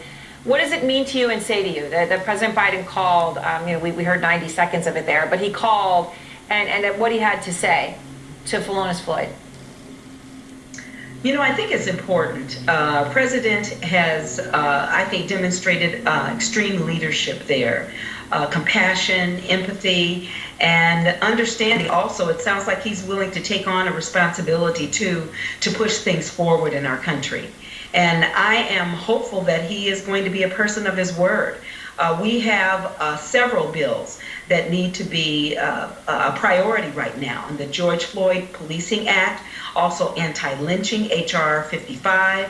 Also, there is I'm hoping for a Victims of Racially Motivated Murder Act that we've been trying to push that helps to relieve some of the trauma that families are experiencing. You know, there's about 150 families that are on the Department of Justice Emmett Lewis Till Victims or Civil Rights Crimes Act, and they have not received justice. So there's a lot of work to do. I'm just excited for the Floyd family. I am hopeful that our president, our vice president will take, and the Department of Justice will take this on as a way to push things forward in our country, because change must come. It must come immediately. All right. Well, Deborah, I appreciate your time, and thank you very much. Thank you. Thank you so much. And from an actual eyes on the ground, you know, verifies again what they're seeing in the radar, and obviously it helps with that warning, and then after the fact it helps with our response planning. You know, maybe damages looked at. Bet. I'm trying not to be disgusted by what she said there. Joining me now, Ron Johnson, the former Missouri Highway Patrol captain who led the police riot response in Ferguson, Missouri. Thanks so much for coming on. Thank you. So what's your reaction in terms of what you've seen here today? The guilty verdict, of course, but then also the comments from President Biden. Well, I think, you know, justice for the Floyd family, but I think it's an opportunity for communities in America. That we've got an opportunity to look at where we need to be better, look at policing in a different way, and provide more training that's conducive to what we need to do to gain the trust of our community. I do believe that it's not fair to say that all of policing is bad or that all America is bad. I think this is the best nation. And so I think we have things we need to work on, and we just need to focus on those things and not tag the whole American and all of policing as negative. Captain Johnson, one of the big problems that as I see it here is that policing is inherently something that is meant to be local. It's meant to be responding to the different challenges that you have in very different communities across the land. You know, it's one of the values of federalism in America that we have that type of local control, and that we don't seek to federalize, nationalize any particular approach. That the approach that you use in New York City is different than the approach you might use in Omaha. What is your response to the problem that we see basically where all of these issues seem to be nationalized now, as opposed to responding to the various challenges that are different across this different country? Well, I think we have too many police departments. We have some police departments that really don't have the budget to keep the training at the level that they need. I think there's probably some consistency we need in training, but I think you're right. Policing is going to be different depending, in some respects, depending where you are in the country. But we do need some consistency in some of our training and just look at our profession as a whole. But on a whole, we have great men and women. It was a career that I had for over 32 years, and I think it's one of the best careers in our nation. What did you think about the president's invocation of the idea that black Americans go to sleep every night worried that their kids are going to run into an officer of the law and be shot on the way to the grocery store or something like that? Well, I would define that as I think many families of color have a concern that something bad is going to happen. It's something that's not going to be a positive encounter at times. Now, I don't know if I would say that everyone takes it to the level of being killed, but that the encounters aren't going to be positive a lot of times when they come to our kids and our family members. What can we do to change that? I think we have to begin to have honest and open conversations that both sides and everyone comes to the table and they're honest and knowing that we all have work to do. And so I think, when I go talk to agencies or businesses and train, I talk about we're all inclusive in this and there's things that we all can do better and have that honest conversation and not make it a blame game. Thank you so much, Captain Johnson. I appreciate you sharing your expertise with us tonight. Thank you. Thank you for watching Fox News Primetime. I'm Ben Domenech. We'll be back tomorrow night at 7. Until then, be lovers of freedom and anxious for the fray. Tucker Carlson is up next. Thank you for watching. But what's great about this is when we are hurting, we are there for each other. When we want to celebrate, we are there for each other. Our Creator made us.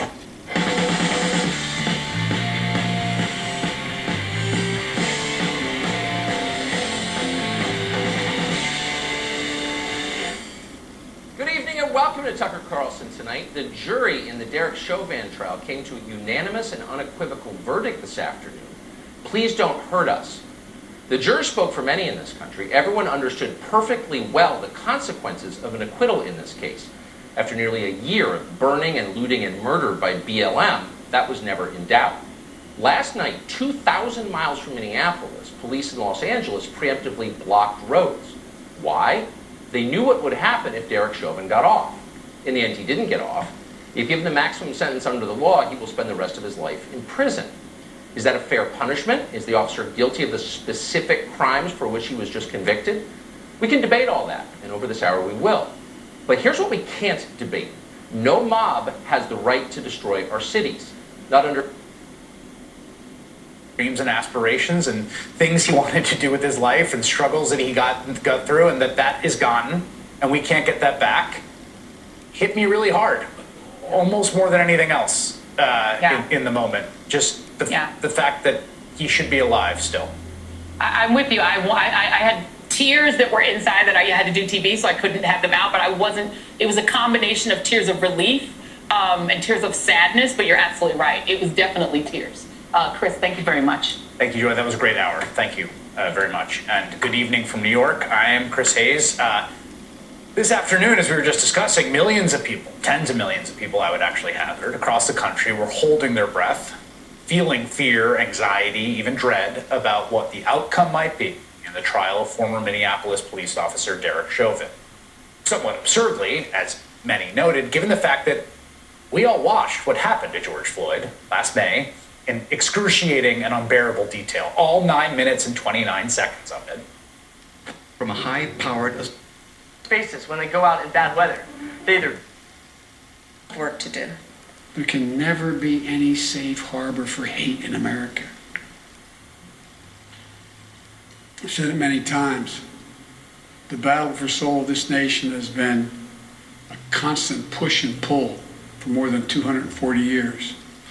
A tug of war between the American ideal that we're all created equal and the harsh reality that racism has long torn us apart.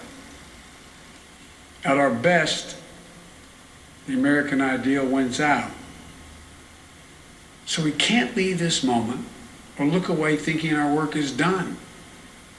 We have to look at it, we've looked as we did for those 9 minutes and 29 seconds. We have to listen. I can't breathe. I can't breathe. Those are George Floyd's last words. We can't let those words die with him. We have to keep hearing those words. We must not turn away. We can't turn away. We have a chance to begin to change the trajectory in this country. It's my hope and prayer that we live up to the legacy. A significant night and a busy hour ahead. I want to start with CNN's Miguel Marquez. What's the reaction from the community to this verdict right now? It is one of absolute elation. You know, I spoke to one person earlier tonight who was down here, and they said, look, I was expecting to have 3 guilty verdicts, but it was such a shock to hear it because we never hear it. I want to show you what the crowd looks like right now downtown Minneapolis here. They've been marching around the city. It is a feeling of absolute celebration down here. They're right in the shadow of the Hennepin County Government Center where those verdicts were handed down today. I want to come back over here and let you listen to a little of what they're saying right now. The chant they were just chanting was stand up, fight back. And that is the sensibility that you get from people here today, that this was a step. This is something that was expected, but so shocking, but also represents a step in the right direction, not just for George Floyd, but for others. And not just the extreme cases where people die, but in those cases where it is those interactions, those little interactions between law enforcement and people of color, like Lieutenant Nazario in Virginia that we've seen recently. That is the sensibility here. There is great expectation now about where all of this goes, and great excitement about the verdicts that were reached today. And now it's the next step. Now it is Dante Wright. There is now a gathering up at the Brooklyn Center Police Station as well. There is great hope that this is the beginning of something new for racial justice in America. Anderson? Miguel Marquez, I appreciate it. We'll come back to you throughout the hour. Before addressing the nation, President Biden spoke by phone with members of the Floyd family and family attorney Benjamin Crump. Case convicted on all 3 counts. Why should the rest of us put up with a single day more of rioting, looting, burning, killing? And that's just... It's on the beach, Ocean Views. It was supposed to be a surprise. She doesn't like surprises.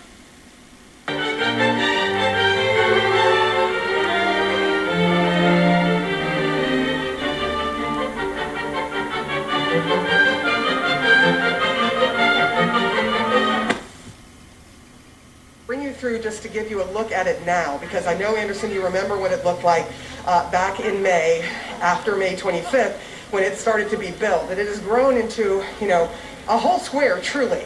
If you look, if I can come through here, and I apologize, if you look into the square, that is a community garden that was built by a couple of different people, and then the whole community pitched in, and they keep that up. This was an intersection, by the way. That was not here. None of this was here. That fist you see an artist made, and all the posters and art have been brought over time to show their support, not only for George Floyd, but for Ahmaud Arbery and Breonna Taylor. And you'll see many different names. That is what everyone remembers, the George Floyd Memorial there. And I just want to take you around and show you the cup foods.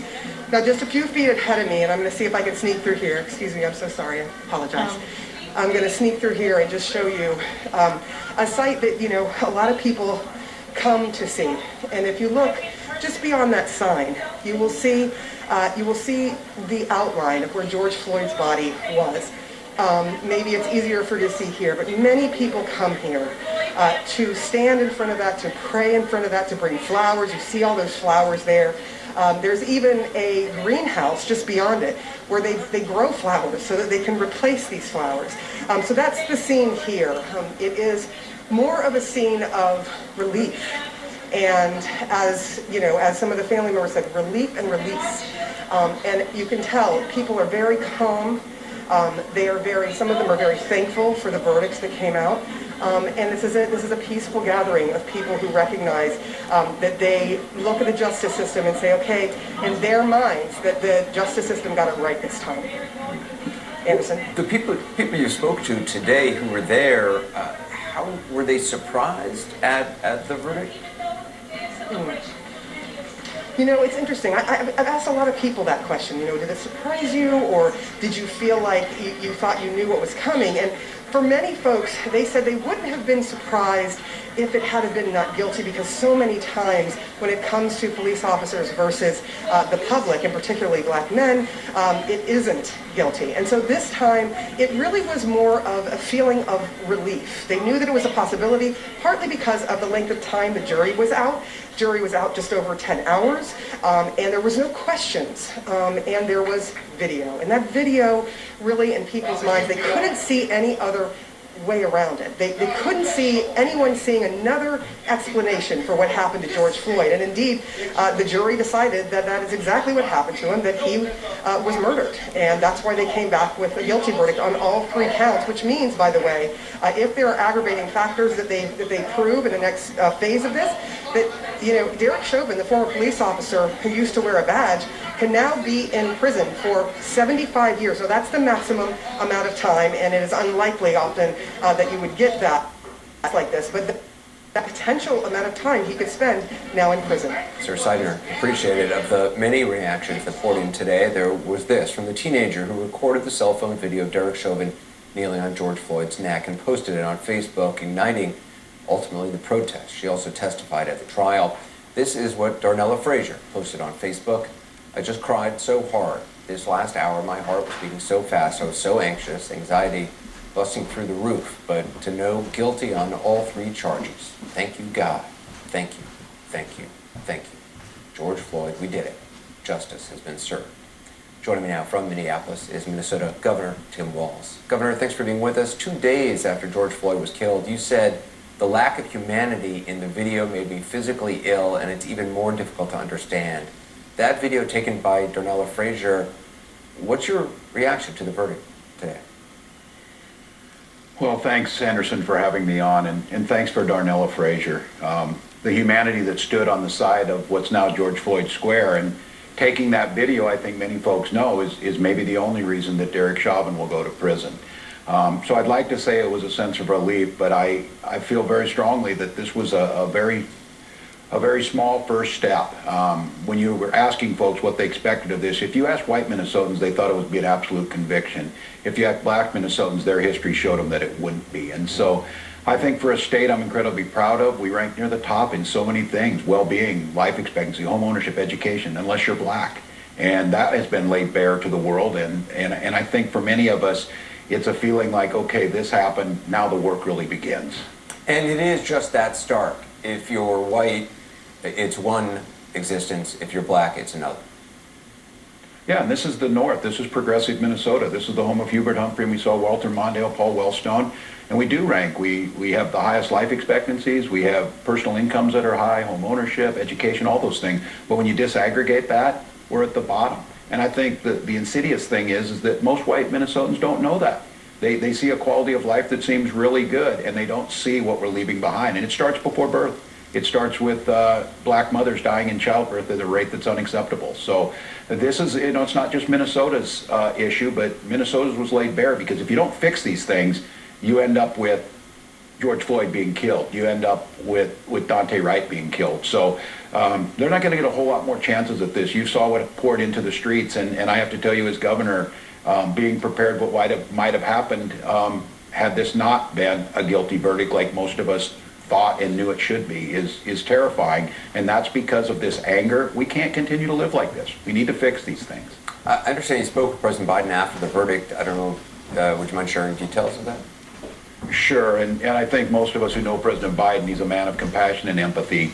And I could hear it in his voice. It was a sense of relief, but I was really glad to hear him say, whatever you need, we need to fix this. And I think what he means fix this is, We can't have black children expelled from our schools at a rate 10 times higher than white children, or not graduating, or home ownership, or all of those things that make life worth living and the things that we aspire to. And I think the president expressing that concern, and I just, to be honest, Anderson, he and I both, we expressed a sense of relief because I feared for our country, not just Minneapolis, but across the country, had what all of us knew needed to happen, wouldn't have. So I'm grateful to Keith Ellison, our great Attorney General, and I'm grateful again. I'll go back to Ms. Frazier and those witnesses. They've had to relive that horror over and over and over again, and they did it. And I'm grateful. You know, it's interesting to hear you talk about the stark reality in which race is the dividing line between success and or where you are on the happiness index in Minnesota, if you're at the top or if you're at the bottom, or income or health inequalities. You don't hear a lot of governors of states talking about that division in their state. How do you, and I know your Lieutenant Governor, Peggy Flanagan, tweeted over the weekend, I'm grappling with the stark reality. Minnesota's a place where it's not safe to be black. This is the essence of an emergency we have. How does change come, not just in Minnesota, but elsewhere? I mean, how do you make white America see what you're seeing? Well, the Lieutenant Governor speaks from personal reality. She's the first Indigenous woman to ever be elected to executive office in this country as a member of the White Earth Band of Ojibwe, and so she has a reality that differs from a white man. And I think we are very proud. And here it's probably more stark than any place else because it truly is, in many cases, from 1st to 50th, depending on where you're at. And it again, I'd say it's that kind of insidious form that people just don't see it. And there's this thing that we don't want to talk about it when it's tough. It's my responsibility to do this. I understand what this privilege looks like. I understand what the potential here looks like. But I also understand if we leave people behind, all of us will go down.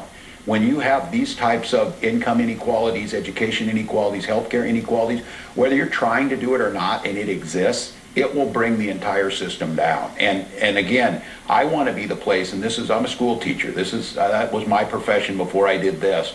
This needs to be a state where every child gets the opportunity to succeed, and that is simply not the case now. And I need to figure out with Minnesotans, how do we fix that? Governor Tim Walz, I appreciate your time. Thank you. Thanks, Anderson. Just ahead, as we continue to watch the crowds gathering in Minneapolis and elsewhere, we'll have a live report from our reporter who's inside the courtroom as the verdicts were read. Also, a member of Congress and former police chief will join us to discuss her thoughts about this day. How great is it that we get to tell everybody is that our ruling class has no sense of proportion? I saw a study recently that asked how many, what liberals thought about how many black unarmed people were killed by police officers. Many thought it was over 1,000 a year. Some thought it was over 10,000 a year. The real number is actually 27. And one of the things that worries me most about this case is that you have a ruling class that's pulling its hair out over an instance that's obviously tragic and terrible, but at the end of the day is not nearly as big of a problem as the crime wave that's destroying our cities, as the heroin epidemic that's killing 80,000 people, and as any other number of problems that our ruling class seems totally unable to focus on. So what worries me most about this is just that it's a massive distraction. A massive distraction. And yet they seem genuinely hysterical about it. I mean, you spend a lot of time around these people. I have too. I'm always trying to figure out, do they mean it? Is it all performative? Is this just a power grab? Or on some level, are they as neurotic as they seem? I think they're as neurotic as they seem, Tucker, because they're terrified of leadership, but hungry for power. April 2021 at 1:45 p.m. Signed by jury foreperson, juror number 19. Same caption, verdict count 3. We, the jury, in the above entitled matter as to count 3, second-degree manslaughter, culpable negligence, creating an unreasonable risk, find the defendant guilty. This verdict agreed to this 20th day of April 2021 at 1:45 p.m. Jury foreperson 019. That was the moment when Judge Peter Cahill read the verdict in the Derek Chauvin trial, finding him guilty on all 3 counts. Following that murder conviction, the ACLU confirmed this was the first time in Minnesota state history a white police officer had been held accountable for killing a black man. First time in history in that state. So what does this conviction mean for policing? this country. I'm joined now by two experts in the field, Philip Atiba-Goff, co-founder and CEO of Center for Policing Equity, and professor of African American Studies and Psychology at Yale University, and Patrick Skinner, a police officer in Savannah, Georgia, former CIA case officer who's been a longtime advocate for changing the way we police in this country. Patrick, let me go to you first. You're working now as a police officer, and I know you can't speak for cops because there are more than 1 million across this country, but what's your reaction to the verdict? I just find it remarkable, like you mentioned, that it's the first time in Minnesota history that a white cop has been held accountable for killing a black person. I find that just to be an incredible statement. And speaking for myself, I only speak for myself, I was just floored at how much hinged on this verdict. I mean, there's something fundamentally wrong when so much hinges on what juror number 19 reads. The suspense of what should have been an, obviously an easy trial. It's traumatic, it's tragic, it's terrible, but it shouldn't have been suspenseful. And that the fact that in 2021 it is suspenseful, something's wrong. I mean, something's really wrong. What do you think, Philip? Yeah, I keep going back to the children who are on that stand who will have no remedy from any of this. I'm thinking about right now Makia Bryant, a 15-year-old girl who called the police because there was a fight in front of her house. She called police in Columbus, Ohio, and the police killed her tonight. She called around 4:30 just as the verdict was being read. And tomorrow there will be an average of 3 people killed by police. I am amazed that it took this much. That it took the bravery of a 17-year-old girl to record something like this. That it took a state's AG stepping in to change the charging document. That it took all of this to get a conviction from a public lynching, and that a verdict is not a change in culture. It is not a set of policies that can possibly set us free of what can happen the next time a black person encounters law enforcement. Patrick, I read some of your writing. There's a great profile in you in the New Yorker, and you write about policing a lot. You talk about policing. And one of the things you say about policing is slowing things down as opposed to speeding them up.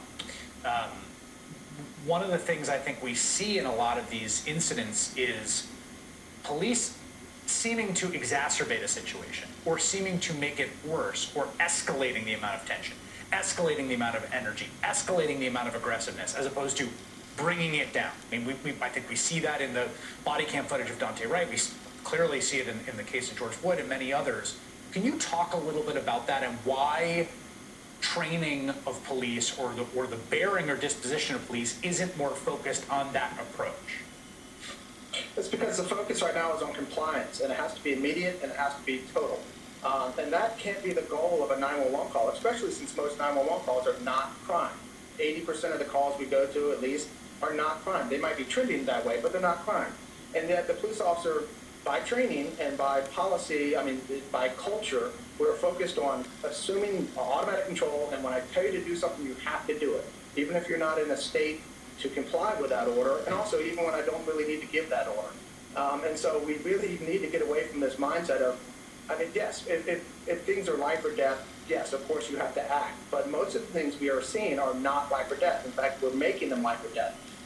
Slowing down is the one thing. We can't control what other people do, but we can control what we do. I tell everyone, slow yourself down. You can't really de-escalate somebody, but you can slow yourself down. And I say it again and again. If you didn't have a badge and a gun, how would you handle this 911 call? And whatever you come up with that is legal, reasonable, kind, ethical, try that first and slow down. That point about compliance, Philip, to me is the nub of this because it marries the two aspects of what happened to George Floyd.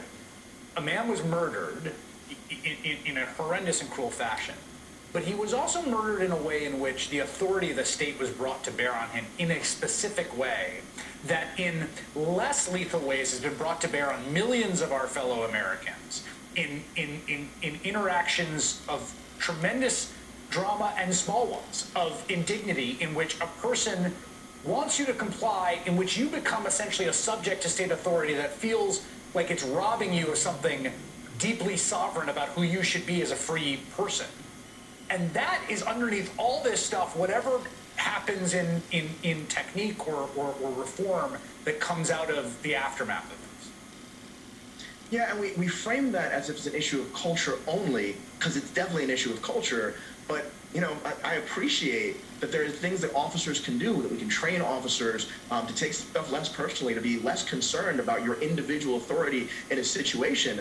But I also got to say, there's no version of this where introducing a badge and a gun isn't already an escalation. Right? If I happen to be selling loose cigarettes, right? Somebody comes up with a badge and a gun, all of a sudden, that's a life or death situation. It was never life or death before that. So absolutely, the mindset that you must have compliance, especially when someone is resisting but not threatening, that's the difficult situation for training law enforcement. But we do have a choice of whether or not we send law enforcement to these situations that could never be proportional to having a gun in the first place. I'm hoping that's the next step. I'm hoping that's what comes next. Philip Atiba-Goff and Patrick Skinner, gentlemen, thank you for... Last year, we're going to have a slow ride for the next 4 years. Biden today said, enough of these senseless killings. Was he referring to the dozens of blacks who are gunned down fatally every day in drive-by shootings?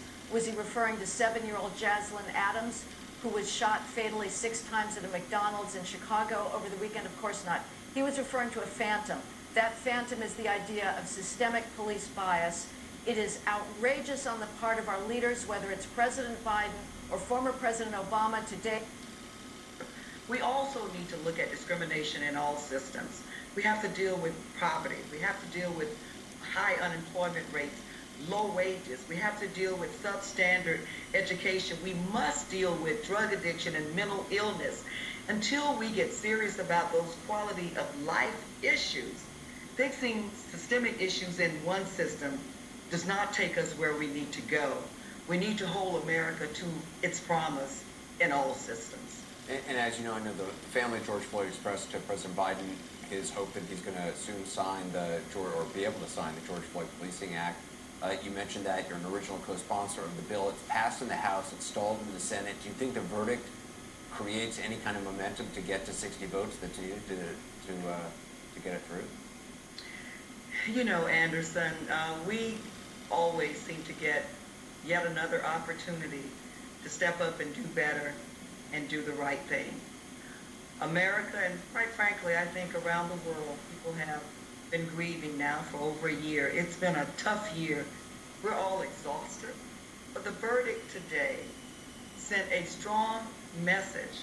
You know, it sent a message that we may not be the America that we need to be, but the verdict today signals that we can be that America that we are supposed to be. And so I am hoping that the Senate sees today's verdict, this strong verdict, guilty on all charges, that they will see this as a springboard, if you will, for them to present the George Floyd Justice and Policing Act and pass it and get it done. Is it going to solve all of our issues? No, it will not.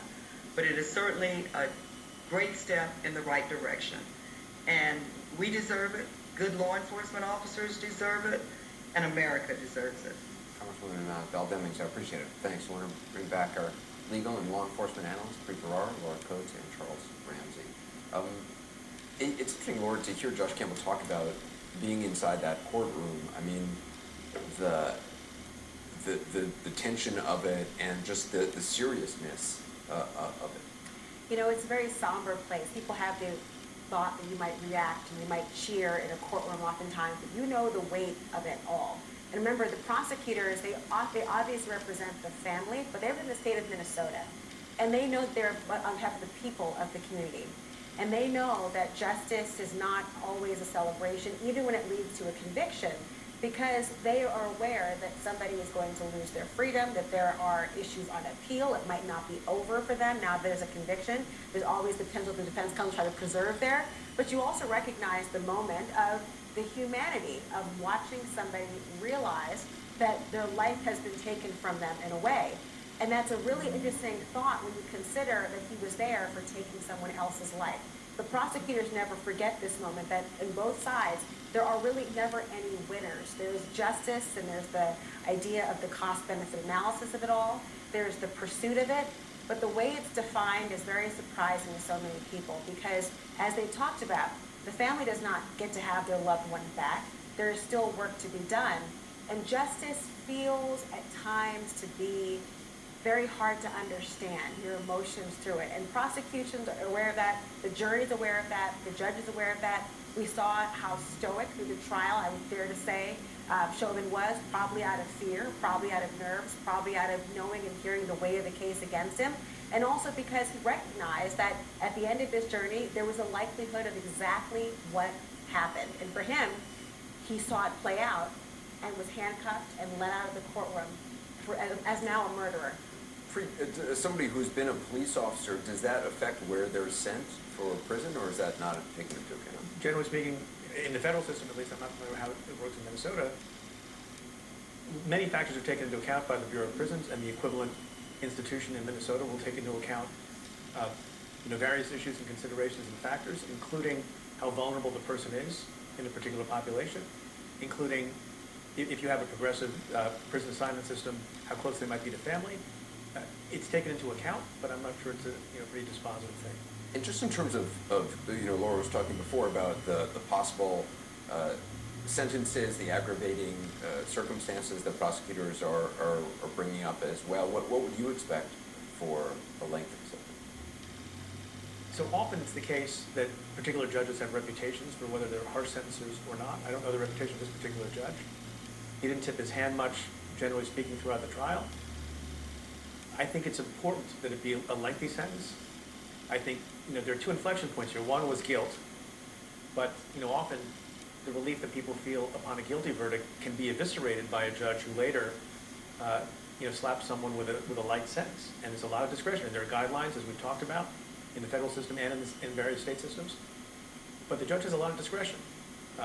Just because it's the case that a guideline suggests 12 and a half years or the maximum is 40 years on the murder 2 count, doesn't mean that the judge will impose that. And I think it's actually going to be, my guess is it'll be a pretty severe sentence because of the severity of the conduct and the lack of remorse and the nonchalance with which Derek Chauvin committed the crime. There's this moment in the summation by the prosecutors where he talked about the indifference, where he had the knee in the back of the net and was sort of casually picking pebbles out of the car tire.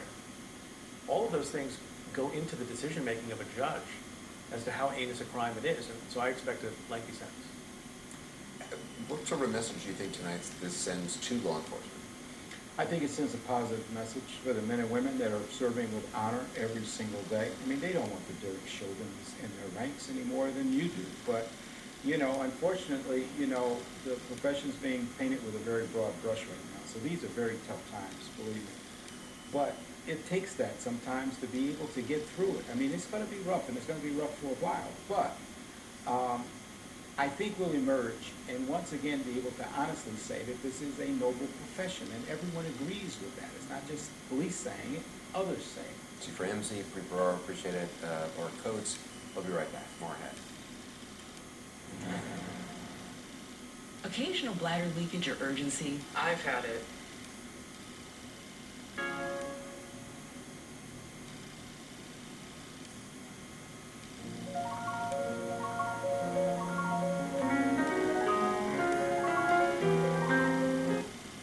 The 11th black senator in the history of this country, and when we are talking about criminal justice reform, the need for reform in our policing, if you're talking about voting rights, a whole range of issues, representation matters. That when we have a legislative body that more accurately reflects our actual citizenry, I think we got a better shot at getting the policy right. And so I'm going to be pushing my colleagues over the next few days and weeks to make sure we get the public policy right. The jury got the verdict right, but that does not solve this issue. It took a whole lot to get here. We had a whole coalition of conscience marching out in American streets last summer responding to this. A whole lot of things had to line up in order to make sure that a jury didn't come back buying the argument of the defense, that instead of seeing what we could see with our own eyes, that somehow if we would have bought into their argument, George Floyd killed himself and not the man whose knee was on his neck. And so we've got to make sure that we codify justice in our legislation, passed the George Floyd Justice and Policing Act. You know, it strikes me that a lot of the issues the country faces and some of the depths of our political divisions center on a sort of question about whether we're kind of fighting over a zero-sum pie in which one group is going to get a slice and the other doesn't, or we're engaged in some sort of collective undertaking that can make everyone flourish, allow everyone to flourish, can improve life for everyone else.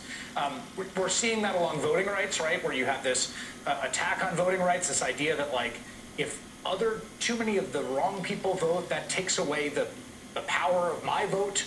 I think there's people who feel that way about policing, that if the police are not, sent into these neighborhoods to deal with those people, then that's going to imperil my safety.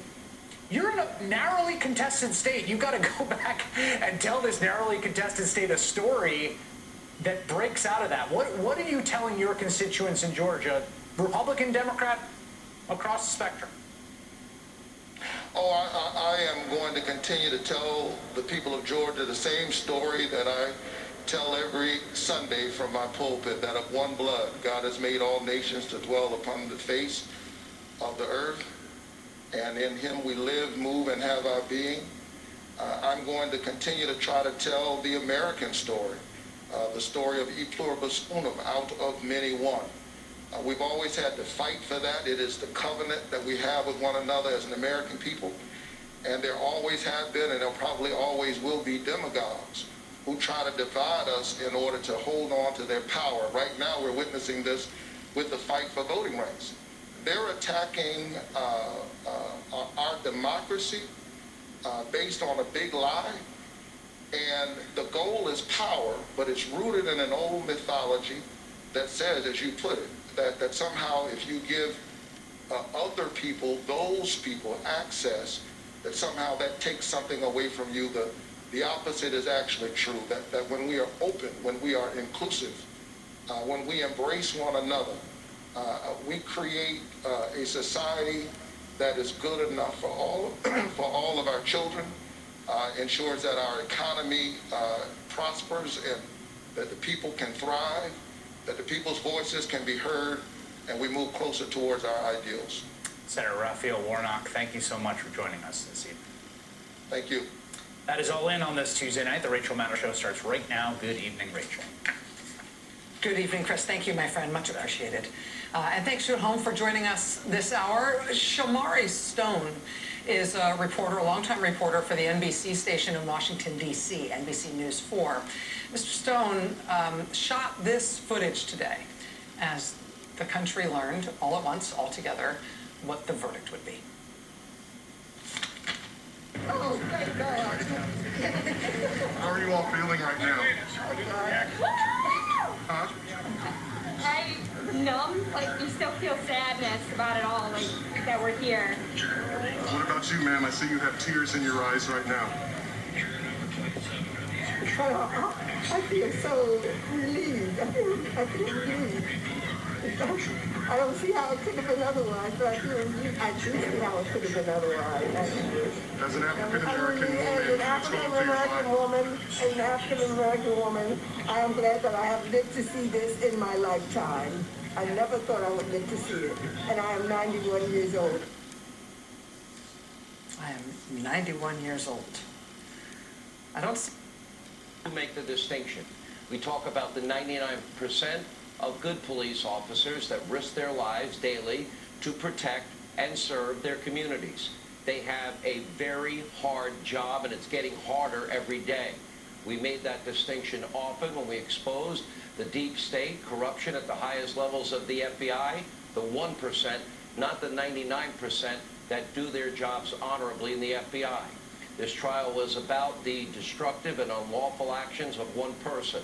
And now the jury has spoken, but, well, not everyone in the mob and the media is particularly happy. MSNBC contributor, one there, is not happy. According to him, a guilty verdict on every charge just isn't enough. Take a look. I actually always thought that he would be found guilty because it's sort of a cultural makeup call. But I'm not happy, I'm not pleased, I don't have any sense of satisfaction, I don't think this is a system working, I don't think this is a good thing. This is not the system working, this is a makeup call. This is the justice system trying to say that, hey, this is one bad apple, because that's how this is going to be interpreted.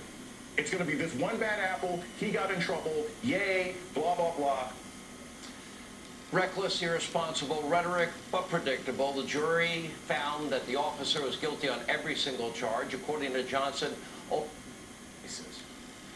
you remember the South Carolina case in 2015 where the cop shot and killed an unarmed black man named Walter Scott? Remember? He was running away, shot him in the back. The killing, unbeknownst to the officer, was caught on tape by a bystander with a cell phone. Exposed the cop, his name was Slager, for lying. Even in those circumstances, the state case ended in a hung jury. Just takes one. Another one-time police officer, like Chauvin, named Geronimo Yanez, was acquitted of second-degree manslaughter in 2017 for the killing of Philando Castile. Remember that traffic stop? Despite footage and testimony from Castile's girlfriend who witnessed the shooting. So what does that tell us? While the Derek Chauvin case for the murder of George Floyd may have seemed obvious, there was no reason to think this verdict would be returned. Remember, this case almost never came to be. It started as a health incident, according to the police. Remember? They put out a statement that the suspect, Floyd, appeared to be suffering medical distress, and that the officers called for an ambulance, and he died a short time after being brought to the hospital. As obvious as that video was, if not for the governor directing the AG to appoint a special prosecutor, this day may have never come. So tonight, there is a collective sigh of relief for many across this nation, especially from the Floyd family. They are vowing to keep up their fight against systemic racial inequality. I feel relieved today that I finally have the opportunity for hopefully getting some sleep. It's been a long journey as my brother was murdered. Times, they're getting harder every day. 10 miles away from here, Mr. Wright, Dante Wright. Yeah. He should still be here. We will have to do this for life. I'm going to put up a fight every day because I'm not just fighting for George anymore. I'm fighting for everybody around this world. Today, we are able to breathe again.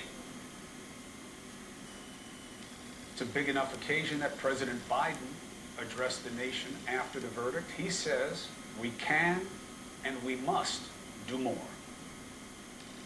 Systemic racism is a stain on our nation's soul. We can't stop here.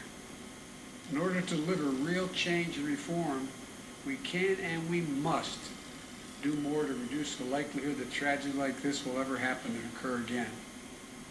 Now, we've heard this before, but we've never been here before. This is just one case. But what will it lead to? We never saw a verdict like this. We never saw protests like this. We never saw the shock from white people to the footage, joining the cause as they did here. So now we ask, will the majority see the need for change beyond this one verdict? Will the shock from when we saw George Floyd pinned down for so long, will it fade? Will people think this was enough? Or will it foster change? And again, that means, will the majority, will white America feel enough of a connection to this behavior, to this wrong, to this man, and this problem, that the call for change is not just shouted from the affected minority community, but echoed everywhere? Only then can this society improve how it polices for the men and women doing the job and for the people they serve and protect.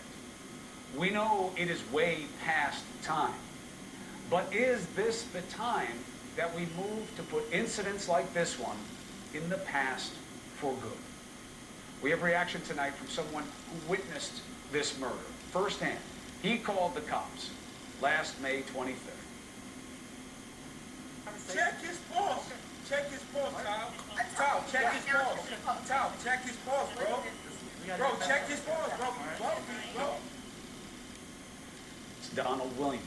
We had him on right after the incident. He testified for the prosecution and joins us once again. What does this mean to you, Donald? Man, this means a lot to me, not only to me, my family, and also to the George Floyd's family and to the world. This is a big accomplishment and a big step to getting justice for Black America. Did you expect this? I can't say I expected it, but I know the team that, with myself and the team that was around, the witnesses, we all went out there and we told the truth, we told what we seen, and, and if the world didn't see what we seen, then it was blinders still on, and I believe the blinders are off now because of the verdict that was made today. What has this meant to you in your life that you were there that day, that you did the right thing, that you knew it was wrong, and that you felt powerless to stop it? Do you feel more powerful now?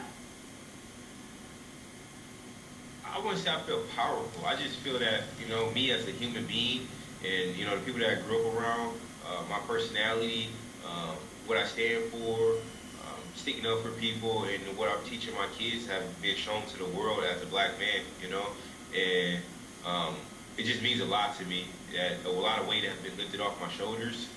It's been some really long nights, really long days, and a really long year of being able to, just have weight off my shoulders. And today, there's a lot of weight off my shoulder for me and my family, and not only my family, but the George Floyd's family and the world. What do you want this to mean?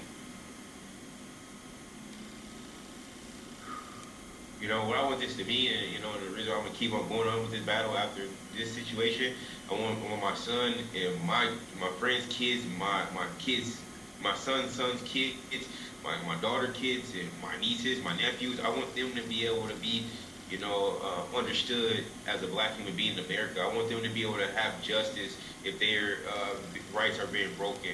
So this just means a lot. Being in history, I'm not really understanding how much history I am, but just listening to people around me and the different feedback I'm getting from my social media, that I'm getting from my teams around, this is really huge, and again, yeah, it means a lot, Chris. When you were in court, you were ready. You were ready to be challenged. You were ready to be painted a certain way. What did it feel like to be in that seat and to feel the questions coming and how much the answers meant, what you wanted to convey? It meant a lot. It was a championship fight for me. That's all I kept telling myself, to stay mentally focused. It's a championship fight. It's 5 rounds, but this is a whole year. You got to be able to, stay in the zone. Don't lose yourself with all the riffraff that's going on, or different rumors, or trying to make me out as a expert or certain things, when all I was doing is just telling the truth. So part of the big defense strategy was, the real deal with George Floyd, right? You know what he was really about, right? You know what he was doing, right? You know what he's really like, right? And then when you got on the stand, they wanted you to be seen a certain way as well. Let me remind the audience. You were angry. No, you can't paint me I was angry. I was in a position where I had to be controlled. Those terms grew more and more angry. Would you agree with that? They grew more and more pleading for life. Angry Black man, spooking the cops. They couldn't do their job. That's what the portrayal was supposed to be. You didn't want to let it happen. Nah, not at all. I've been there. Been there 4, 5, 6, 7 years old, being considered the angry Black child that always got his work done before his class, and was saying, no, he's just doing too much energy and things like that. Been a wrestler in Minnesota, passive aggressive. I've been through all of this before. So like, what he did for me was just give me more fuel to be comfortable on the stand, because I knew his tactics was to see me as a Black man, and to see that I was angry, and to see if he could distract me, and to see if he could get me off course. I stayed on track. It was not able to break me. You know, we're unbreakable. We've been through this fight for 400 plus years, and I'm just a hybrid of my parents, and I'm a hybrid of, you know, my ancestors before me. When I met you, when we first spoke last May, you said, we got to make a change. We all better make a change. I don't know the last time we saw a verdict like this under these kinds of circumstances. And this is a moment where change is possible. And you are forever part of that result and that story. And I wish you well, and I thank you, Donald Williams, for sharing your story with us from the beginning. Thank you, Chris, for having me. And thank you to the world and to the George Floyd family and for the justice that we got. Thank you to my team and, again, my family for being able to rock with me and keep me focused during this championship fight. God bless and good luck going forward. I'm always a call away. Thank you, sir. Salute. We have another witness to the Floyd murder. This one did not testify at trial. He was in the passenger seat inside Floyd's car. He is Maurice Hall. You'll remember he invoked his Fifth Amendment right against self-incrimination at the trial, but he is back now and willing to talk to us. Next. I had to gap my teeth for 20 the time, but I didn't do it that time. This is a bunch of scumbags. That's what they are. And with this kind of inspiration, I will go and take Trump out tonight. I will go and take Trump out tonight. Get in their faces. Hello? Hello? Hey, yo. Feeling better now. Nothing is going to make it all better, but at least God, now there's some justice. Right. And you know, I think a John is coming. My dad is going to change the world. He's going to start to change it now. That's right. Yes. Amen. Start to change it now. It's about to change it now. Joining us now is Minnesota Public Radio reporter Brent Williams, who has been covering the trial from Minneapolis since it started and has joined us several times to help us understand the progress of the trial. Mr. Williams, it's nice to see you. Thanks for being here tonight. Thanks for having me back. This is a big national moment. I don't think there has been as much anticipation for a jury verdict in the last 20 years.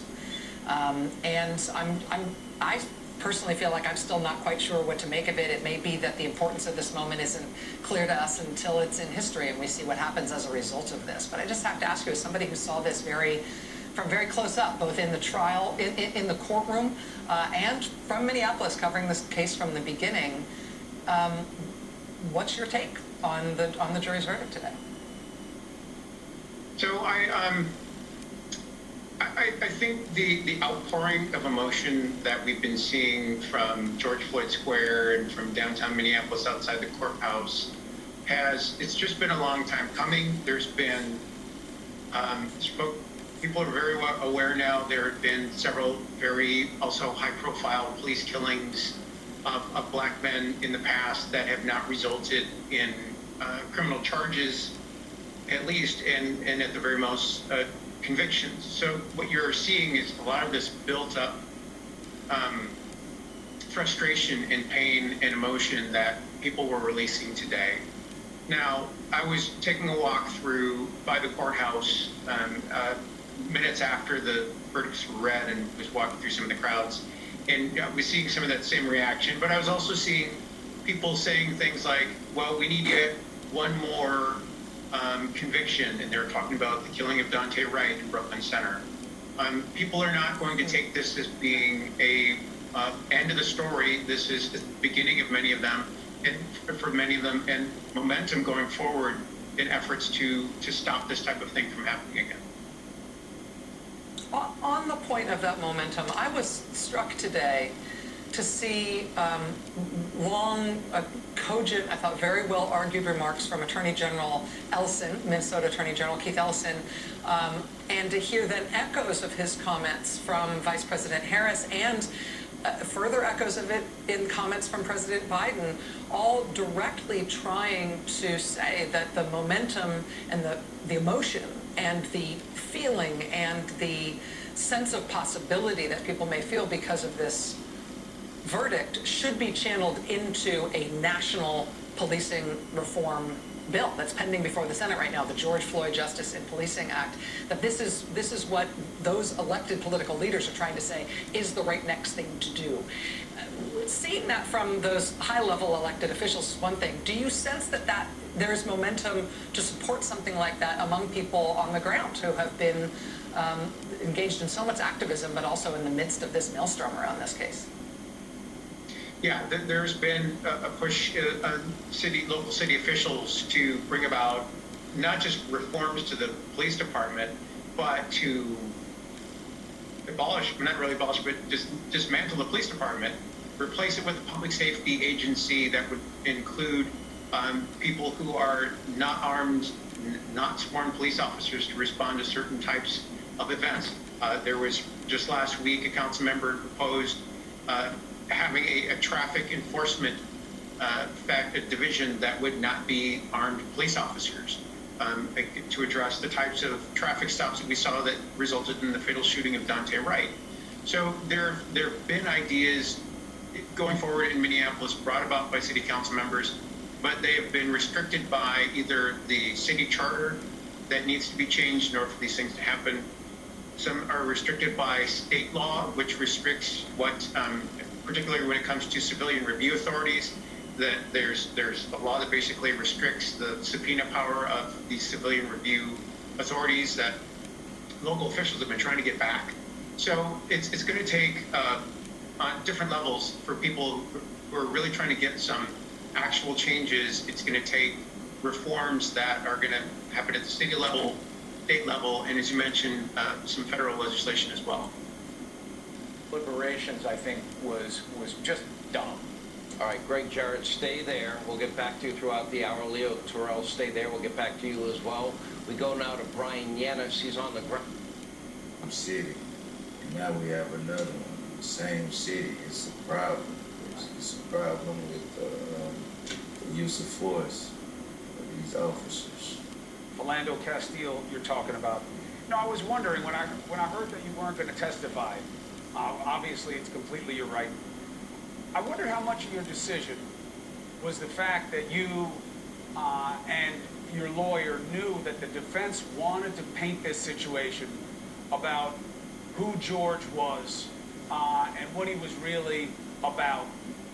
Were you worried about that they were going to come at you and try to make this some kind of character assassination?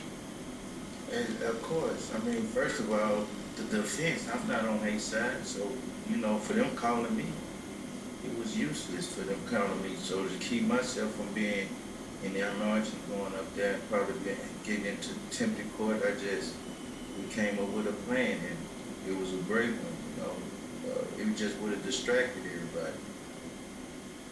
What about the other officers' cases? Do you want to testify in those?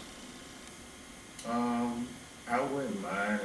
That's going to be something up with my lawyers. Like I said, the defense, they was not on our side, so it was nothing I could offer them. And I think the prosecution done a good job anyway with bringing on professionals, so. I got it. Was there a little bit of frustration for you that you wanted to speak up on your friend's behalf, as you call him, Big Floyd?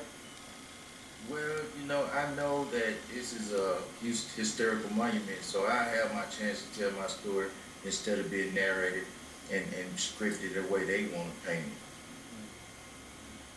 So what do you think it means at the end of the day? This is a big case. I was saying at the top of the show, I don't know if you got to hear, it's almost hard to compare it to anything else. It was a case that became a movement not just local, not just black people. The tape was so shocking, so long, so obvious to so many, but it's still just one case, and change takes a lot. Do you think this could be the catalyst that leads to something more? Very well.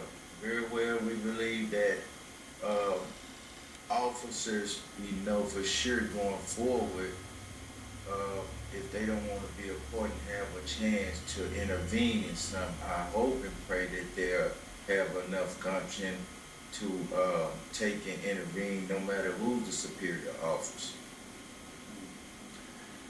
This is a little bit of a weird question, but you know, you knew George Floyd very well. and you miss him, and I know you're hurt that you lost a brother this way. And I'm just wondering, you must be thinking about him so much during this process. And obviously, nobody could ever consider, hey, I wonder if my life would ever become part of a huge criminal case.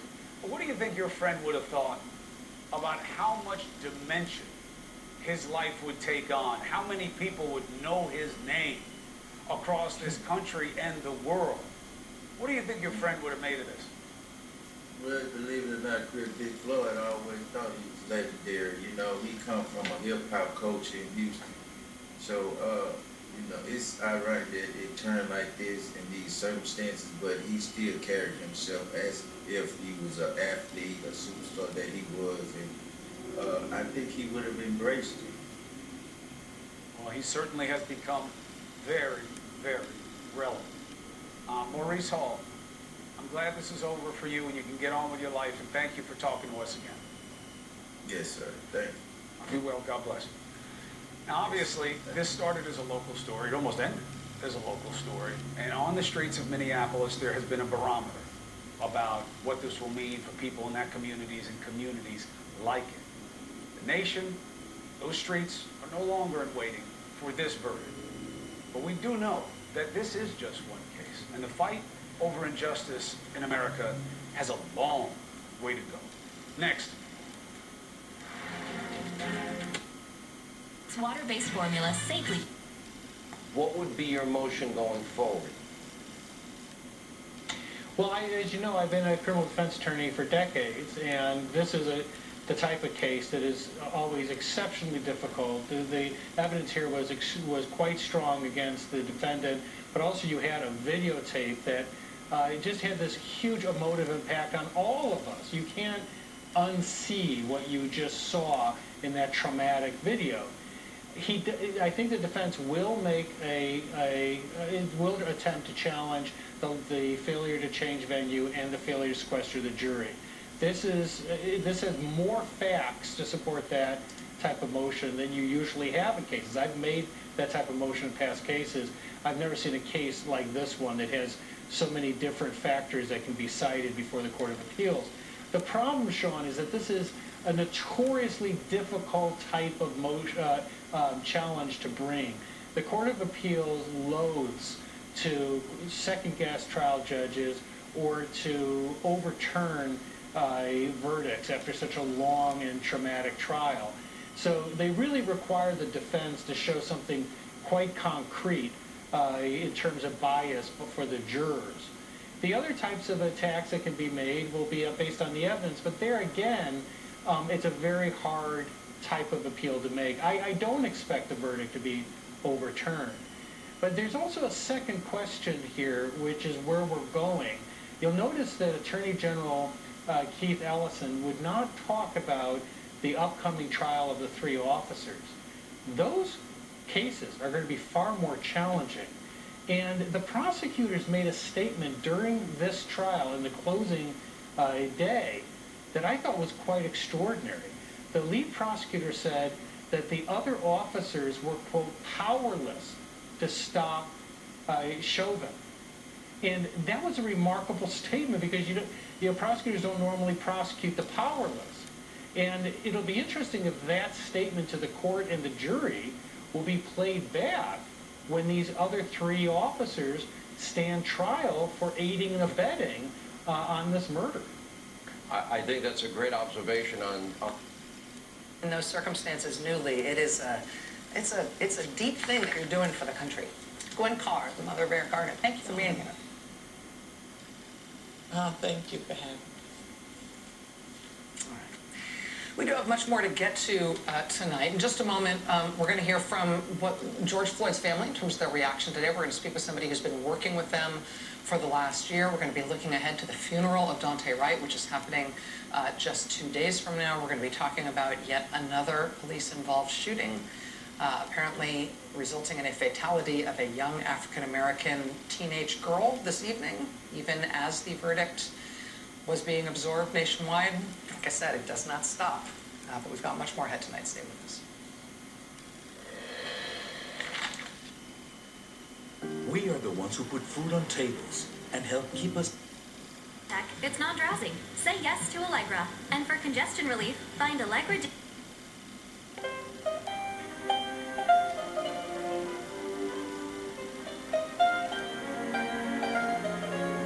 You for your time.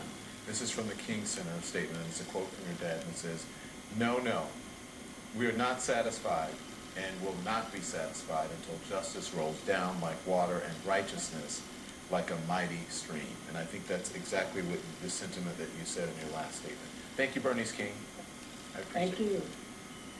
God bless you. We'll be right back. Top of the hour.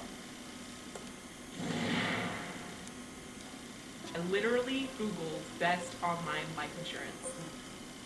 Many times tonight. Revolution. The revolution has begun.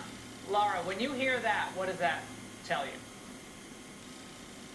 That's just further confirmation of what I've been studying, for the past couple of years, Laura. And I go to, as a journalist, I try to understand what lies behind the euphemisms and the words that they use. And so I go to history. I go particularly to what they say. Uncles, because they are all black.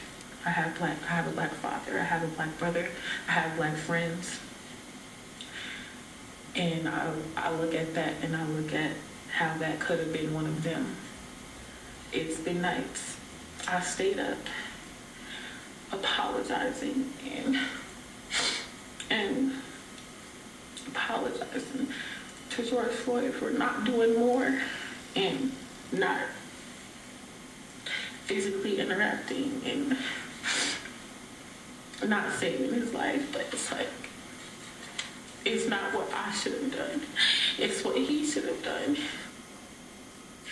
All three of the other police officers on the scene could have done more. Each one of them could have intervened and knocked Derek Chauvin off George Floyd's neck. But they did not have Darnella Frazier's courage. They did not have Darnella Frazier's sense of duty to the sanctity of the sanctity of life of another human being. Derek Chauvin is in jail tonight, awaiting a sentence that could leave him in prison for the rest of his life. And that happened because Darnella Frazier pressed record on her phone, because she knew something had to be done for George Floyd, and that was the only thing she could do. Tonight, on her Facebook page, where she posted her video of George Floyd taking his last breath, Darnella Frazier wrote, "I just cried so hard. This last hour, my heart was beating so fast. I was so anxious, anxiety buzzing through the roof. But to know guilty on all three charges. Thank you, God. Thank you, thank you, thank you, thank you. George Floyd, we did it. Justice has been served." Darnella Frazier gets tonight's last word. The 11th hour with Brian Williams starts now.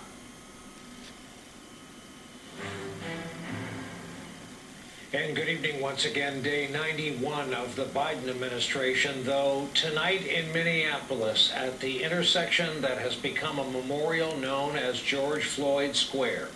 Peaceful crowds gathered yet again, not to protest, but to mark a change, a new message of accountability, and just perhaps a bellwether moment in the relationship between law enforcement in our country and communities of color. Former Minneapolis police officer Derek Chauvin is now in a jail cell after being convicted of murder in the death of George Floyd. Late this afternoon, after some 10 hours of deliberations in all, the jury said it had reached a verdict. Count 1, unintentional second-degree murder, guilty. Count 2, third-degree murder, guilty. Count 3, second-degree manslaughter, guilty. And with that, it was all over. The jury was dismissed. Court officers went over to Chauvin, placed him in handcuffs, led him out of the room to await sentencing 2 months from now.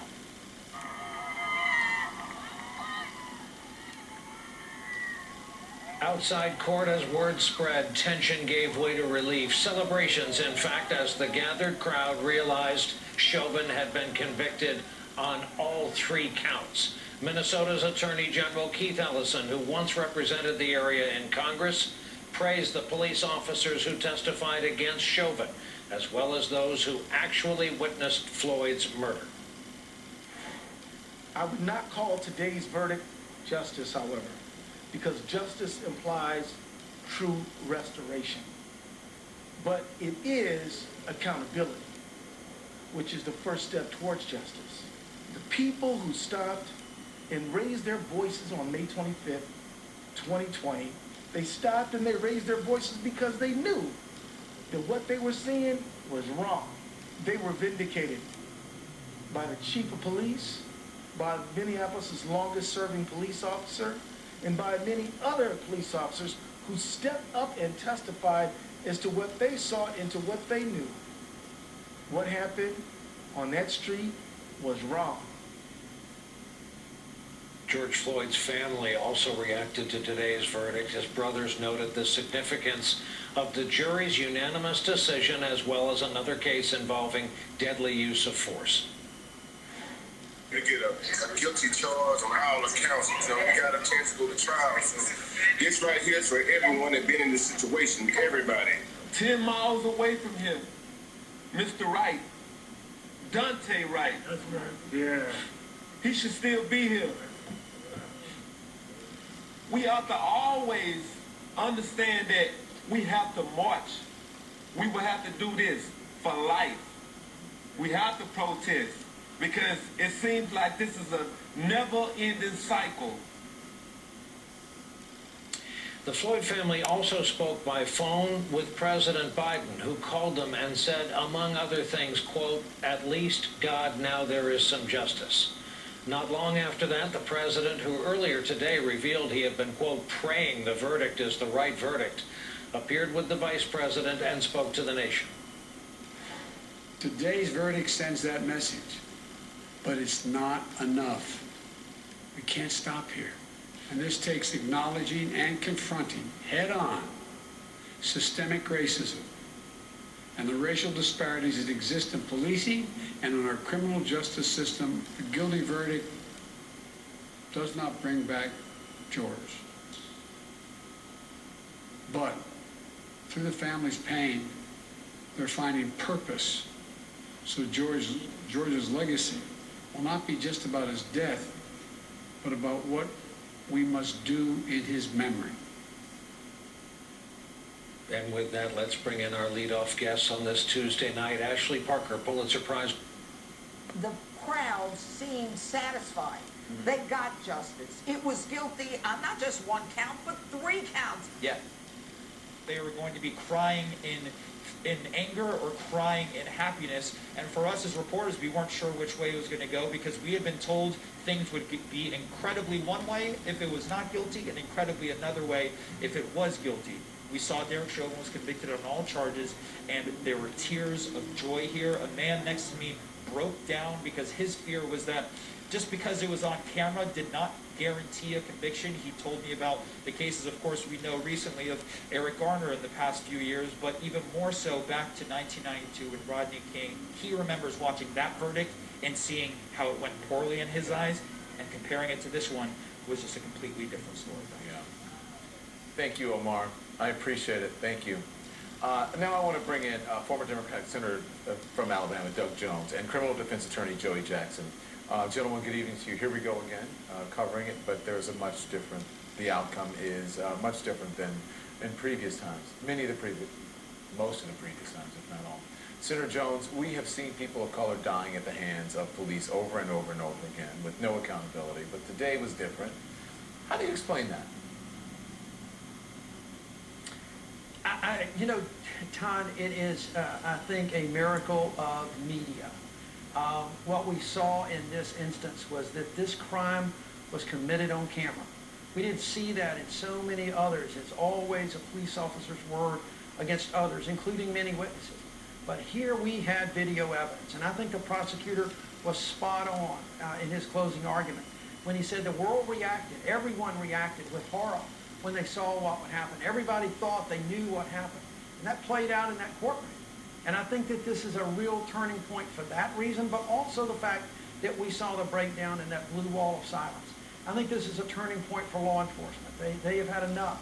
And they're going to see from this point on some real changes that need to be made. Do you think Joey, you think we'll see a change in policing? You think this changes policing going forward?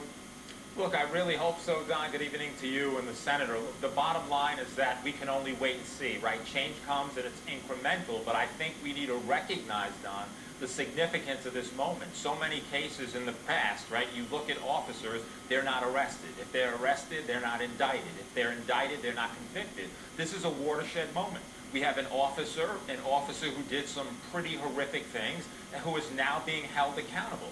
There are times of reckoning in our history, and yes, indeed, right? We have to look and we have to use this as a moment, right? Not to rest on your laurels, but to build it for something more. We've heard in the building of something more, and the Senator could appreciate this, right? The George Floyd Act, which they want to get through the Senate, right?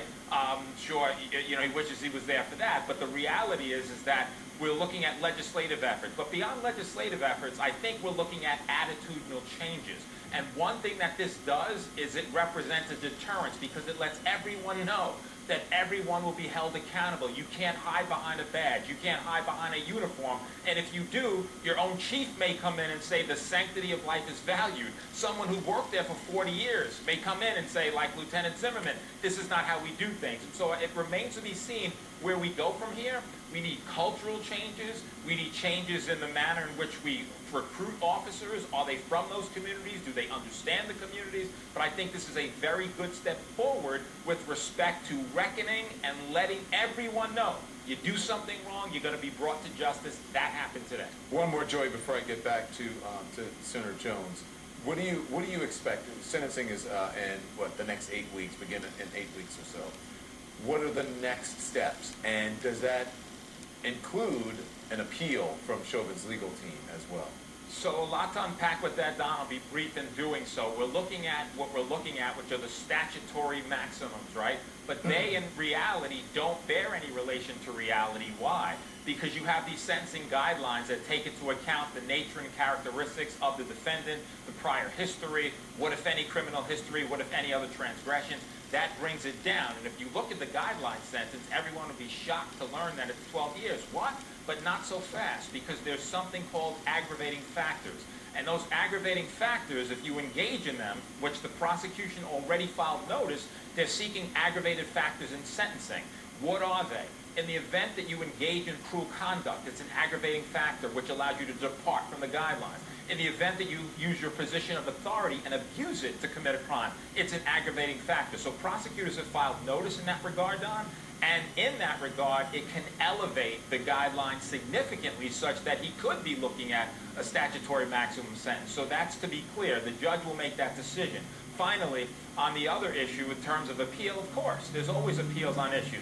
Should the venue have been changed? Should other expert witnesses have been allowed, or were they cumulative evidence? Was it too prejudicial?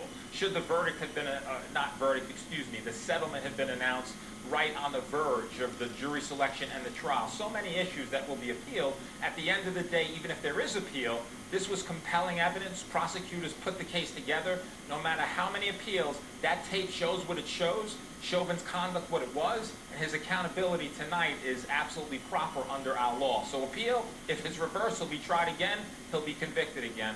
Those are the facts. All right. Senator Jones, I see you shaking your head in agreement. I want you to respond to that, but let me put this up because I think that this will be in your response as well. Merrick Garland releasing a statement tonight saying, "I know that nothing can fill the void that the loved ones of George Floyd have felt since his death. The Justice Department has previously announced a federal civil rights investigation into the death of George Floyd. This investigation is ongoing." So, shaking your head in agreement with Joey, but what is happening behind the scenes as well? I think behind the scenes, number one, they're getting ready for sentencing. I think the prosecutors are already moving. But you know, you got 3 other officers that are also charged, and that trial is going to come up relatively soon, in a couple of months, I think. They're getting ready for that trial. Those are going to be different standards, and they're looking at that. But they're going to be ready for sentencing, and I do think that there's going to be 2 things happening with the Department of Justice. Number one, a civil rights investigation that will involve the conduct of all of these officers.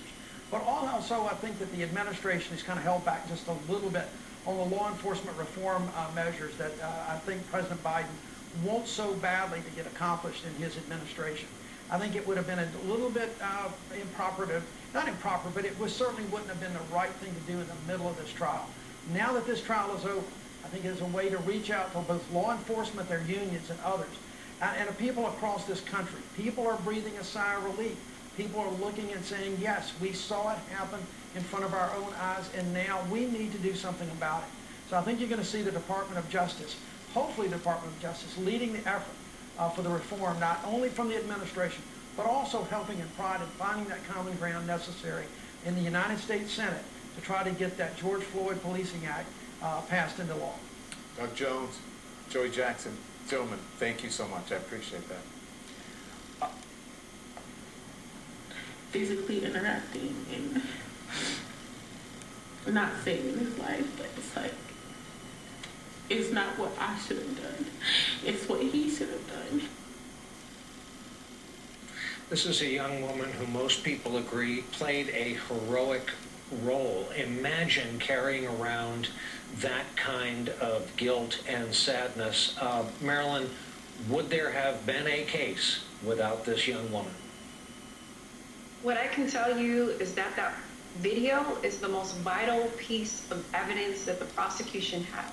And let's be clear that if it weren't for that video that could not be contradicted, which doesn't typically exist, we as a country would continue to claim to be willfully ignorant to the police brutality and race relations.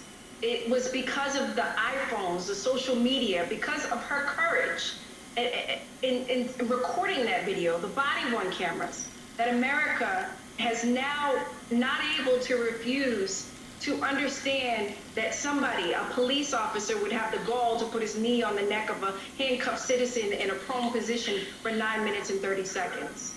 The culture of violence and culture of overly dominant police enforcement against Black people in this country would not be on full display if it were not for that video. And so today, because of this verdict, we say to the world as a country, we're no longer willfully ignorant. Black lives do matter. We see the trauma and the violence that has been inflicted upon Black people by the police every single day in the country. And we're committed, right, to the systemic reform that will always ensure justice and accountability when Black men, women, and children are killed at the hands of police. Paul, a legal question. How does it feel tonight if you're the lawyer for the remaining 3 officers scheduled to go to trial in this case, or perhaps you're the lawyer for the police officer, now former police officer, who shot and killed Dante Wright? You're thinking about making a deal, because this may signal a new day with regard to holding police officers accountable. So some lawyers say that cases are won or lost during jury selection. And this jury was actually more diverse than the city where the trial took place. It included 6 people of color and 7 people in their 20s and 30s, both groups that are less likely to give the police more credit than other witnesses. And what a lot of these jurors said during the selection process was that they had concerns about whether the police treat all Americans the same way. And the judge, to his credit, did not allow that realistic assessment to prevent those folks from serving on the jury. And so, Brian, this case was about the state versus Derek Chauvin. Police weren't on trial as an institution, but the movement for Black Lives has to get a lot of credit for the way that it's educated the public. Both Black and brown people have always said that the police treat us differently, unfairly. This is a good day for equal justice under the law. Ashley Parker, while there was celebration today, so much of it just a release valve from what was pent up since May 25th of last year. This was not a Capra-esque or Spielbergian ending. In fact, the governor of Minnesota said tonight, we're at the floor. This is not the ceiling. And Joe Biden used similar wording. So the question to you, given your beat, what does the administration want to see now? What will they be willing to put their weight and name and heft behind? That's the key question. We have some inklings, but this has not been totally at the forefront of President Biden's administration so far. President Biden has made clear he does want reforms to policing, the end of qualified immunity, the end of chokeholds, the end of no-knock warrants, a database where police misconduct is recorded. There is the George Floyd Justice in Policing bill that is making its way through Congress. And on the one hand, President Biden is somewhat limited to what he can do that is not a legislative solution. On the other hand, he has the bully pulpit. He has the ability to, help push what Congress does and does not take up, how much to sell it, how much to travel the country selling it, how much to make remarks about this versus coronavirus versus infrastructure. And so you saw him mention that this was, again, just the beginning, that so much had to occur for, as he said, basic accountability to happen in one rare instance. And it will be interesting to see in the weeks coming forward how much he does is sort of spurred on by what activists even today were already worried about. One sort of quote-unquote good verdict is not a solution. It is not justice, and how much he is going to really use his bully pulpit to help pursue that. I know something about the day you have all had. It's why we're so indebted to our big three and all of our guests tonight, to Ashley Parker, to Paul Butler, to Marilyn Mosby. Our great thanks for starting us off. Coming up for us, more on what the 3 counts of murder in Minneapolis mean for police across our country. And later, one of our guests calls today's verdict a cultural makeup call. We'll look at whether anything will really change. All of it as the 11th hour is just getting underway on this consequential Tuesday night in our country.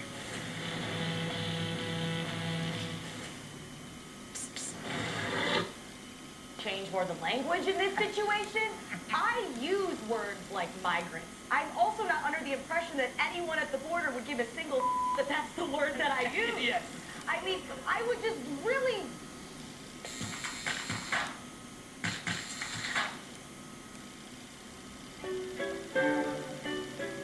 Nation. They all celebrate it because one thing they can always say is justice for George. It means freedom for all. Because it has been times that you'll be worried, like, what will I have to do when I get pulled over? You think about so many things. The world has sparked and lit up with a blaze tonight, and it's a celebration. Business could be taken care of tomorrow, but now it's a celebration today. Hopefully this is a new precedent in America where marginalized minorities, especially black people down there, that we can get full justice, not just partial justice, not just civil justice under the 7th Amendment, which we control, and be denied justice under the 10th Amendment, which the prosecutors control. When Keith Ellison and his amazing lawyers did, they said, no, we too are American citizens, and we too deserve full justice, and we should expect it. I want to bring in now Andrea Jenkins. She is the Vice President of the Minneapolis City Council. Andrea, thank you so much. How you doing? Hey, good evening, Don. How are you? I'm doing very well. Your district includes a street corner where George Floyd was murdered. The community has been through so much in the last year. Give me your feelings, and what are you hearing from your constituents tonight, Andrea? Well, Don, I do want to just say, offer my heart and my hand to the Floyd family and all of the relatives and supporters. I know that this verdict does not and will not ease their pain and take away their anguish and their anger. But it is a step towards justice. It is a step towards equity, and so I hope they are able to find some solace in these verdicts tonight. The community is really, I think, celebrating tonight, as Philonis just talked about,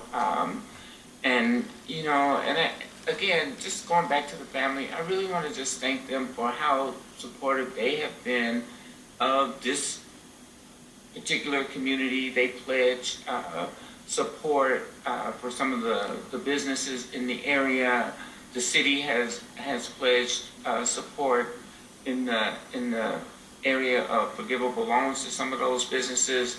And so I just want to thank them for that.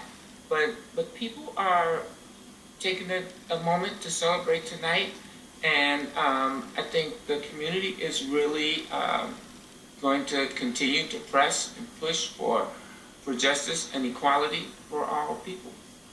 The mayor of nearby Brooklyn Center telling CNN that Minnesota is a place where it isn't safe to be black. What do you think needs to happen to allow, if you agree with that statement, you can tell me if you agree or disagree, but what do you think needs to be allowed to happen for the community to trust the police? Well, if we're being honest, and I know Mayor Elliott, you know, America is not safe if you're black.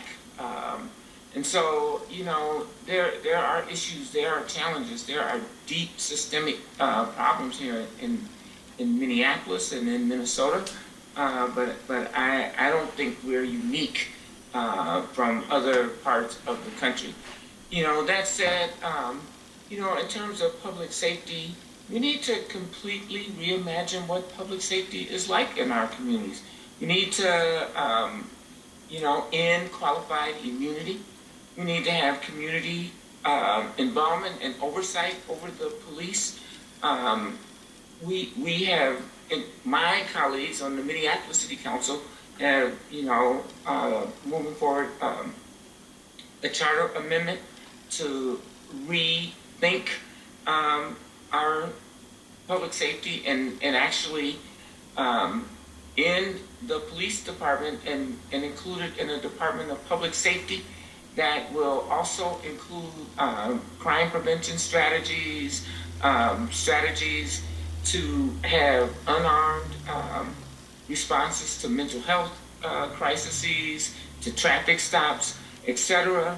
And so we need to work as a community and as a society together to reimagine public safety and go beyond that to reimagine our society, really, because much of what the problems are in our society, you know, police brutality is a symptom of that, and it's a mechanism to uphold the challenges in our society, the economic disparities that are plaguing our society. So we need to reshape and rethink how we are living together in this country.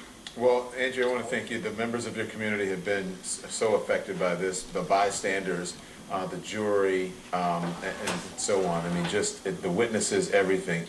The witnesses, yeah. I just want to thank them so much for their bravery, for their courage, for their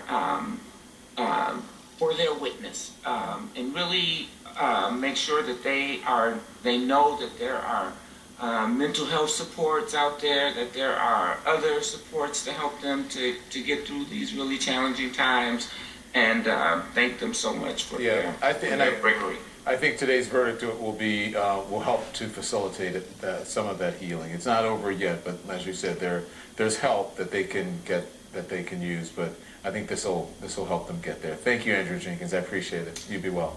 Thank you, Don. Thank you. Have a great night. A pivotal moment for racial justice in America, but there's still a whole lot of progress that needs to be made. Where we go from here, that's next.